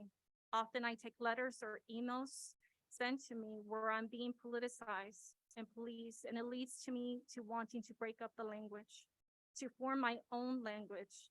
For this work, I turned the page on the US ex-president's letter, claiming he was giving us money to help us out during the pandemic. His words were insulting during a time of great suffering, where people were dying at a fast rate. so I broke his language and wrote a poem of my walks at night through nature. I also used my mother's apricot petals as a way to create movement, as a way to move on. And the poem reads, Entre noche seguí las estrellas. My latest work deals with regenerative symbology from Mesoamerica that I'm forming with natural materials and ancient processes like ceramic work. And this regenerative symbology is important to me to speak about the transformation of trauma within regenerational stories. I produce the work in Banff, Alberta, Canada, a place that follows similar stories of removal as my region here in South Texas. And I wanted to end with the work I created for the exhibit in Centro de Artes in San Antonio. I often enter spaces engaging in the history and stories of place. In this case, there were stories of removal, censorship that had taken place in this community center.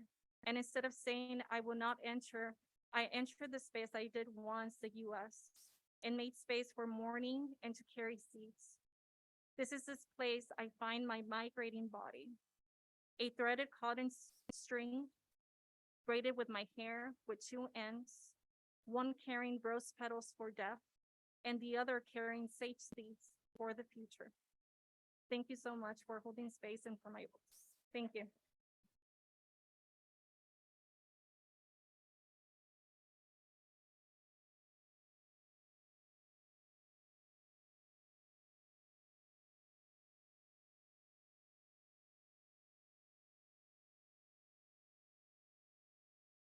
And next, Corinne Whitmore, lecturer, graphic design, visual communications at the University of Texas, Rio Grande Valley. Good. Thank you.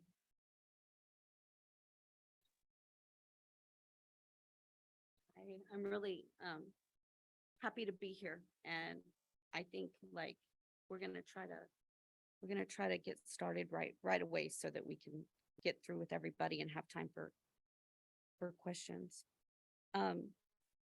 So good afternoon. My name is Corinne Whitmore. I'm a local artist, educator, and single mother. The artwork that I'll be showing today are sublimation prints on aluminum from a series created between 2015 and 2017. They're going to be passed around. It's okay to touch them. They clean up really easily and they're very durable. Just be careful. The edges are pokey.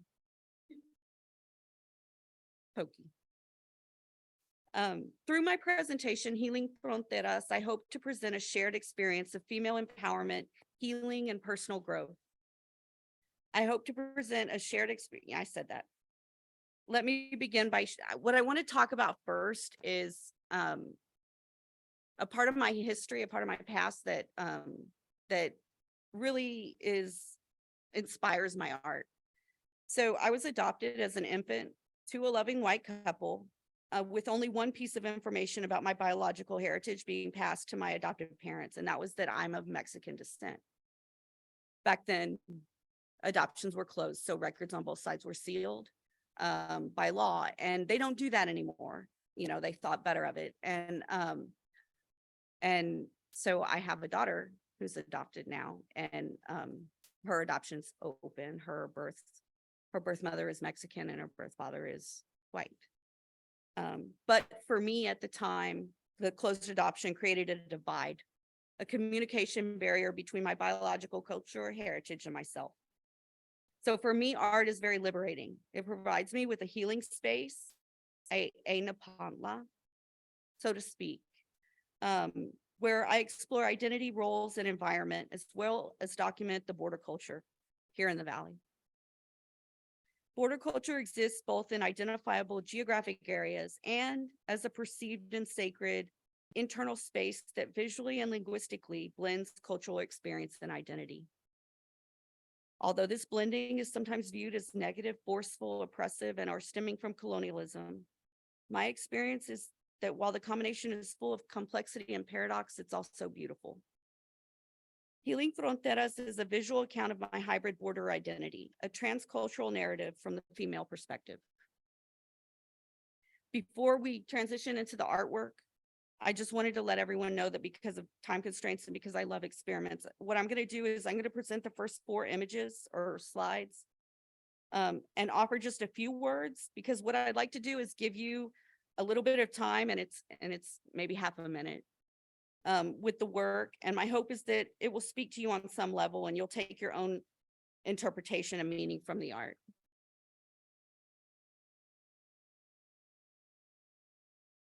La Frontera is a metaphor for me on many levels. It reflects a psychological impasse.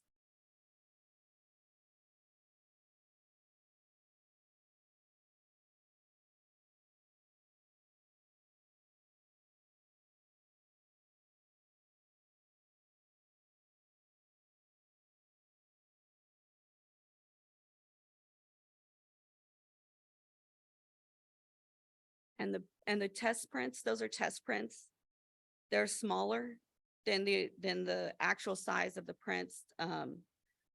It's 17 inches by 48 inches. That's what all these ended up getting printed at that size.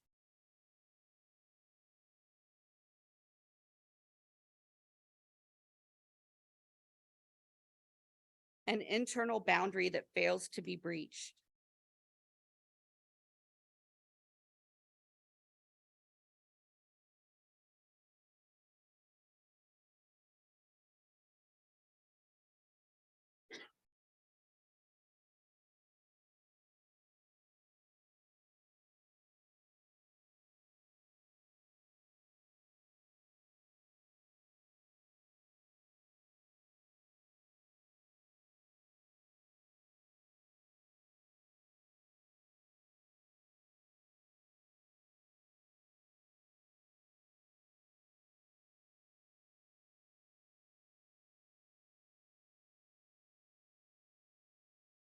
The other side has a fantastical and somewhat surreal element where there's a longing to fit, find residence, and blend with my surroundings.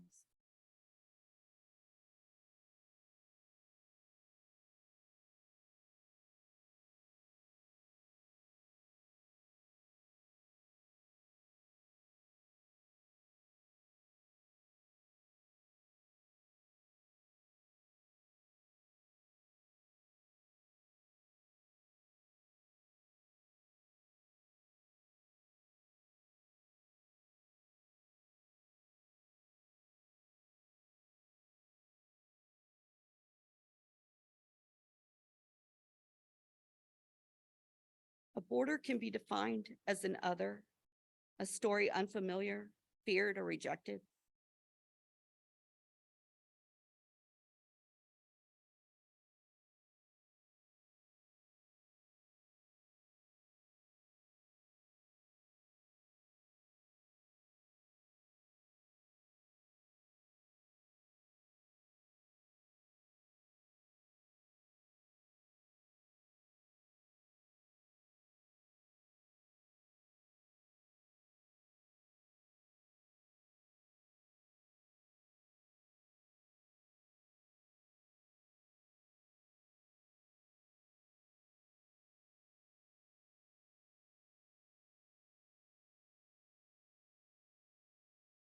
Oh, y'all can't read the names.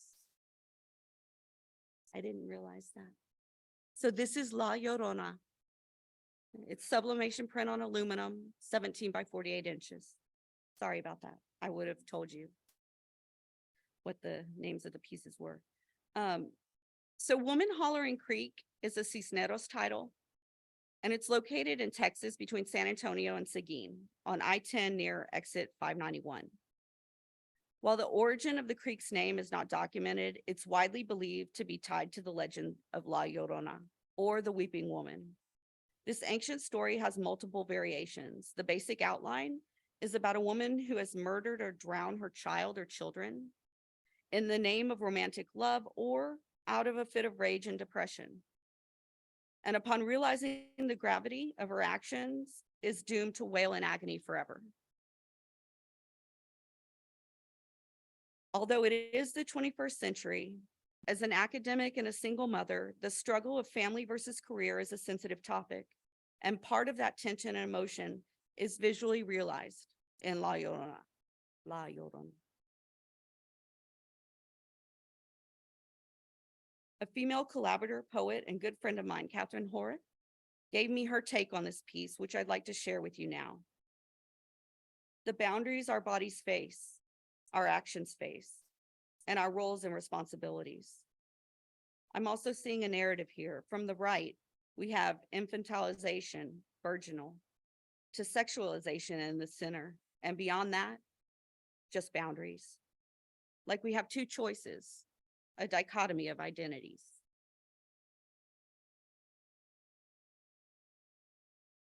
This one is entitled The Apparition Border Crossing. The photographs that I used to create this piece were taken when my family and I were crossing the border into Reynosa before the violence. The apparition takes photographs from a personal memory and re-examines that experience on a cultural, spiritual, and emotional level. The embroidery in the center, representing generations of perfected craft, appears as the source of cultural vitality. It seems to radiate hope that can't be bound or stopped by border walls, creating healing fronteras for us all. Thank you.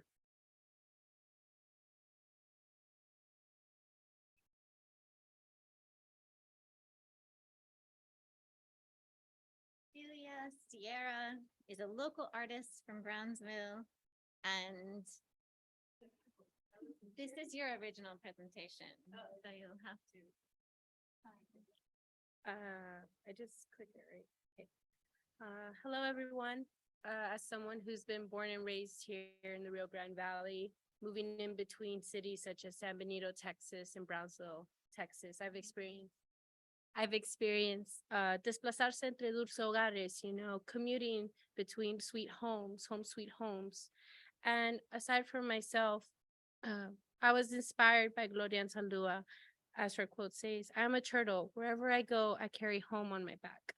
Living on borders and in margins, keeping intact one's shifting and multiple identities and integrity. It's like trying to swim in a new element, an alien element, as Gloria says. And in this piece, you'll see two turtles. The one on the left represents Brownsville, a more tropical region with waterways. And on the left, it's representing San Benito, my childhood home, where it's more dry and brushy with tortoises. And between these places, I moved in and out with my grandmothers and my family. So like my family, you have their own dynamic, my parents. But living with my grandmothers and older women, you know, they have their own as well. So just like these conflicting identities of like how to be as a young Hispanic woman in today's society with the past and the present and the current. My work also highlights the nature of the valley, which I feel is underrated at times. But through my work, I've been able to remind others of home. When they leave, they're like, oh, I remember these birds. I don't know the names, but they look interesting. And we're like in a key migratory route, not just for people, but for nature. And for many other things, you know, we're one of like the key entry points for like, how you say, like a trade, so to speak, and tourism.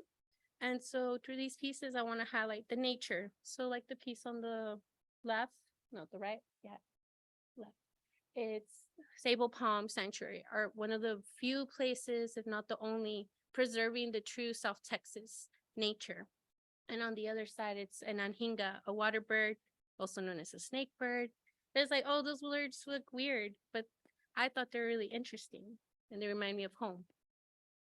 Hence, this identity of like living in between places and identities led to this photo where it's myself as a baby and 5 generations of us from my maternal side. And all of these women experience desplazarse entre dulces hogares, moving in between states and countries. And I replicated this photo through this type of photography called cyanotype. You print with solutions on paper or fabric and they turn blue. Very nice to experiment at home if you don't have a dark room. The women here, the one at the beach is my bisabuela. I grew up with her. I heard her stories, but I didn't really understand till I got older about how she was an American citizen at some point And in the 30s, the US, how do you say, they sent back people to Mexico, and originally her mom and her dad came here getting away from the revolution that took place in Mexico.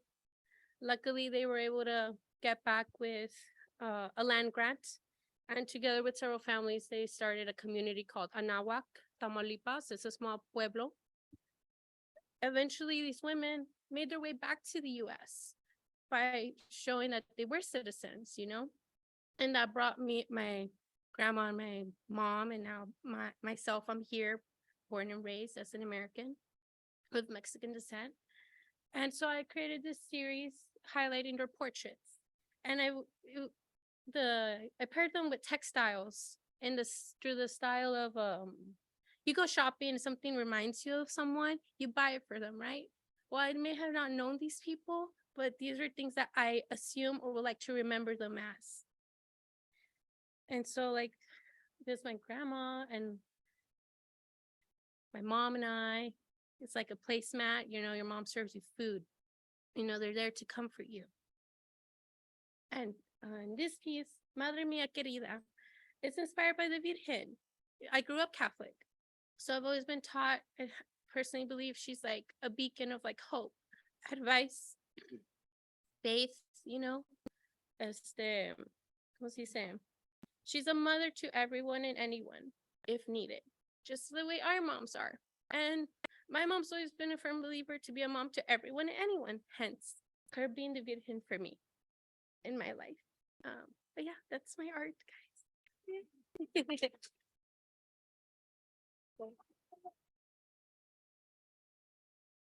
And Carla Gabriela de la Fuente, Research Assistant at the School of Art and Design, UT-RGV.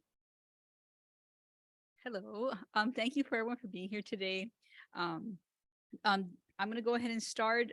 So the experimentation, or I guess processes that I'm currently exploring, I title Mano de Obra, and here I explore the processes and materiality in artwork.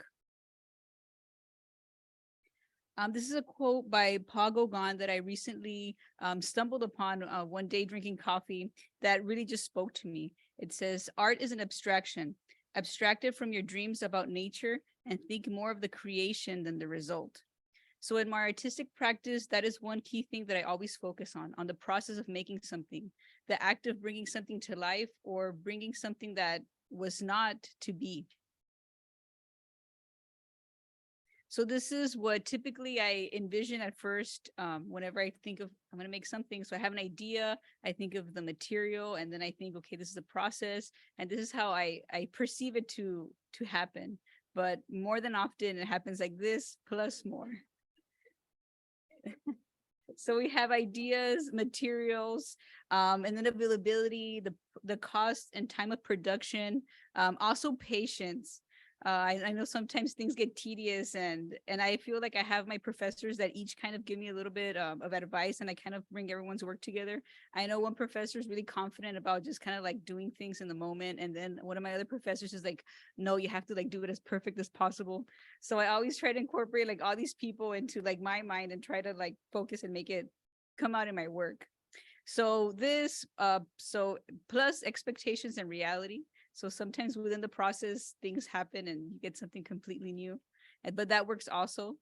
And that works together with intuition and, like I said, motivation. So whenever we explore the process, we could think of many different artists, and each of us have a different way of making things. And it also varies by piece by piece. Whenever I started studying Consuelo Jimenez Underwood, something that I absolutely adored was how she had this concept of making things your own. So she says that from a plant, she could make a thread. And now that she knows how to weave with sticks or a loom, I could create art with nothing except me, myself, and I, and the earth. And that's what attracts me to the processes. And I think that's something absolutely beautiful and something that I try to do myself. So just out of whatever's available, bring something to life. And when we talk about exploring materiality, we can see how materials can create layers of meaning that create visual information that can describe time, place, culture, politics, and also the human experience.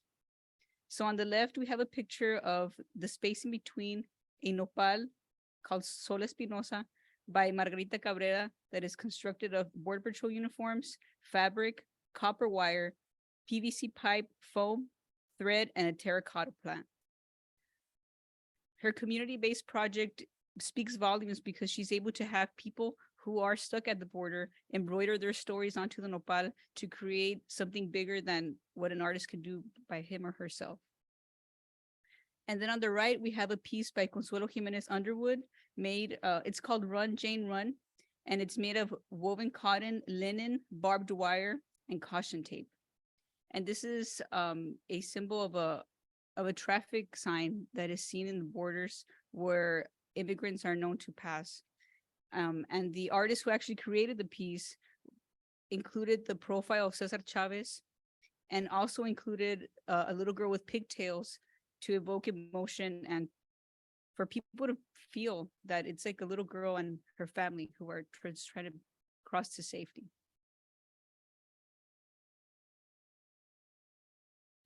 So something that I explore also in my work and that I embrace is rascuachismo.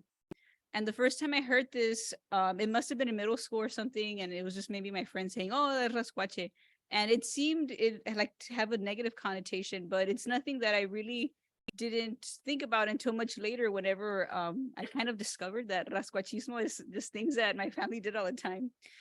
So as defined by Tomás Ibarra Frausto, is the working class sensibility, a lived reality of just trying to make the most with the least possible. And as Ronald Rael had said, the creativity and resourcefulness present within frugality and limited resources. And I think this is something that was present in my family because my dad, he was known to save his money. But what I think is really incredible, it's like this picture here is a picture of a bird cage that he made from a broken oscillating fan and just chicken wire. And I never thought of this as rascuache because it was like perfectly put together here in the bottom. And it's I don't know, it's something that whenever I just or kind of thought about rascuachismo, I'm like, hey, this is like the perfect example. And it was meaningful enough for my mom to take a picture of it from like the 90s. And like I still have it. Like I took a picture of this. So from this thought, I come back to Consuelo Jimenez Underwood, that she says, from a plant, I can make thread. And now that I know how to weave with sticks or a loom, I can create art with nothing except me, myself, I, and the earth.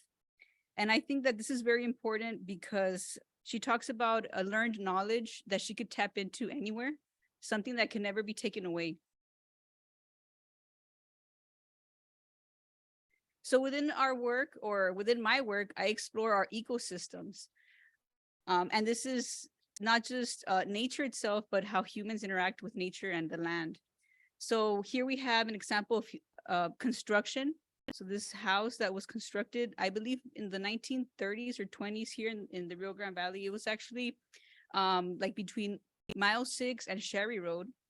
That I thought was beautiful for a long time. And whenever I thought of this project, I was like, okay, I'm gonna go get an old piece of wood from that house and I'm gonna make this thing. So that was like my first little loop.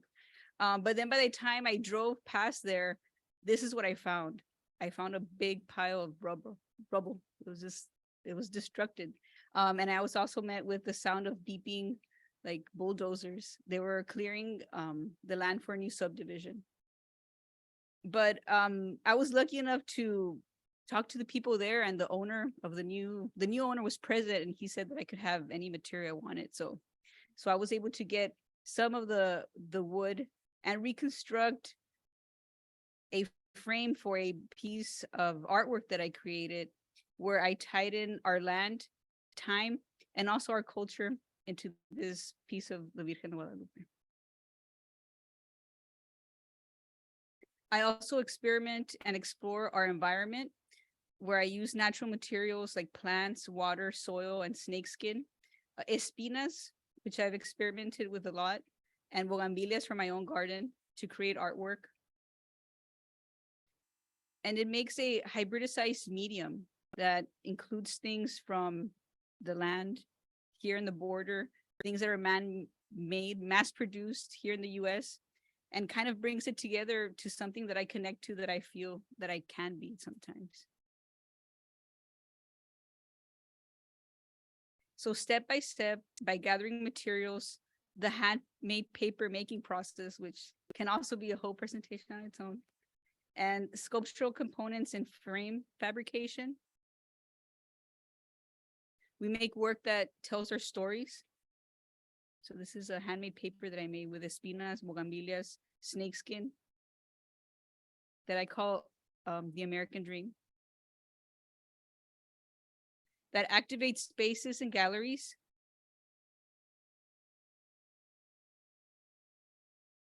And beyond. Thank you.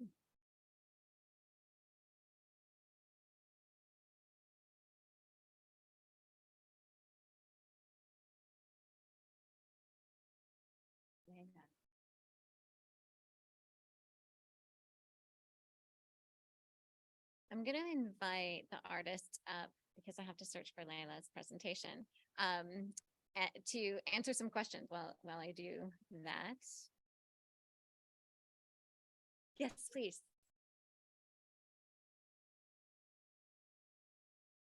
Yeah.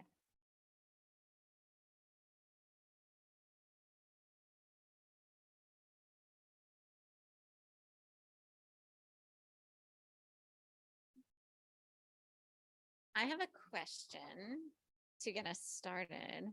I am so interested in the materials of your art, and I would love to hear you just comment on, many of you have through the presentations, but on each other's materials.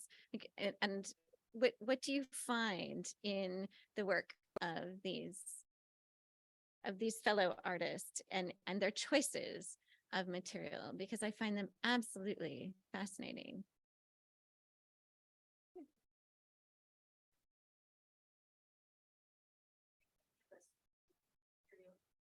Leila, you need to. Many of us use organic materials and home materials. You know, we're using food. I mean, you're using organic materials in your work, and then for you, materials of the RGB, and then Cecilia, I mean, you're using, again, home materials or fibers. I mean, for me, ways in which I was raised. Corinne, you're using home images, or I'm trying to figure out some photographs of that.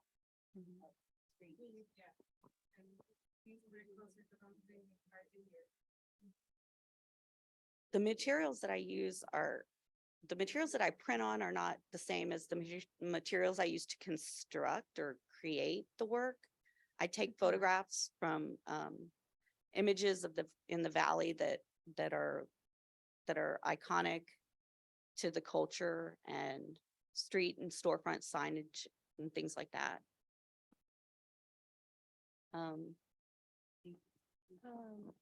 I guess for me, in terms of like iconic things to the culture, as you saw in Corinne's work,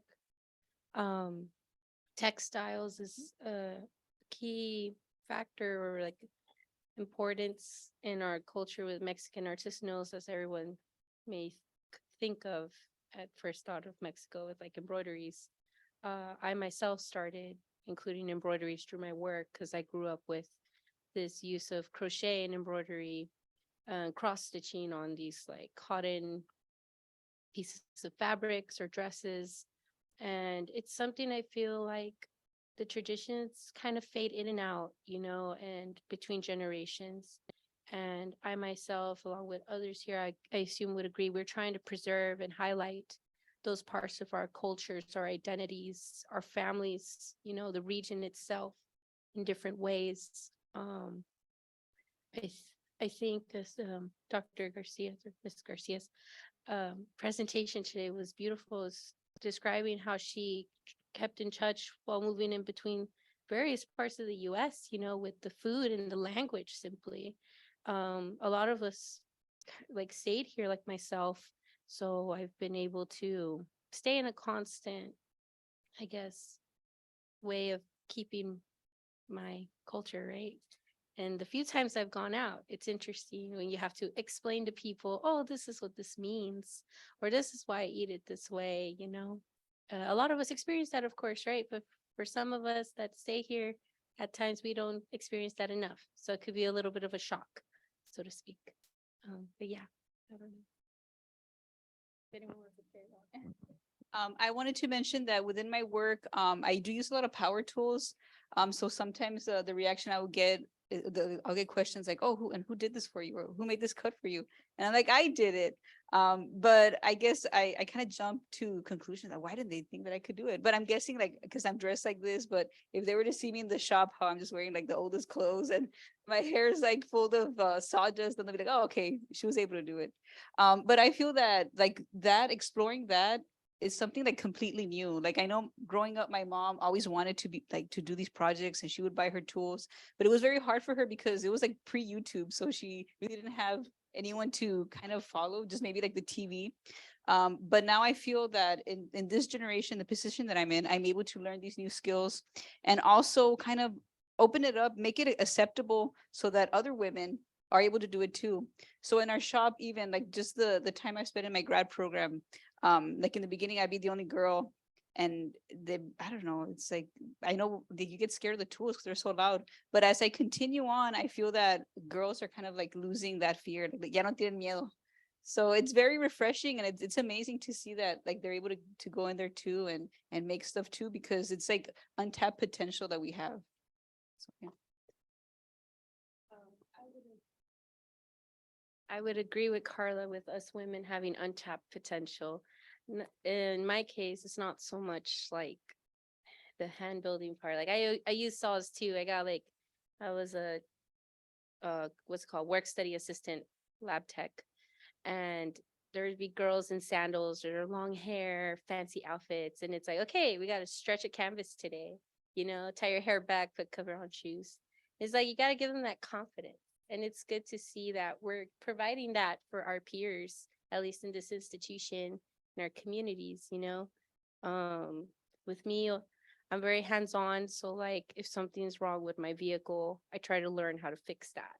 And a lot of men at the mechanic shops are like, oh, you're a woman, what would you know? You know, it's like, well, there's YouTube University for us, right? So people being like, I feel like if you just take the time to learn and you're really determined to complete it, it'll happen. You know, and the same thing with art. If you want to create this environment or for the viewer to experience and share your vision, like it is possible if you put yourself, te pontes las pilas, right? Or ponte trucha, like get to work and it'll happen. And so I'm happy and look forward to seeing more women, especially to keep doing that with things that people may assume we may not be able to complete. Yeah. Questions from the audience? Any questions? Comments? There was a question from Zoom, and what was the video, the orange ball behind you when you were having your presentation? What do you think the video, what did it look like? What did the object in the video look like? A tortilla. As was a tortilla, but with food coloring where all the colors merged somehow. But unfortunately it didn't play, but it got flipped and then flipped back.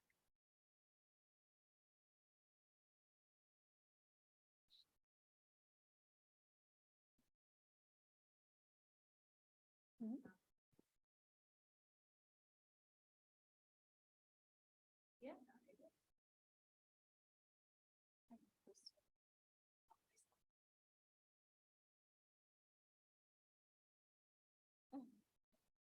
Want to try this one? Okay.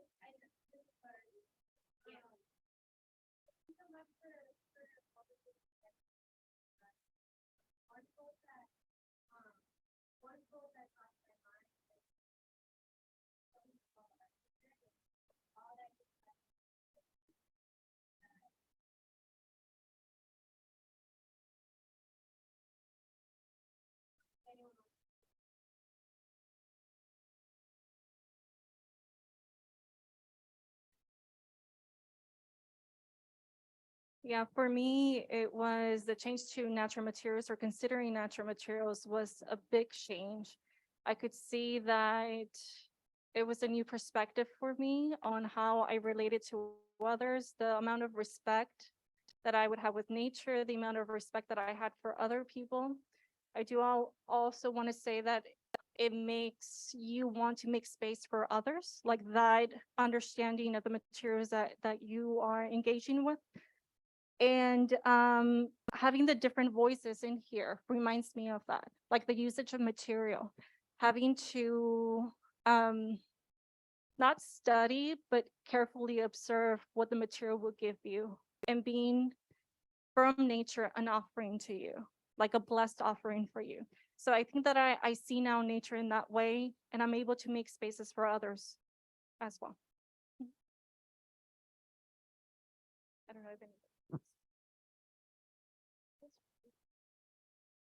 Sorry, I talk a lot. As that making artwork about birds or nature of the valley in the form of printmaking.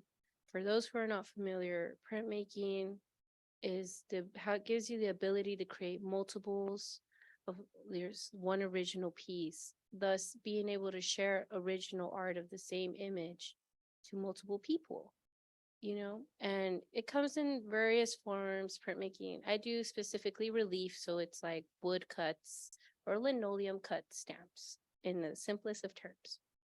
And being able to share my prints of birds with people or the nature has made them appreciate home or realize, oh, there's nothing in the valley. And then later on, they're like, oh, there's this culture, there's this unique nature to it. They may be far away. I've had a lot of friends who like go to the East Coast or West Coast or the Midwest, and they're like, hey, Ceci, do you have anything that could remind me from home? I'm like, yes, or I'll recommend someone, I think that's for me, like something that's changed me, appreciating what we have here in the region, especially staying here for college. Help me help others realize their appreciation for home. And so, yeah.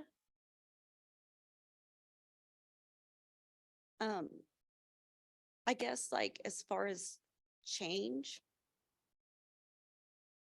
I was really searching for that to happen, and I wanted to embrace that with my work and change within myself, because I needed to find a way to connect to my heritage that I wasn't able to grow up with and learn and be with as a child. And so with that, it was so difficult. It was so difficult because it was like,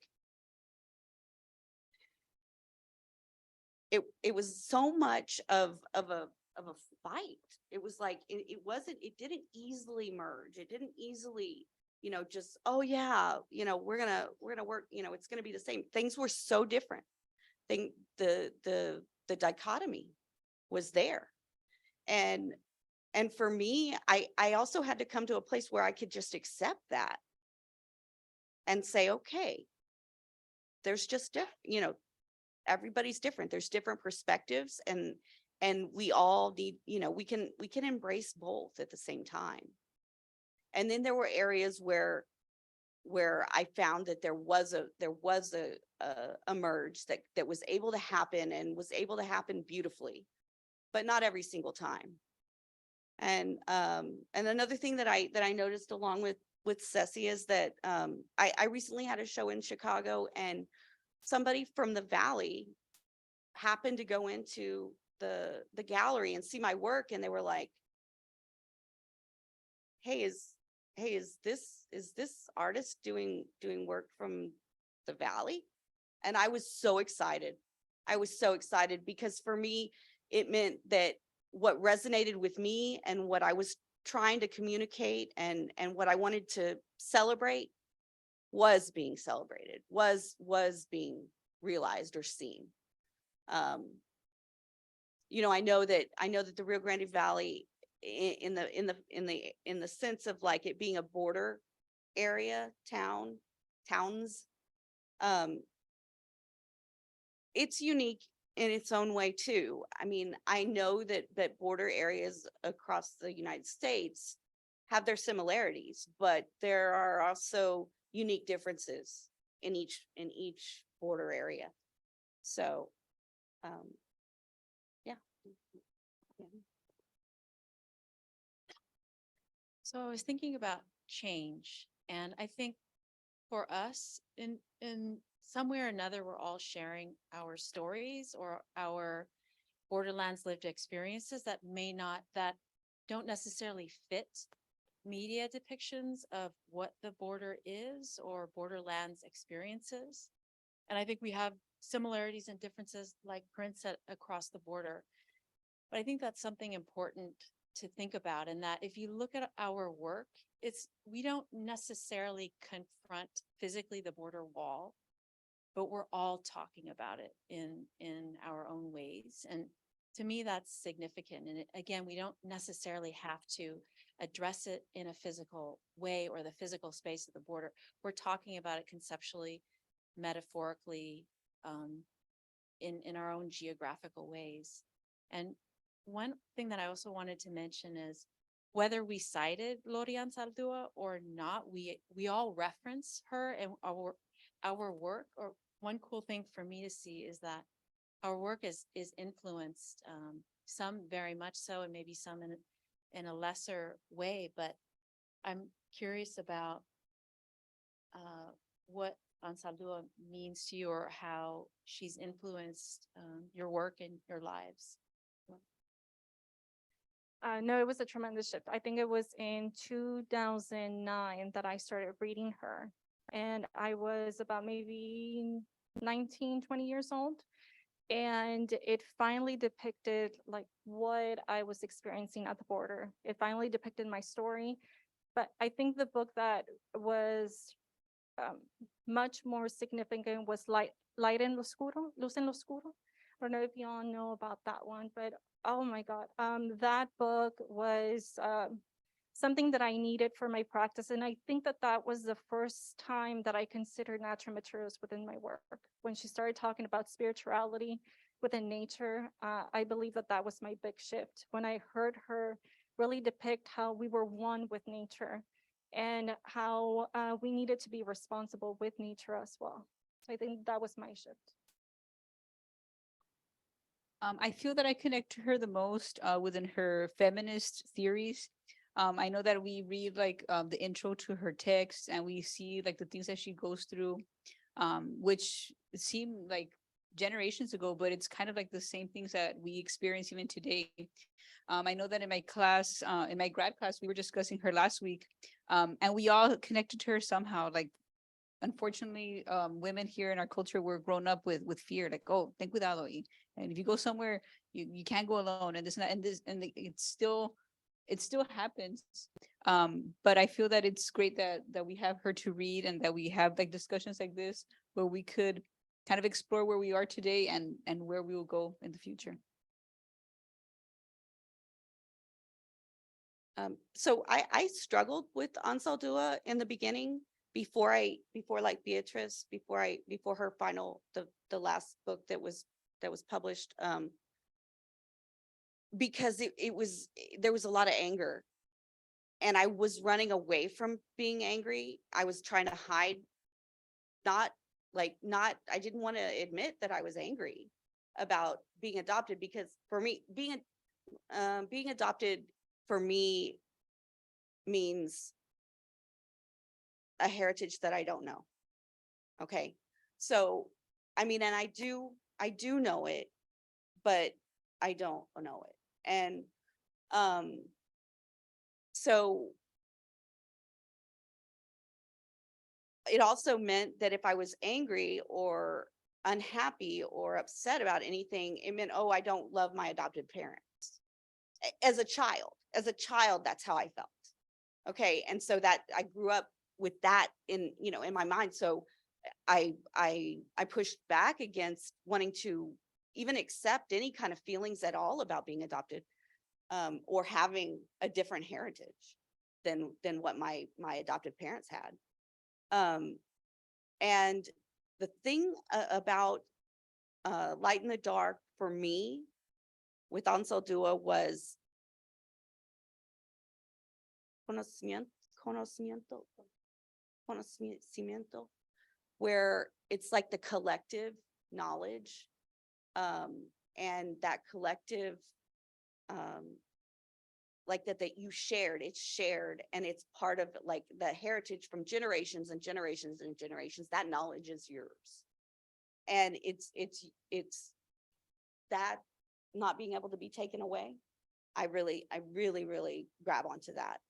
And of course, Nepantla, the sense of Nepantla, because that was my safe space. That was the space where it was okay to love Spanglish, to love a Tex-Mex language. And that is the biggest thing that it's given me. I think that she's given me is almost like a pass to be allowed to get to this destination where I love, and I can accept both parts of me. For me, Gloria Anzaldúa, like I've heard of her briefly, and then in college, I took a Women in Chicano art movement, and we had some readings from her, but it never really clicked to me until last spring. We had a conference in her honor here on campus, and seeing how she's impacted people in like various different ways resonated with me, you know, seeing how like they mentioned, they each have their unique experiences and connections with her writings, really like opened my eyes of like how much of an impact this woman created for us, you know, and for the communities all over along the fronteras, you know. And for me, like I mentioned in my presentation, the having your home on your back, like anywhere you go, you'll have some bit of home with you somehow, especially now with technology, you know. Imagine back then where you just have to write or you had photos.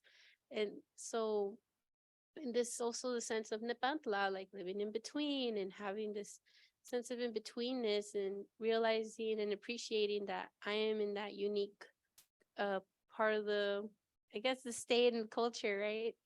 Country, having this unique culture and community, being proud that I'm from here. You know, I think she helped me realize that more. So yeah. Thank you so much for these presentations. We do have to move locations to the Jeffers Theater for Ronald Rael's keynote, The Expanded Borderlands. But yes, let's clap. We can clap several times. But I do believe some of the artists are also headed that direction. So perhaps there can be some informal conversations on the way. Thank you. And so that is at the Jeffers Theater.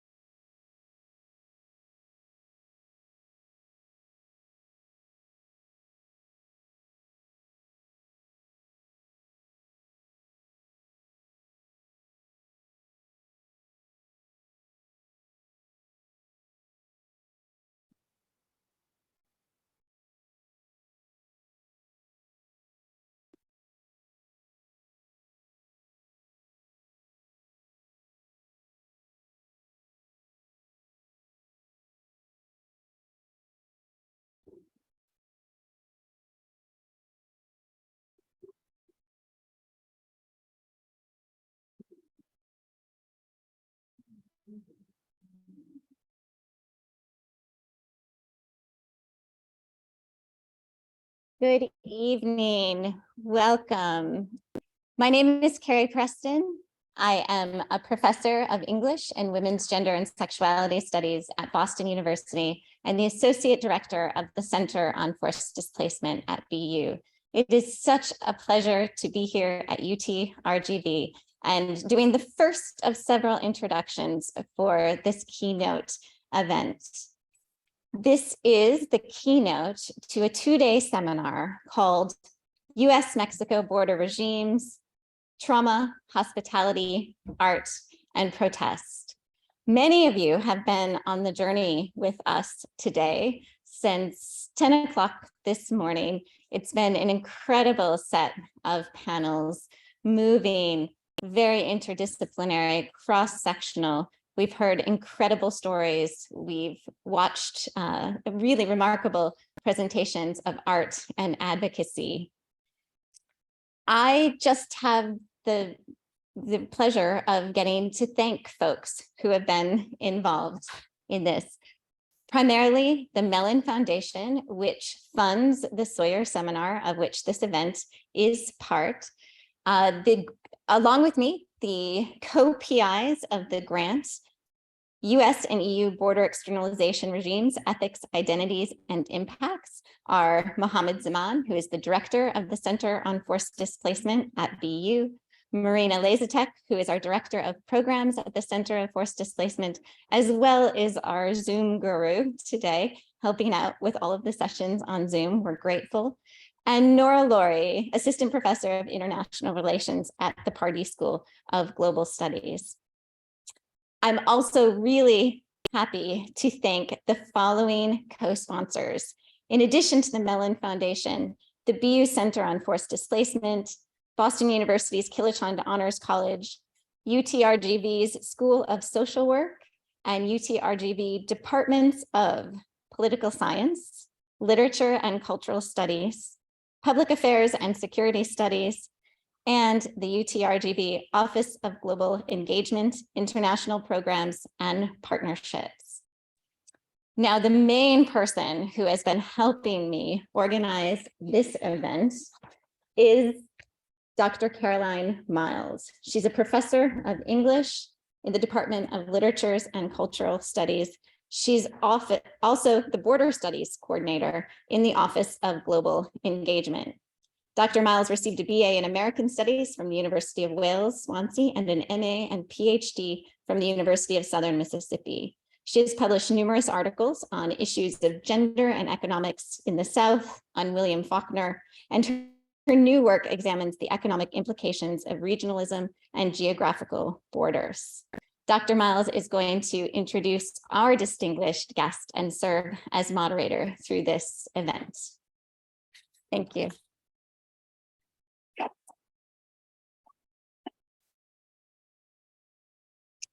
Thank you, Carrie. It's been an amazing opportunity for me and others and UT-RGV to collaborate with Carrie Preston and others from Boston University. And it was this collaboration that resulted in us being able to bring Ronald Rael here, which we're super, super excited about.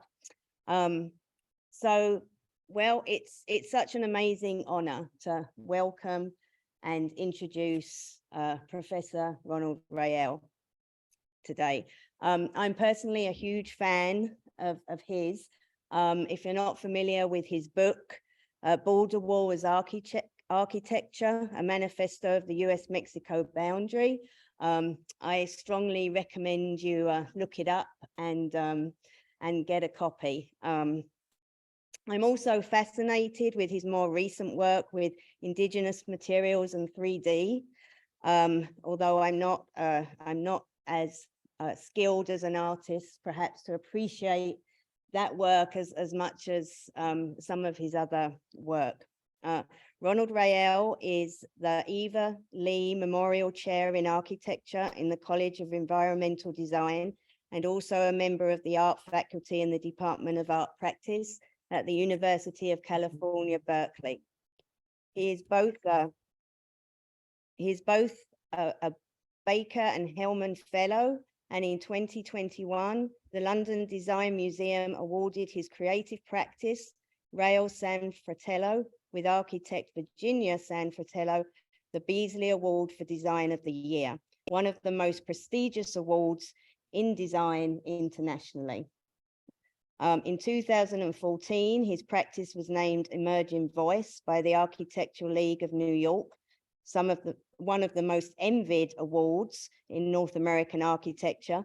And in 2016, his practice was also awarded the Digital Practice Award for Excellence by the Association for Computer Aided Design in Architecture.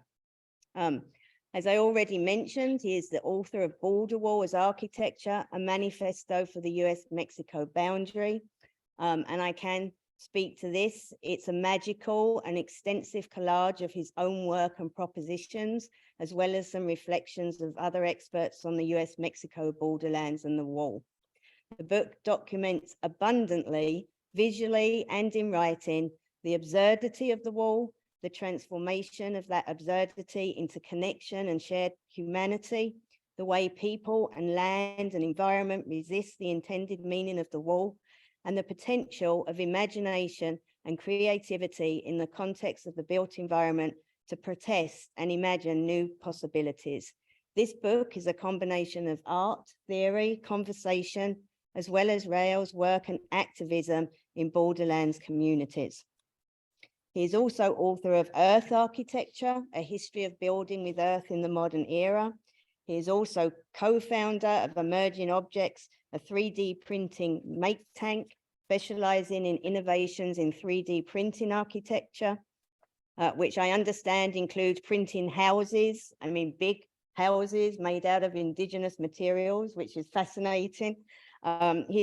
He also has a residency with Alight, a global humanitarian organization, and is doing extremely amazing work, giving migrants and youth in the global south access to 3D printers and ceramics so that they can earn incomes. The migrants can earn incomes doing this on their journeys. He is also well known for building centuries-old mud ovens, hornos, in shelters in Mexico to bring migrant communities together around food. Well, he has held too many positions to mention, published too much to list. His work can be seen in several documentary films by the Museum of Modern Art, including an Emmy-winning documentary film. And he has work in permanent collections like the Museum of Modern Art in New York and the Smithsonian Design Museum. And I'm sorry for all the accomplishments I've left out, because I know there are some, but I can't go on any longer. I just wanted to conclude that, to me, a striking characteristic of Ronald Rael's work is that in a uniquely innovative way, he combines art, the aesthetic, design, problem solving, and activism, change and transformation. So with that, please all join me in welcoming Professor Ronald Rael.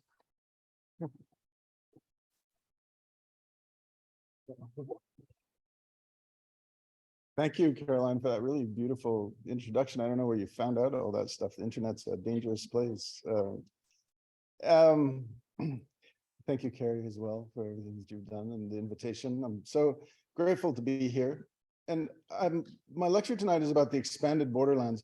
And you touched on this a little bit, but I've spent a very long time studying the wall, and I've restricted myself not to study the borderlands because it's very difficult to separate myself from the wall itself. And the book that Caroline mentioned is, in my opinion, a biography of the wall. And I'll talk about that a little bit.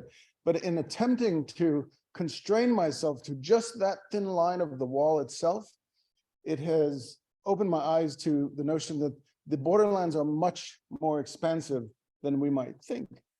And so I'm going to attempt to tell that story tonight. Las fronteras nos dividen, pero la tierra nos une is a sign that I saw thrown alongside a bunch of pile of wood at a migrant shelter in Nogales, Arizona. And I thought, what a beautiful sentiment that borders divide us, but the earth unites us, or the land unites us. And I believe that to be true, and I'll talk about that in a number of ways. But I also think that the border is also a place of unity. So we can think about how we define a border. We can think that a border is defined as the place that divides two countries, or we can think of a border as a place that unites two countries. And we can decide about how we move through the world, thinking about it from that perspective. In terms of unification, the borderlands are really interesting, and we heard in many stories today. What a bunch of wonderful presentations. Thank you very much for all those presentations. I was really moved. We see how the borderlands becomes a hybrid place because of all the things that come together in the borderlands. Languages come together in the borderlands, food, different ideologies and philosophies and religions and political beliefs and people, and they come together in ways that are really beautiful. Sometimes they come together in ways that are very violent and horrific, and sometimes they come together in ways that are really ridiculous. And so I like to think about all the ways that things come together and that things are separated in the borderlands as a productive way of being a designer, being an artist in the world. And this photograph, for me, exemplifies this relationship between the things that come together in the borderlands, the humor and the horror. And the horror stemming from the militarization of the border, xenophobia, the struggles of poverty and immigration, and then humor often as a response to those kind of hardships. This was a National Geographic photograph from, I think, 1910. It was entirely, it's not real. It was set up for the photographer to take this actual photograph. I also want to talk about this idea of the expanded borderlands, and I want to ask the question of where is the border and when is the border? I want to think about the borderlands as a place that spans geography and geology and time, because I consider myself a borderland citizen, but I'm not. It's not the borderlands that you might be thinking about. My creative practice and my ancestral homeland is in southern Colorado and northern New Mexico, in a valley that spans the border between Colorado and New Mexico. It's bordered by 14,000-foot mountains, and it defines the northernmost territory of Mexico prior to the Mexican-American War. These were the borderlands of the previous borderland, before the border crossed us, as many people say. And it's also the headwaters of the Rio Grande River. And so it's interesting to me to be here at the place where the river is about to dump into the ocean, and to come from the place where the origins, because we also call that the valley, and I'm here in the valley, and the stories are so similar and interesting to me. But those stories also span time. And there are three topics that I think of when I'm making my work, and I'm going to talk about tonight, related to the historic US-Mexico border and the contemporary US-Mexico border. And that is the militarization of that border, issues of child separation, and labor and enslavement. The historic US-Mexico border was heavily militarized, especially in Colorado. And there are a number of military forts that still exist there. And they are historic sites that you can visit and learn about history. You've probably been to those places both here as well, or all throughout the country.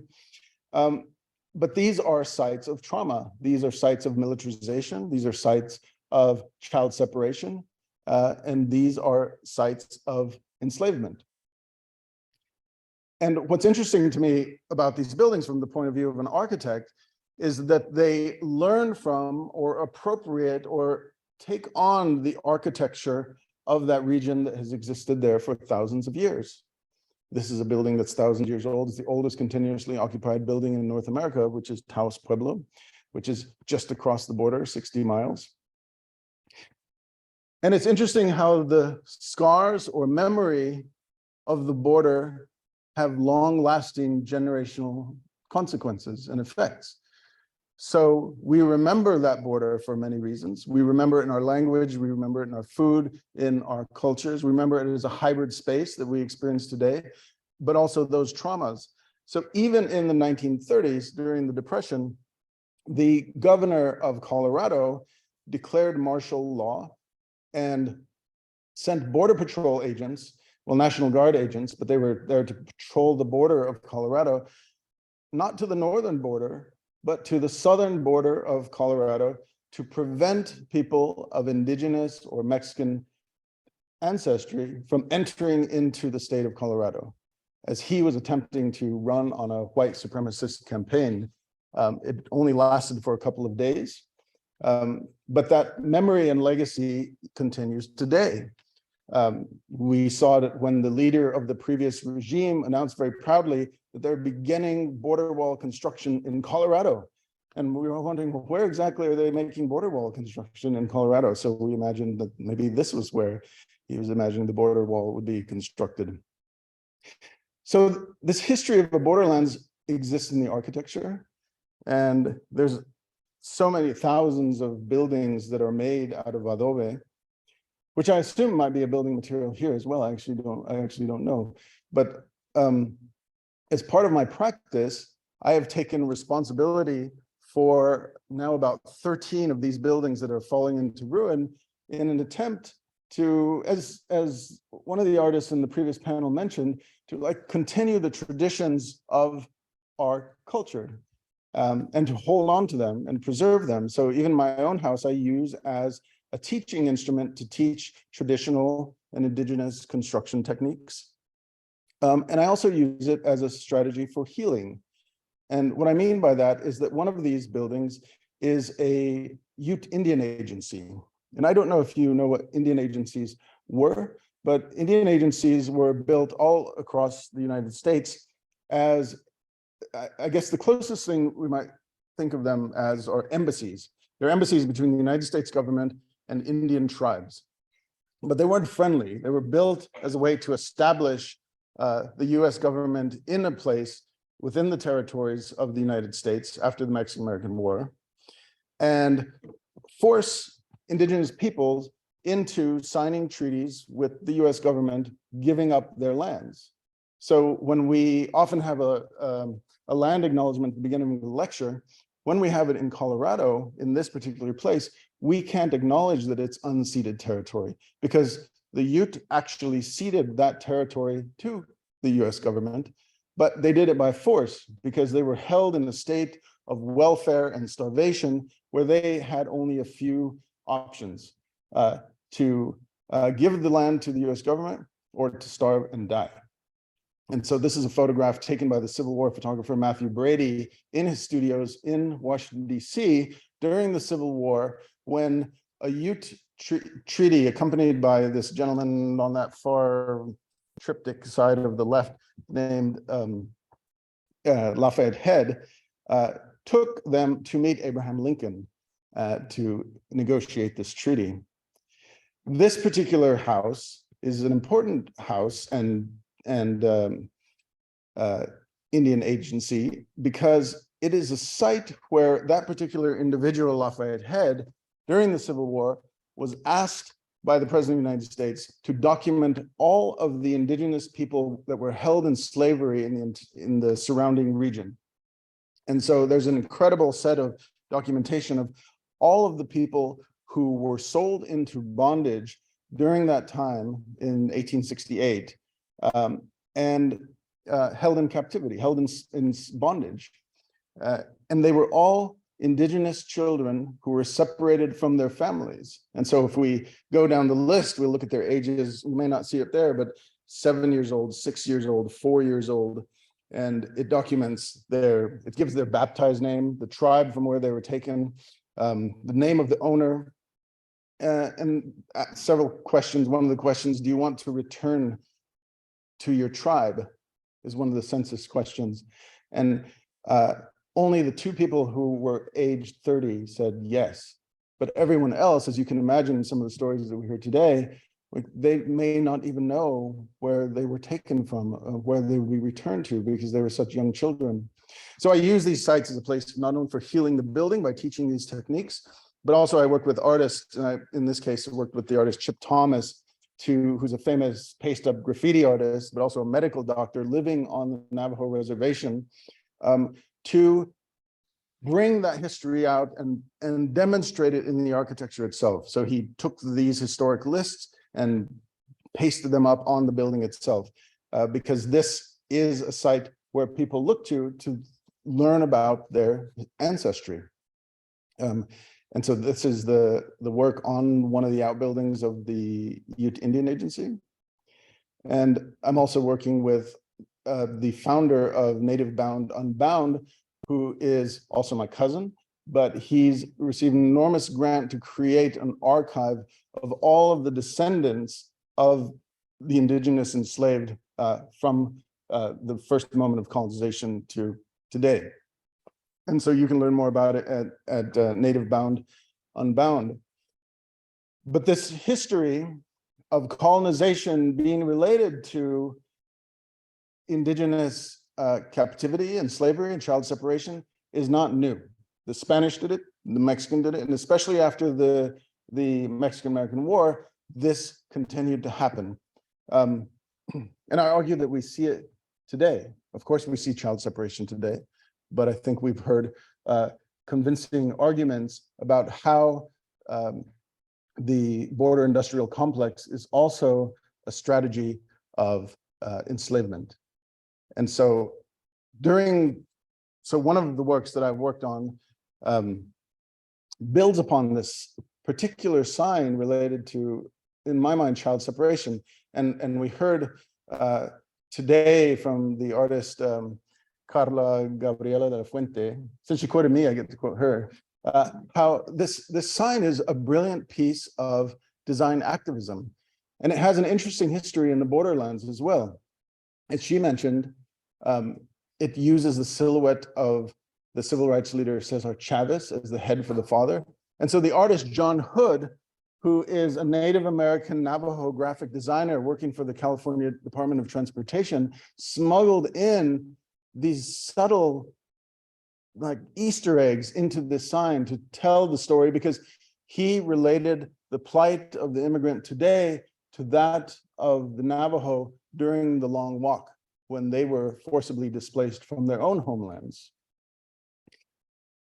During the time that there were lots of news about child separation at the border, and we heard it every day on television, the radio, and this was during the pandemic. A lot of my friends were protesting or attempting to protest, depending on where they were in California. And I wanted to also build upon the genius of this sign. And to highlight this issue of child separation. So I made one simple move, which was to turn the family to face each other and say reunite. And I made this sign available to download freely on the internet, and people started downloading it and using it in protest.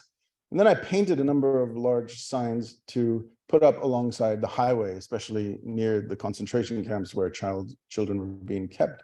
But it caught the attention of the For Freedoms campaign, which is the largest public art campaign in the world. And they invited me to place this sign on an enormous billboard alongside the highway so that it could reach hundreds of thousands of people, bringing attention to that issue.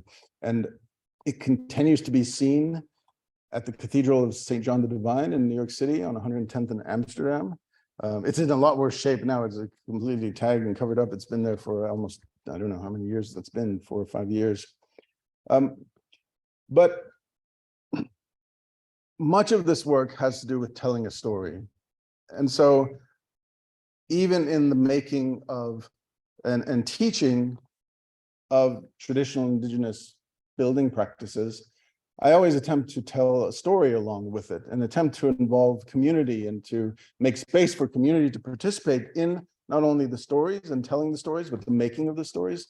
So a lot of my work involves community. For example, and in fact, 15 years ago, I designed a place of worship for my own community. It's the oldest Catholic church in the state of Colorado. And they wanted to celebrate a place to pray the rosary. And they had been given a small donation, well, kind of a large donation from someone who had died from the community. And so with the community, I envisioned a vehicle to learn traditional building techniques of making adobe and to design a place where not only the community could come, but anyone could come to reflect and have a space of silence and take a journey. So rather than take a pilgrimage a long distance, because they had a small plot of land, created a labyrinth where they could take an inward journey to reflect upon whether religious beliefs or their history or their culture.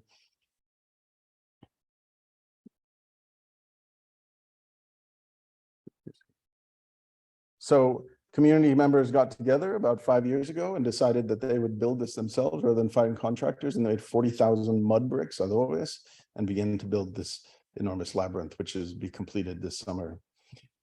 I also teach indigenous and traditional cooking techniques. And I don't know if this is a tradition here, but it is in northern New Mexico and southern Colorado to build hornos. And I teach students how to do this. And it's become a vehicle for activism, I guess. And so I've built these hornos in a number of places. This particular horno I made out of the recycled bricks of a Mexican-American schoolhouse from the WPA era in Colorado. And I shipped those bricks to a really interesting parcel of land in Virginia. It's a tiny little sliver of land that inserts directly into the Trump winery. And so we call this the Truth Horno, and where communities from that place in Virginia could gather around and tell stories, and the families and the migrant community who work in the winery could come there. But it wasn't owned by Trump. And so we were invited, a few artists, Arlene Correa Valencia and Ana Teresa Fernandez and myself, were invited to make what we call the Truth Farm. So in this tiny sliver of land, when you're upstairs on the hilltop drinking the delicious Trump wine from the winery, you look down and see this enormous table that spells truth. You see the little horno over there in the corner, and people can come out and say, unfortunately, the Trump family was not so happy about this, and they built a border wall around this piece of land made out of trash. But I continue to work on these hornos, and now I'm working on them with the American Refugee Committee, now known as ALIGHT, and working on a project where we can create this cooking infrastructure for use in tent camps and migrant shelters and refugee camps around the world by creating an inflatable mold, and then using this inflatable mold to pack mud around very quickly, deflate it, and then make these kind of cooking technologies, a cooking technology that migrated to this country 400 years ago. And so that's on the right is an example of the horno made with the inflatable, and on the left with the mud bricks. And then this is at Berkeley that we made this with students, but then inviting communities to come and share their cooking practices in these hornos. And then probably the one that's incredibly meaningful to me is an horno that I constructed in a migrant shelter in Nogales, Mexico. Me encanta. It was Aquí documented in this construimos, reconstruimos personas. but you can Y watch it. reconstruimos la humanidad. You can watch the entire documentary. Como te digo, soy guatemalteco, ya no soy ningún muchacho jovencito. Acostumbramos a hacer el pan según la costumbre de nuestro pueblo. Tú me dices si se está abriendo, ¿eh? Para poner más madera, porque ya estamos muy close. So I came to this shelter as just an instigator to build community, to make a place that people from many different parts of the world and that spoke very different languages in many cases. There were people from Russia, from China, could come together around that horno, share recipes, share warmth, share stories, and build their community, because especially during that time, people had been there for a very long time, that there were people there for almost a year. There had been children born there. There had been romances formed there. And so it really became a community around which around this horno. But they began to produce so much bread that they had the potential to serve the community outside the walls of the shelter as well, which was really amazing. And so I talk about the ways that things come together. I've talked so far about the way people come together, the way history might come together, the way we can heal. But I'm also interested in how other things come together in the borderlands, like the making of adobes traditionally, and also technologies. And so I've been working on a project that I call G-Code Clay for about 7 years now. And this project is really about attempting to do the same things I do with my hand, but using a robot. And so 7 years ago, I started making weird things like this and weird things like this, not knowing necessarily what they're good for, but knowing that I had a particular goal in mind, which was to think about how we can make adobe structures made out of clay. And so I wasn't a ceramicist, but I began to investigate the way that technology might be used to shape ceramic objects. And then I couldn't help but the fact that one day I was at the border, I was in El Paso, and the leader of the previous regime announced that there were a lot of bad hombres at the border. And I thought, oh, that's really interesting that there are bad hombres at the border. He didn't say they're bad hombres at the border, he said they're bad hombres. And in the art world, an hombre is a gradient between dark and light. And I thought how sophisticated he is to understand this gradient of cultures that exist along the border. So I produced a set of objects that I called bad hombres. And these bad hombres use clay from the Republican state of Georgia and clay from the Democratic state of California to think about how those worlds could come together in a single object, and to show how these objects both highlight the differences and the similarities, how we can look at the entire object as one thing, but we can focus in on the details and see the distinctions. And so these are the bad hombres. These are now in the permanent collection at the Smithsonian, which is really a great honor, which you mentioned. So you can see these at the Smithsonian Renwick in Washington, D.C. right now, these bad hombres. But what excited me about this is that maybe we could take actual soil from the ground to make, instead of buying these clays from these different states, take the actual soil from the ground. And so I worked with the University of Texas, El Paso, to both in the ceramics department and the geology department, to devise a way that we can look for clays that are appropriate to make pottery, looking at the history of pottery in that borderlands region, and to teach people and give access people to 3D printing. So in order to do that, I made this computer program. I don't know if it's a video or not. It's not a video, but it's called Potterware. You can see it at potterware.com. But basically, instead of using your hand, you use a series of sliders, and you can make those kind of weird ceramic objects that I showed. And so we invited 25 ceramic artists from Juarez and El Paso to walk around with us, to dig up clay and to use a 3D printer. And we found these amazing complexions of clay in the borderlands. So these are clays from both Juarez and El Paso, and from whites to reds to browns, even some greens. So a lot like us people from the borderlands. And I asked them to each make a single pot, and they ended up making 10 pots each, like 250 beautiful, amazing pots out of the clays from the borderlands. And so thinking about how you could take the dirt again from the site and make something inspired me to think, okay, maybe we can go bigger with this. Maybe we can make a version of this where we create a bigger machine to make much larger objects, because ultimately this was my goal, to think about how we can build spaces, how we can build maybe architecture. And it started with a simple sketch like this that I sent to a robotics company, and we came up with this, which is now a robot that you can buy that can make lots of pots. But the idea is that it can make one big thing, potentially a space. And then we realized we had to figure out how to push a bunch of clay through it. And so this is a kind of a manual 3D printer, just testing how you can push a lot of clay through a tube. And as we got better and better, we got more confidence to think about how we are at the frontier of the new building technology, a frontier that looked at the tradition of building with adobe and looked at the new technology of robotics. So I called it Mud Frontiers. And once we were confident enough, my team at Emerging Objects took this out to the borderlands in El Paso and later in Colorado, testing for the first time in the borderlands the printing of mud using a robot. We also explored ways to make pottery in the actual structures themselves as kilns.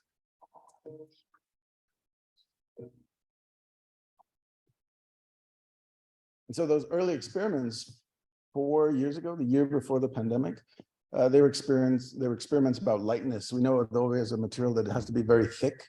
In this case, we can make it 3 inches thin because we could undulate it and corrugate it and gave it incredible strength. Thinking, since we want to make architecture ways to print things like stairs, for example, thinking about how we can make a kiln to make fired pottery using techniques that friends from Taos Pueblo taught us. And just imagining new structural possibilities, ways to make spaces for gathering, furniture, fireplace, and just really studies, experiments.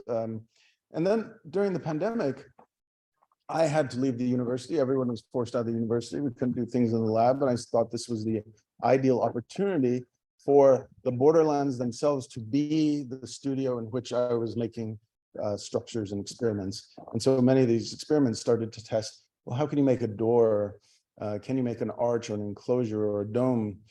How can we print faster? Because we have to put down the mud, let it dry. So if we put down the mud and then move the robot and print again and move the robot, we could actually print much faster. And what does it mean when you're printing faster and you're starting to make a multi-cellular dwelling? You're starting to get towards architecture.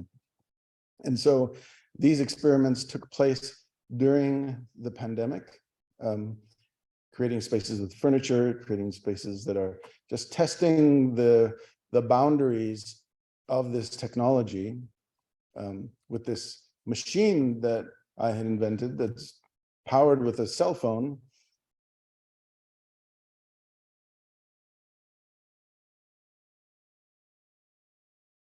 You have a question?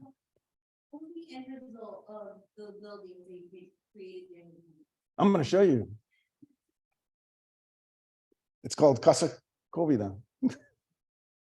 I know Covida is not a word, but it sounds a little bit like COVID. Oops, where are we? I lost my place.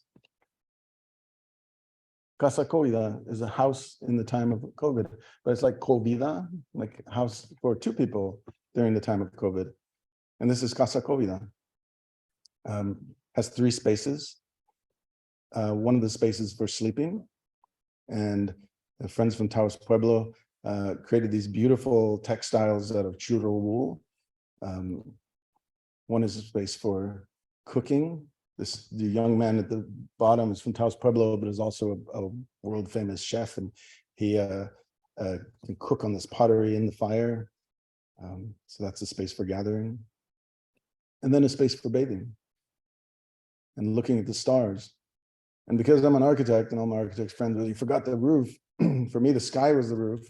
I decided, well, what kind of Borderlands roof would we put on? And I thought an inflatable structure, because we all look up at these inflatables all the time. But in this case, this beautiful pink inflatable that creates this amazing quality of light inside the space. But it's more like a cherry on top of a chocolate sundae. And so more recently, this past summer, I was invited to the coincidentally named Frontier Drive-In, where they were renovating a 1955 drive-in theater to make it a place to stay, but also to watch films. And so the first thing we did was we had a Borderlands Film Festival, introducing the contemporary Borderlands and film to the historic Borderlands. This is a site that is an agricultural site surrounded by these center pivot sprinklers. The site of this theater is somewhere in there, but also these amazing silos.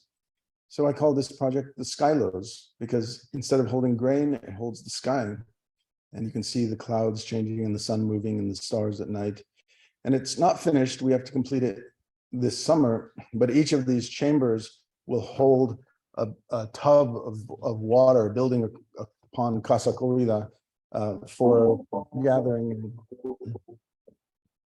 and performance and contemplation. I don't know if you would say, well, I'll just let this video run.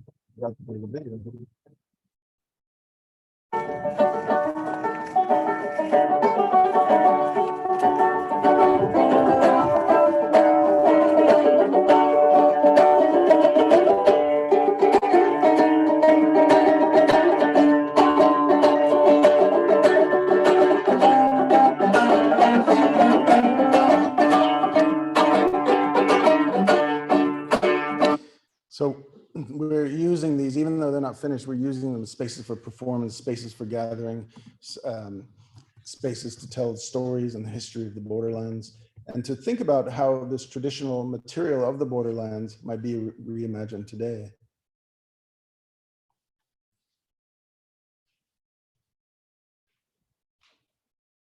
So just a few examples of how Skylos was constructed. You see, there's my a former student there. It's making buildings with a robot. It's kind of like a security job. It's really boring until something bad happens, and so everybody's just standing around, watching the little mixing of mud. I have a lot of videos there, but that's Skylos. As was mentioned, I wrote a book called Border Walls Architecture that I think is a biography of this wall that we all know very well, of which there are approximately 800 miles of. And in that book, I tell the story of the wall, and I do it through a series of illustrations and models that I call recuerdos, or souvenirs, because I wanted us to remember the time we built a wall and what a crazy, ridiculous idea that was. But it tells many stories, some of which we heard today, but it just goes through a litany of stories about the wall stopping animal migration, stories about how the wall is a place of gathering. I love this one where there's binational yoga classes at Friendship Park near San Diego, Tijuana. And I feel like they're all doing the monument pose. I don't know if that's a yoga pose. But in those illustrations, I'm attempting just to tell stories through commentary. And so this particular wall I call the swing wall, because two people could get inside of it and swing over to the other side until gravity deports them back to their own country. And so, this one here I call Cactus Wall. And I always mention that many people got very angry with me because I said, they said you're proposing a cactus wall so it would cut up people and poke them and keep them out. But it's really a story that I'm telling about one of our most pristine landscapes, which is Organ Pipe National Monument, which is a wilderness where no vehicles are actually allowed to be. But instead, bulldozers went through Organ Pipe National Monument, mountains were blown up, and this wall was built there. Now it's heavily patrolled and trafficked. And it's just an illustration telling the story of a reconsidered investment in the restoration of those landscapes and the same kind of intensity of investment that might happen in those landscapes. One of the drawings was called Teeter-Totter Wall. And the original illustration from 2010, I think, when I first drew this, is drawn on that original survey when two engineers, one from Mexico and one from the United States, got on horses and donkeys and went all the way from San Diego, Tijuana, all the way to El Paso, laying out the line of where the border would be. And this is a story about the border being a metaphor for the imbalances between wealth and poverty, and between labor and trade. And so it came in the form of the drawing and this little recuerdo. And this particular set of drawings and models got a lot of attention. And I thought, well, maybe it would be good to actually build this in the world. It seemed like a buildable version of many of the things that I was proposing. And so I decided to say, what does it mean to actually build one of these things?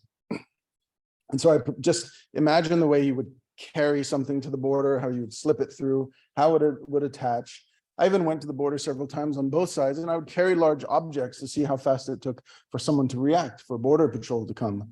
It's about 8 to 11 minutes if you carry something. They come faster if you come from the Mexican side and carry something very large. And then with friends from a group in Juarez called Colectivo Chopeque, we made this in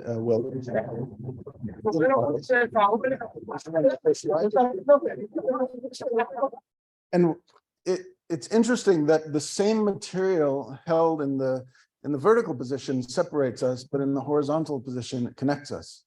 And what does it mean to insert that material and use the material. I don't know what happened. There we go. To connect people. And what does it mean to smuggle in forms of activism into a place like the artist John Hood, who designed that beautiful sign? And so the metaphorical fulcrum becomes the literal fulcrum, this fulcrum on which is anticipating and waiting for the arrival. While it's the same material, we wondered what color it should be. And with the group Colectivo Chopeque and Juarez, we acknowledged that despite us using play as a form of activism, we wanted to acknowledge that this was a site of violence. And everyone agreed that pink was the right color, because in Juarez, pink is the color used to remember the women who were killed during the time of violence when Juarez was one of the most violent cities on the planet, and to just remember that these are spaces of violence. Never intended necessarily to use this teeter-totter wall, even though it was designed for this place.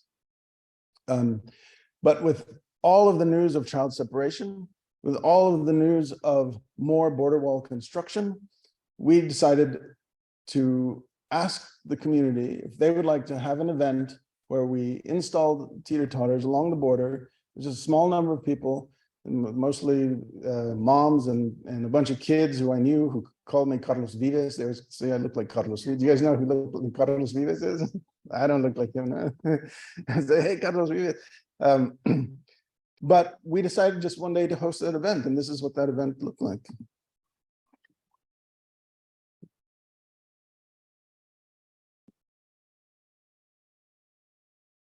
I'm scared to death. I'm running to the wall as if it's this giant dragon, and then it feels like I'm stabbing this dragon or deflating the incredible pressure that existed in the country at that time. And no sooner did I stick that thing in than as a kid was on it and writing it, and everybody was laughing and having fun. Within 8 minutes, the Border Patrol arrived and said, "What are you guys doing?" And we said, "We're having an event with the families." And they said, "Okay." And they just pulled off to the side and watched. Very soon after that, the Mexican National Guard arrived, heavily armed.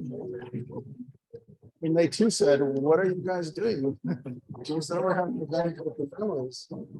And the moms on that side are a little bit more aggressive. They're like, "Get out of here. Like, we're just having fun." And so they stood back and watched. And then I invited Border Patrol and the Mexican National Guard to ride the teeter-totter together, but they said that wouldn't be very professional, so they didn't do it. But no one ever told us to take it down. We never asked permission to do it.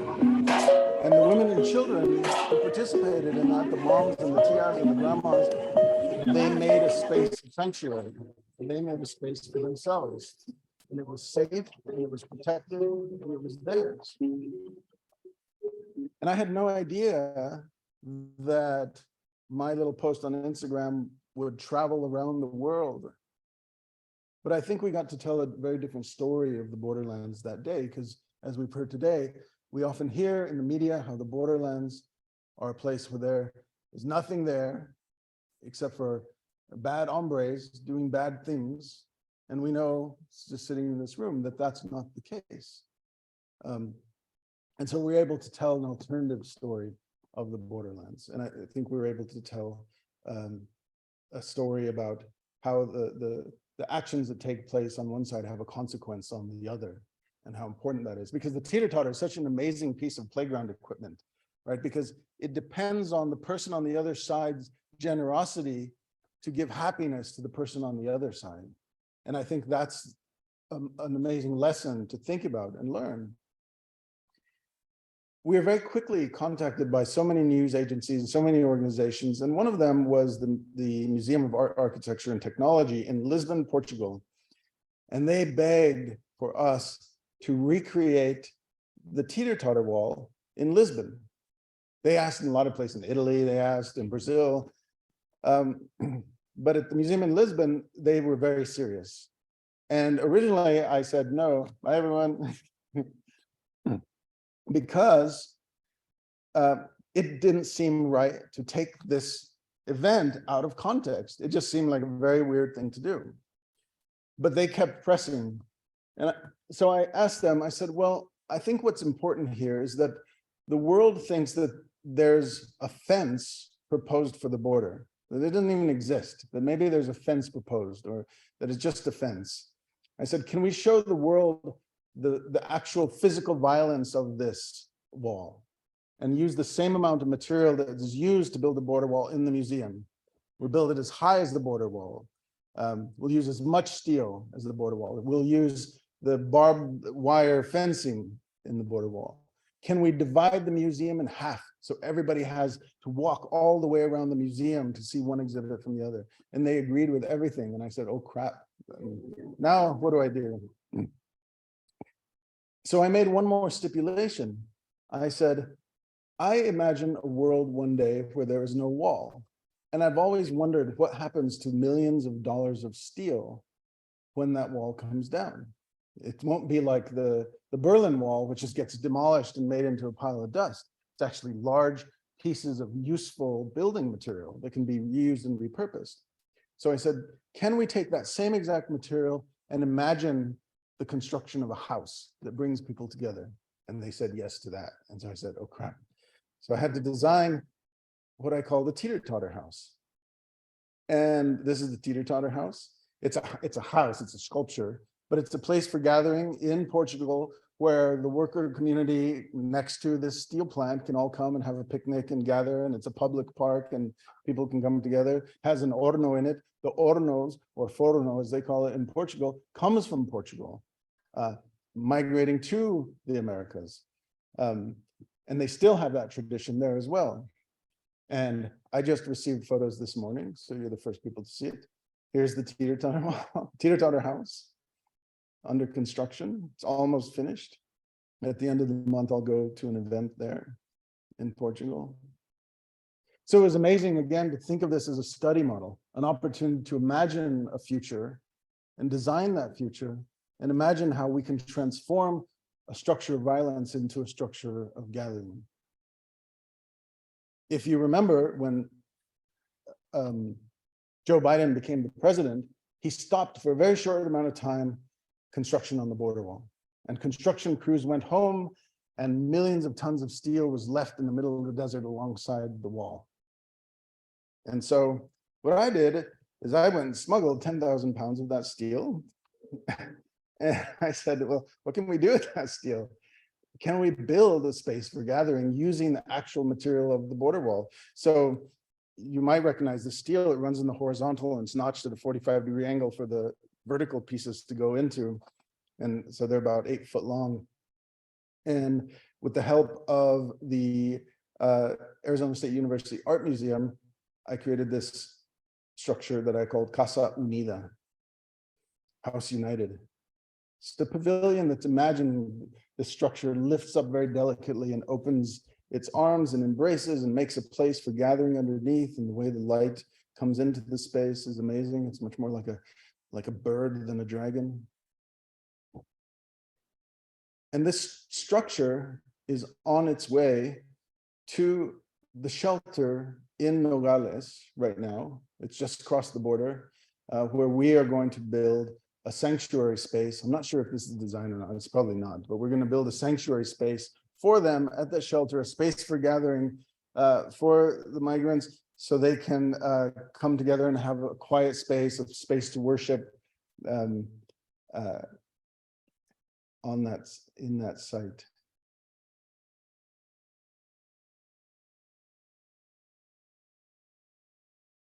So that's Casa Unida.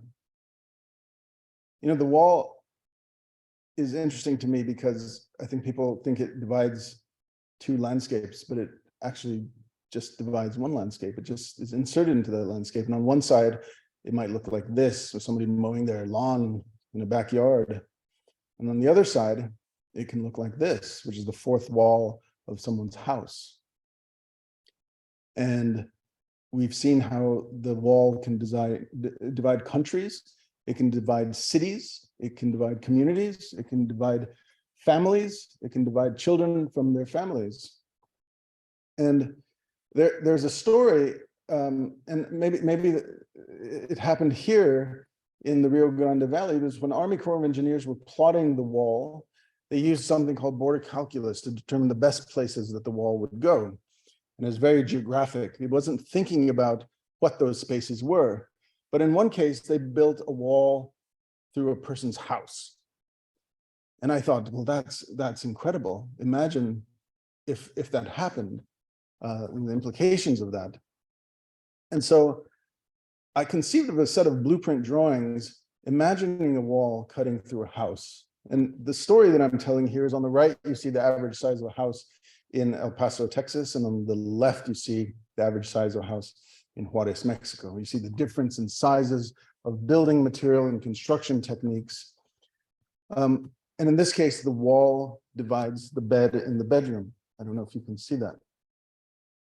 But alongside Casa Unida, I had the opportunity to make Casa Dividida, house divided, which builds upon these blueprints that were drawn also like in 2011 or so.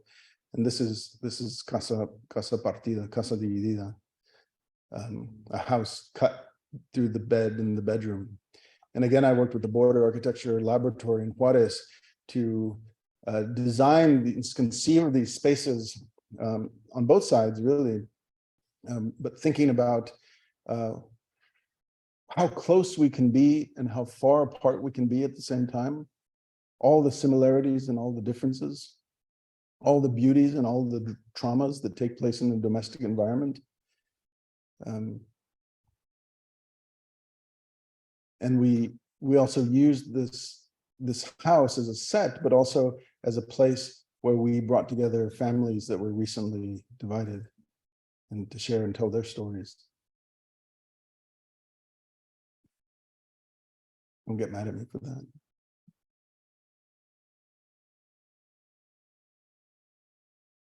Another drawing divided the kitchen in the dining room. And this is the other side of Casa Dividida. Again, telling the stories of the similarities and the differences, the bird cage, the little doggy bowl, the bills, the drugs, the firewood, the Cheerios, and there's also a lot of work is embedded with Easter eggs. There's a picture of a house in the back there that's cut in half right in the middle of the house. And I don't know if you notice on the other side, there's images of pottery, like Southwestern pottery. And there's this trastero, this cabinet on this side in this image that is actually the same trastero as this, the same cabinet as this. And then there's this kind of traditional pottery on this side that's actually used. You know?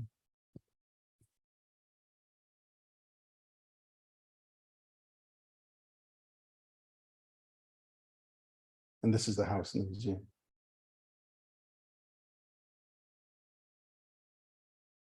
So I want to end with just a thought that I was thinking about during this symposium. And going back to the time and geology and geography. And I was thinking about how the very first border line of the contemporary US-Mexico border was marked with heavy rocks. As those engineers traversed the landscape, they made these cairns, these stacks of rocks. And ranchers sometimes went out there and they got the rocks and they lifted it up and they moved it and they built it so they could expand their ranch. And then somebody moved it back. And that border became a border in flux. It became a border that was moving, despite their idea that the border could be fixed. And here in the valley, the border is defined by the river. And the river is also a condition in flux that has historically moved. And there's been conditions where the river has actually shifted and moved during the time it was defined as a border. And there was in El Paso and Juarez, it was 100-year-long binational conflict about a particular piece of land where the border the river had moved.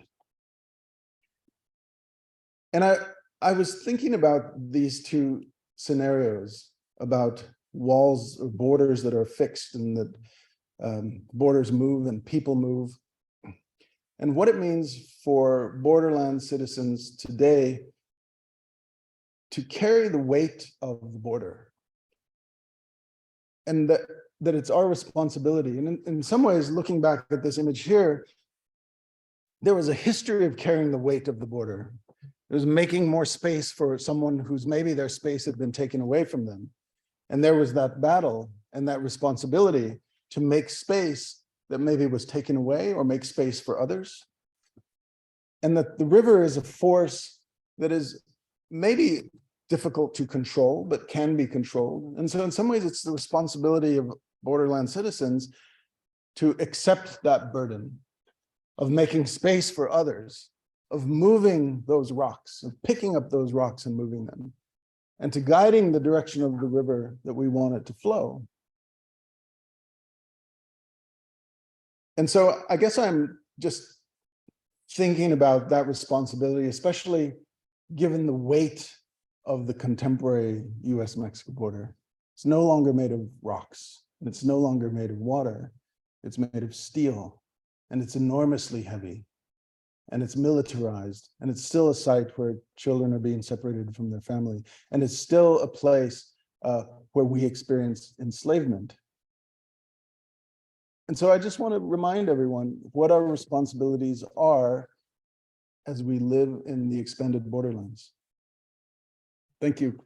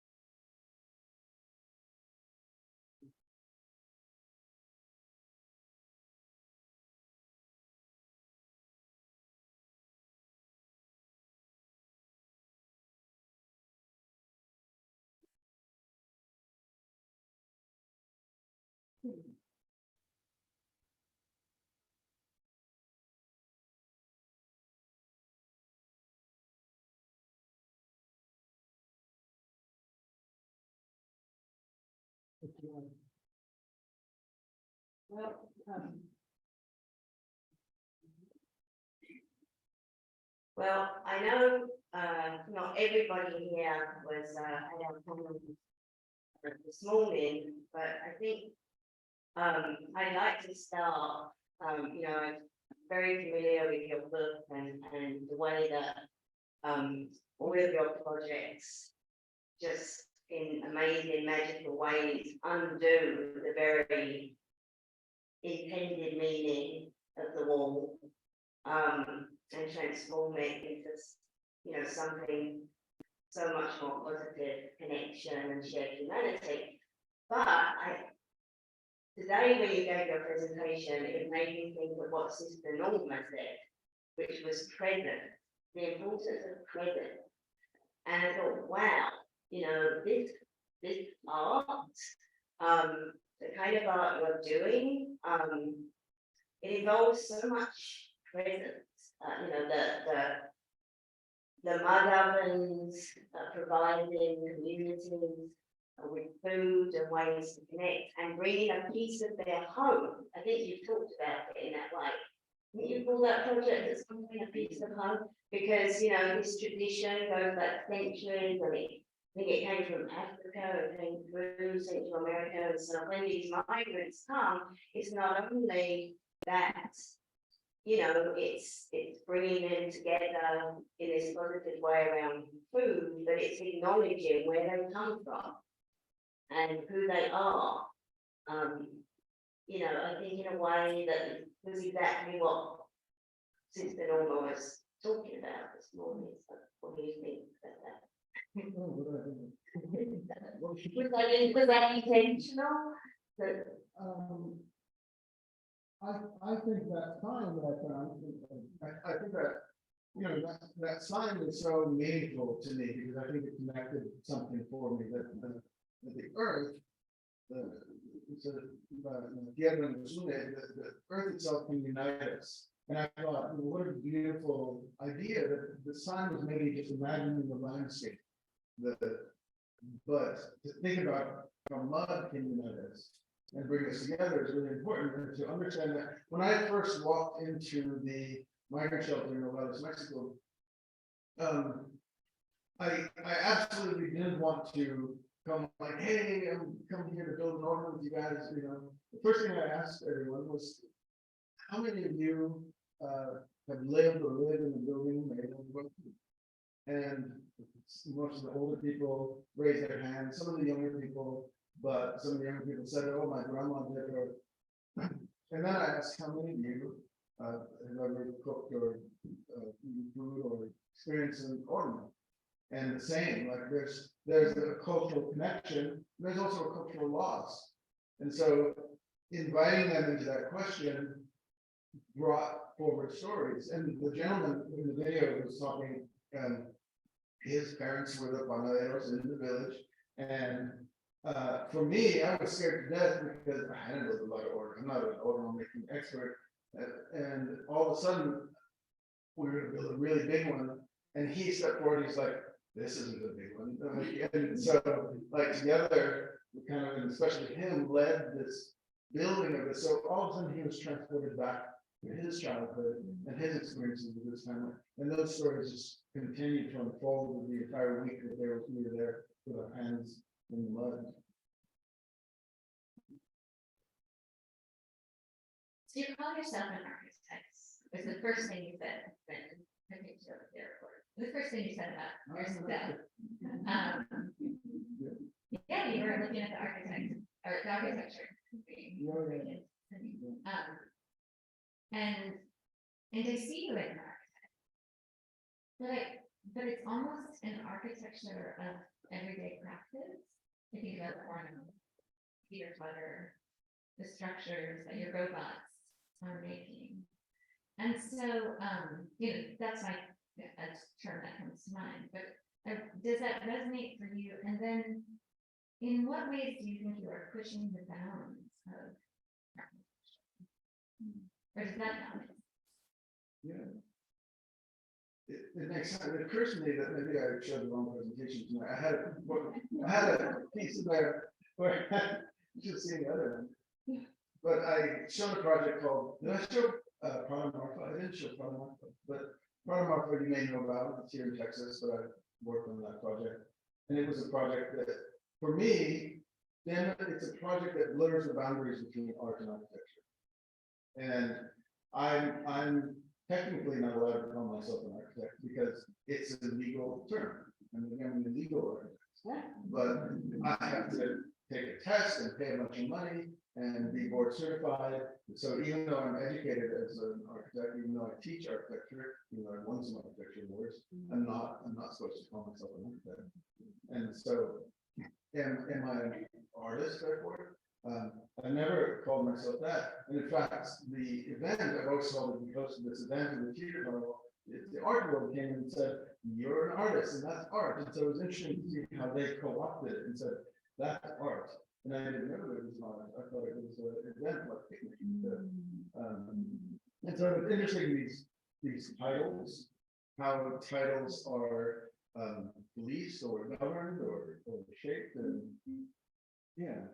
Also contain and put limits on creativity and innovation and the kinds of things I think that you do. Another thing that I read you saying is that your projects are simple things that invite complicated conversations, and I really like that. Now, most of what you showed here doesn't look that simple to me. So you could elaborate on what you mean a little bit about that. And then I'd also like you to talk a little bit about the human mechanical, because it's one of mine. That is very simple with a very complicated. So simple things with complicated. I've always thought that that architecture is really simple. And so like a cell phone is really complicated. If you wanted to make a cell phone, you can't make a cell phone. It's really, really complex. But what it does is it makes things happen very simply. But I think architecture is very simple, but it responds to something that is culturally very complex. Right? A cell phone is technologically complex, but architecture, while being technologically simple, is culturally complex.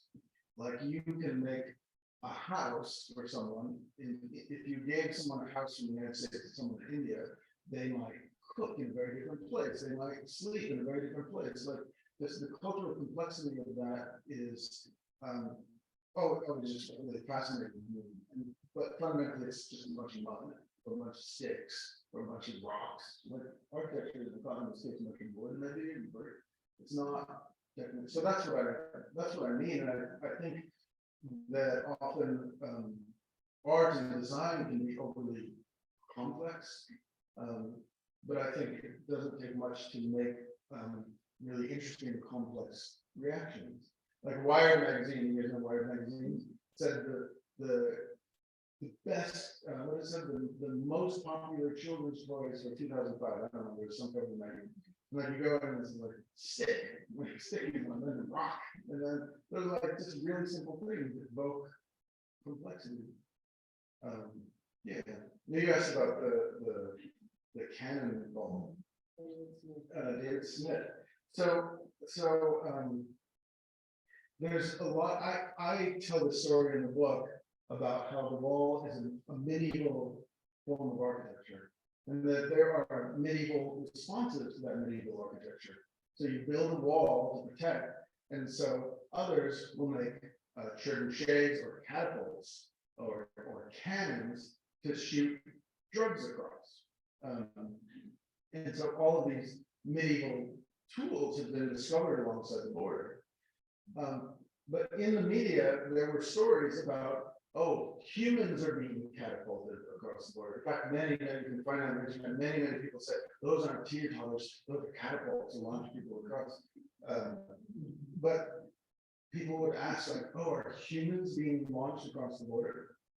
And so there was this episode of the show Mythbusters, and Mythbusters decided to test if a human could be catapulted across the border. And so they took a 200-pound dummy, not a dummy, and they built this catapult, and they catapulted across the border and showed that you could launch a human being about 200 yards across the border, but it wouldn't be very safe. Yeah. But then in reality, in actuality, as part of a border art program in Tijuana, this individual, John Smith, who holds the record for being the human who's been launched the furthest with a cannonball, launched from Glass in Tijuana to the other side in San Diego, landing safely in the net. And he arranged with Border Patrol that would be a temporary port of entry. And so he had to carry his passport with him as he went across and showed his passport to Border Patrol agents when he landed. And then an interview came up with him immediately. The journalist was like, "Hey, that was amazing. Why did you do it?" And he said, and he kind of said it in Mexican accent. He said, "Hey, I did it for the money."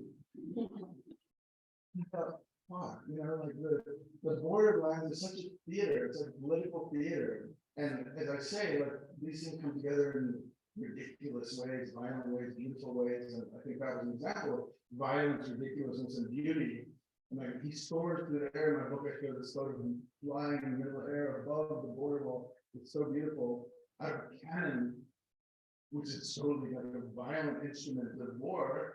And the ridiculousness of the whole thing, that big border, temporary border thing, he's holding this passport and all the across. Yeah. And then the simplicity of doing it for the money, like reminding us that, you know, everybody coming over the border is coming here to get a job or be their family. Yeah. It's not any more complicated than that. Yeah. Full irony. this is a tough question about community-based practice, which is something that I'm definitely say you talked about today, and that seems to be a primary foundational ethic of all of your work. And then we invite you here, partially because of the teeter-totter wall, which many of us saw first and then loved it. And we say that you won the award. You always ask for that diva. But there's a way that we give you credit. And this is built into the artwork, right? The single genius creating art. Is it the tension for you? How do you engage this tension for you? Yeah, I don't know, but I usually always say we, but I never say the we. I never say who the we is, because it's a lot of me. There's a lot of me behind it. And is this attention? I don't actually know how I ended up the front person of this. It's not really in me. As you saw today, I sat back in the room with bird desk questions, and but there's a whole lot of people helped me do all this work over. I mean, maybe that's more than 15 years of work that I showed, which is a part of it, but it requires communities, whether I'm paying those communities, you know, these are sometimes a lot of students work with me, employees, collaborators, partners,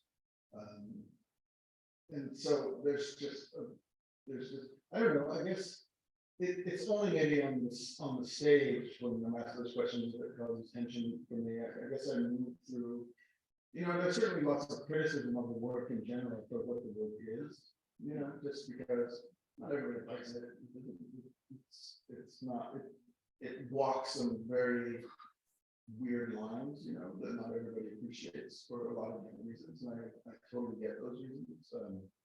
Whether you are on the right or the left or wherever you stand, like it's difficult to navigate it. I guess I feel like it's the responsibility of creative people to ask tough questions, because it is to me. I'm now the chair of the art department at Berkeley, and I realize how much art is one of the last bastions of truth.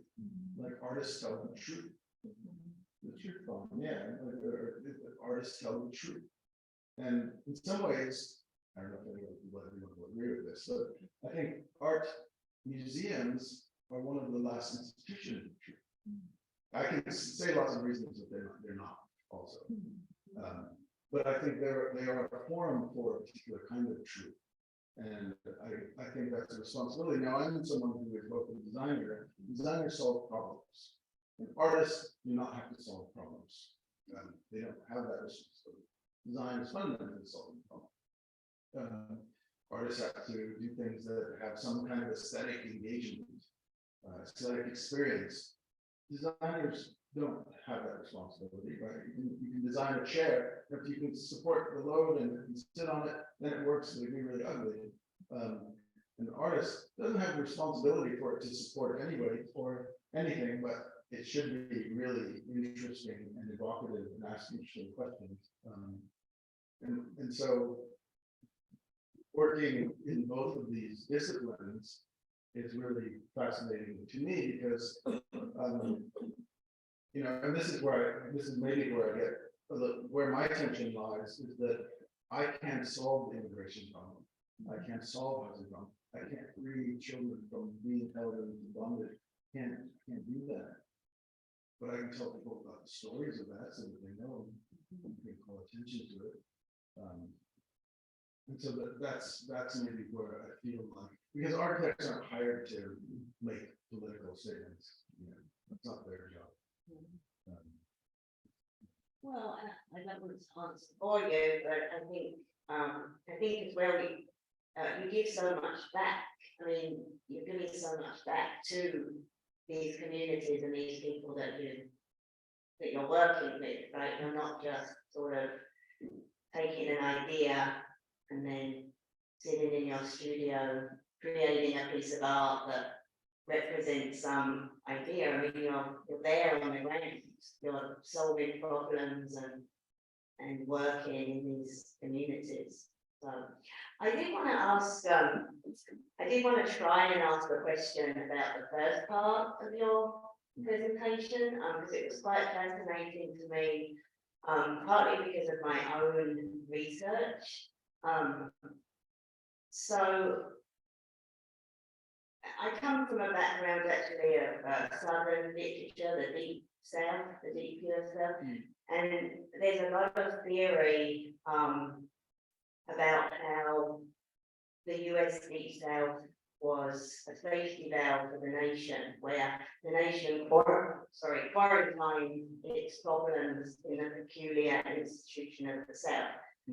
Namely, I mean, mainly slavery. Like you showed, as a lot of historians do now, that slavery was a national problem and it wasn't just confined to the Deep South. But it was very convenient for the nation to do that because it detracted from the contradictions that slavery presented, right? America is built on the founding principles of freedom and democracy.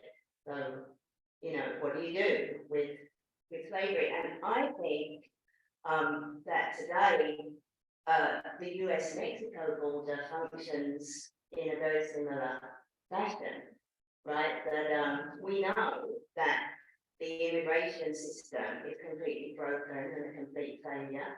That's a national problem. We know that drug addiction, right, is the main reason for drugs coming through. That's a national problem. And so how convenient to detract from that and build a narrative of the US-Mexico border where criminals and illegals and drugs are coming across the border. And you know, you can think about labor in the same way, the exploitation of labor. So I don't know, it's just, I made that connection. You know, that's more of a comment than a question, but I mean, I do, you know, I do talk about enslavement because the Civil War was fought not only to protect the rights of holding humans in slavery, but also to expand it and to expand it into the Southwest and for there to be indigenous slavery to be as prevalent. And so, you know, I never knew this actually until maybe 10 years ago or so. But I think what is important to recognize is that they won. And it did extend to the Southwest. And the border industrial complex guarantees a continuous supply of very inexpensive labor by holding people to fear. That's the definition of slavery. And that continues. So that they won. When you say, what did you say doesn't work, what did you say, you said the border, the migration, what did you say that doesn't work? You remember? Immigration policies don't work, right? The immigration system broken. The immigration system works. The immigration system works. It works as it is trying to work. That's the problem. It's working very, very well. Yeah.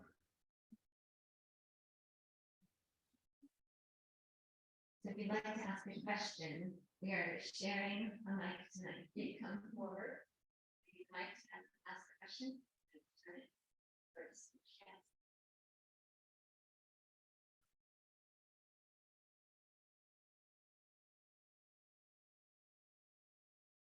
Hello, my name is Shalom, and this is not so much a question, it's more like a statement. I wanted to say thank you. Last week I wrote about the sube bajas for our class. So it was very nice to hear you today, hear kind of like the background of it, the story of it. And I'm a philosophy minor, so as I'm hearing you talk, I thought about like philosophy architect kind of thing. That's how I categorize here in my head. I'm also a first generation college student.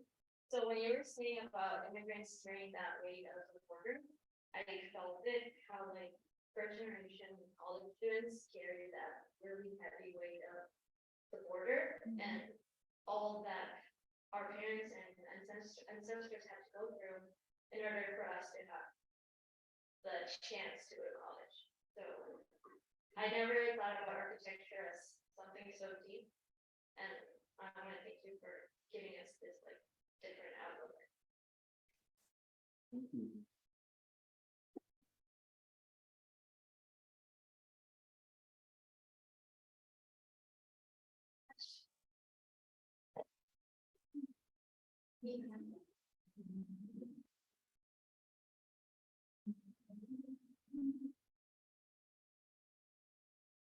Hello.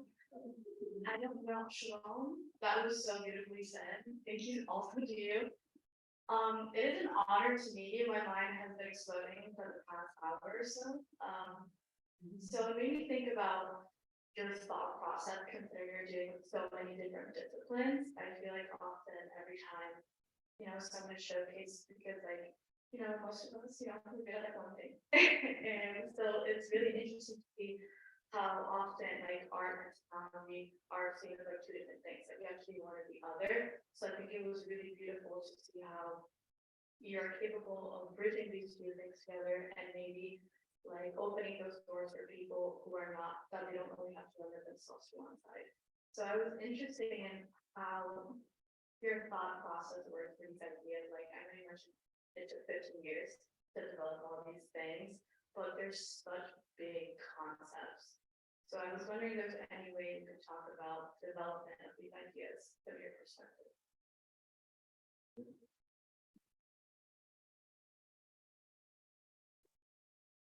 So great to use the microphone people on Zoom. Yeah, okay. Thank you for that question. Thank you, Sean. As I mentioned earlier, there's a team. I'm not good at anything, but maybe I'm good at I'm not everything. There are people on the team who are good at programming robots. There are people on the team that are good at details. I've been fortunate that I've come up with some. What's my thought? Okay, the thought process. Like, I don't know. It's a problem-solving thought process, even though I'm not necessarily solving any problems. Which is a lot more like science. I said art design does this, art does this. Science is somewhere in between. Like science doesn't have to be useful like design, but it has to be interesting like art. And so, you can, if you ever ask a scientist doing something interesting, I'll say, yes, of course it is something interesting. But science doesn't have to be useful. Just you find it. So I think my process is just solving problems, like the problems of telling a story, maybe, and how you tell that story. And I don't know if that makes sense. Like one of my big focuses now is how to make a company that 3D prints buildings, but I don't want any clients. I don't want to be a construction company, but I want to be able to make a lot of money because I also want to take part of that money and build houses for people that don't have money. So that's a really complicated question. And I don't know how to do that, but I've started forming a team that maybe this could work. And I won't want to bore you with how I think it could work, but it's really about if you make houses out of the land, you can buy the material, and the material has to be the land. And if you love the land, then you protect that land, and you build buildings with the land, you nurture that land, and then you own real estate. And if you own real estate, then you have something that increases in value. And so I need somebody who knows about real estate. I need somebody who knows about robotics. And so I try to make a team of advisors, people who are smarter than me, who can contribute to these complicated ideas. Yeah, that's kind of the thought process. Yeah. Thank you for that question. Did I catch you saying that the robot is powered by a cell phone, run by a cell phone? Run by myself, yeah.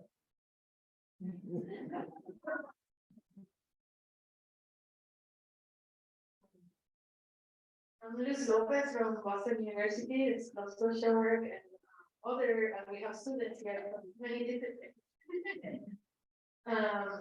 And first, thank you so much for this presentation. I was really moved by all the impact of the work. And the video, I have seen the pictures of the people, but seeing the video and the faces of the kids, and the adults actually, smiling, both playing children and adults, reminded me of yesterday we went to visit the Human Perspective program of Sister Mona. And the students and I and the team were able to meet with the families. And the children wanted to play like kids. And the students and also the faces of the children being children in the midst of the pain and all the space and situations they had. And I was thinking of the powerful message of the season of bringing people together, playing, but uniting in that moment and being real, being human. And how many countries were asking you to replicate it in their countries.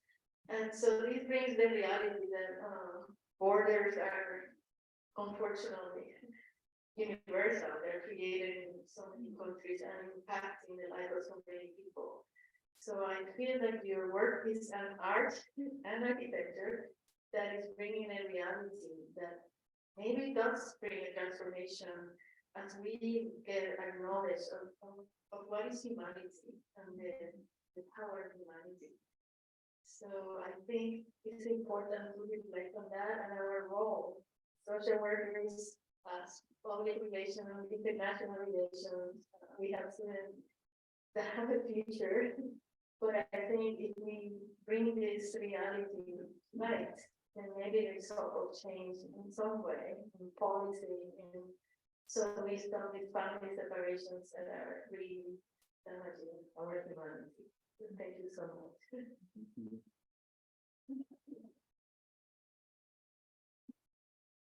I mean, I don't know if I have can't talk what you said. I think our responsibility first is to be humans and to share that humanity with others.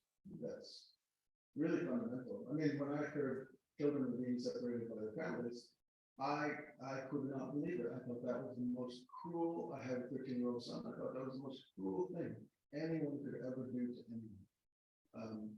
And then, I was working on this project that was entirely about child separation, and I actually it didn't occur to me. I saw it as this Youth Indian Agency project as a project of enslavement, but all of those people were children, and I connected it there. Like, oh, continues to happen. The borderlands are these places where children are being taken away from their families, and it's institutional. I mean, it just didn't happen then during the Civil War. It's happened throughout the history of the United States, where indigenous children are separated from their families. And to me, again, this is a scenario of indigenous children being separated from their families. That's what this is on a continental level.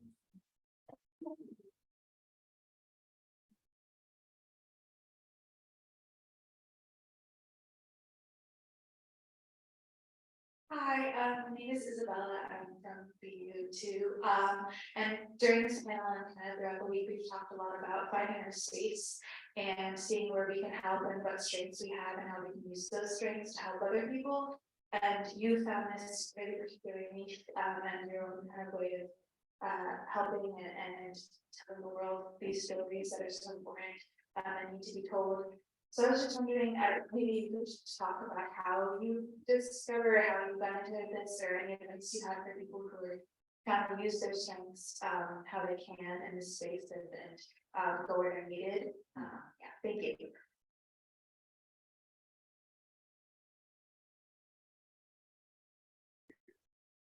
That should be running. I need one on you. Thank you for that question. You know, I think we live in a very particular moment. Maybe this moment, but I can see it and I can feel it, where people are having the opportunity to tell their own stories. And whether you are a first-time college student, first-generation college student, or a first-time professor, or a first-time chair of the department, whatever it is, like in your becoming, you have the opportunity to tell your own story, because we've often relied on others telling our stories for us. So we live in that moment. And tell me the root of the question again, because I'm yeah. So I think it's being yourself. Like for me, people told me what an architect. I'll tell you, my very first architecture studio when I was a freshman, I remember drawing a building with big, giant, thick walls. Because I mean, buildings were made of mud and had big, giant, thick walls. And I got a very low grade. The professor scolded me. He said, "Walls aren't that thick," you know. And so, in the university system, you become indoctrinated. I love the university system. I'm a professor, but there's a lot of indoctrination, and I shouldn't call it. There's a lot of learning, but the learning has come from a very particular place in the world. And so now that there are other kinds of voices in that space of learning, I think it's important to tell your story, and to not only think about how you can tell your story to get them forward, but how that story can return to its origins to contribute, because we also live in a moment of incredible loss. And what I mean by that is that I met with people today, and people in my family's experiences as well, where in Colorado, believe it or not, everybody spoke Spanish. I'm the first generation to know English when I went to school. My parents didn't, but they were beat in school to not speak Spanish. And for many, because I grew up in the country, I can still speak Spanish, but some of the people in the city, they cannot. And they feel that loss. And sometimes there's shame that comes with that loss, and trauma that comes with that loss, and they want to connect. And you asked me, you said a little while ago that I'm giving back so much. I'm also taking a lot. I mean, I'm also going there because I'm trying to reconnect. And for me to spend time with a guy from Guatemala making orno, it connects me to my grandmother. It allows me to speak Spanish. And there's a lot that I'm getting. So I think it's important to like push the ball forward, but also think about how you return that knowledge back to the communities that you come from. That for me is the path forward. Like you always remember what brought you to this point. Yeah.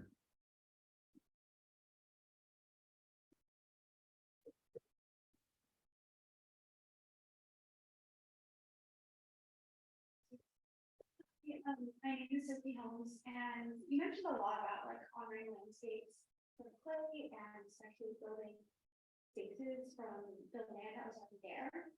I have two questions for you. How do you think the border fence or the wall impact the spaces of architecture that are on the borderlands? And building on from that, how do you think the physical architecture of the borderlands impact the people residing on the border, apart from carrying the weight of the river?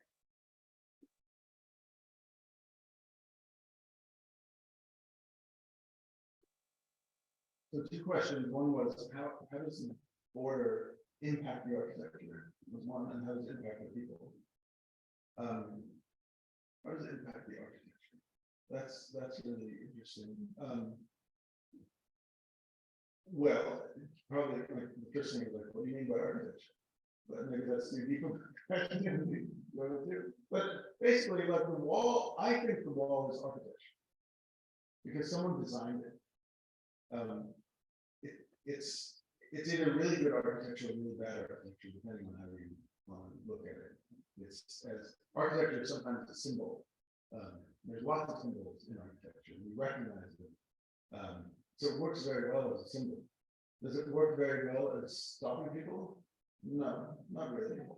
But it's also interesting that architecture, my favorite architect said, architects do not design walls, they design the space in between. That's what some thought he was an Egyptian architect.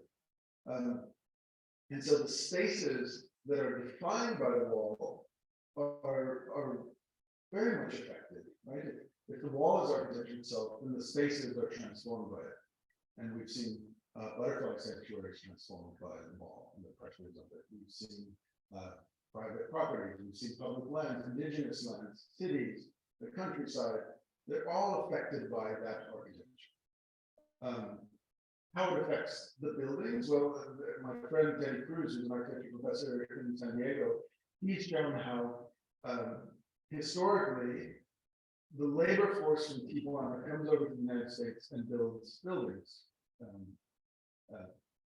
So they're building the architecture, but then the older buildings, they've lifted up and taken back to Tijuana.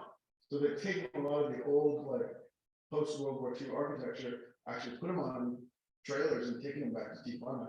But what they do with them in Tijuana is they want to maximize real estate, and so they actually lift them up and put them on frames so that they can have a store underneath, and then they have this old house.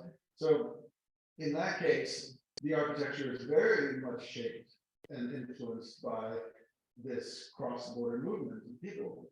And so this isn't my area of focus, but you inspired this thought. Like, if we think about like what were Native Americans' influences on Spanish colonial architecture? There are a lot of people who study that, and we see the evidence now. It's really present in the history.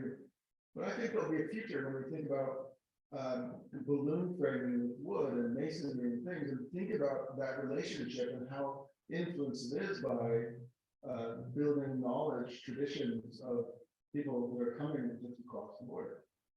So I think that's something to, I don't know, to me that's interesting, but you also said people. Of course, I don't know, beyond the obvious, I think that the borderlands are a space of hybridity, and some of the people in this room right now are bilingual, which is not the case in many places in the country. It's monolingual. With that bilingual capacity, there's so much more to understand in the world. And so there are many positive things about being borderland. That's why I think it's both really interesting to think about it as a place of coming together as much as it is a place of division. And within that division, there's all kinds of trauma. Not only trauma to individuals. Imagine the children who are separated from their families and how many generations they will carry that trauma. And so there's that, but also all the natural environment that's affected by the construction of the wall and how that affects people. I can name like just building a wall through someone's ancestral grave, building a wall through someone's farm. There's so many ones. I don't know if those were what you were thinking or what you were. That's helpful, but I mean, maybe I want to ask everyone to think about that. Like, what are the ways that the border affects spaces, affects people? Yeah. Thank you. It's a great thought to end on. But we don't have to think of this as an ending, although the theater troupe is outside waiting to get into rehearse, so we will have to leave the thing very quickly. But I do invite you all to join us tomorrow morning in the Borderlands room, which is the College of Education. for another hour of conversation with Ronald Rael. So you can think on what you've seen tonight, bring your questions and thoughts to discussion tomorrow morning. Thank you very much, and please join me in thanking Ronald Rael.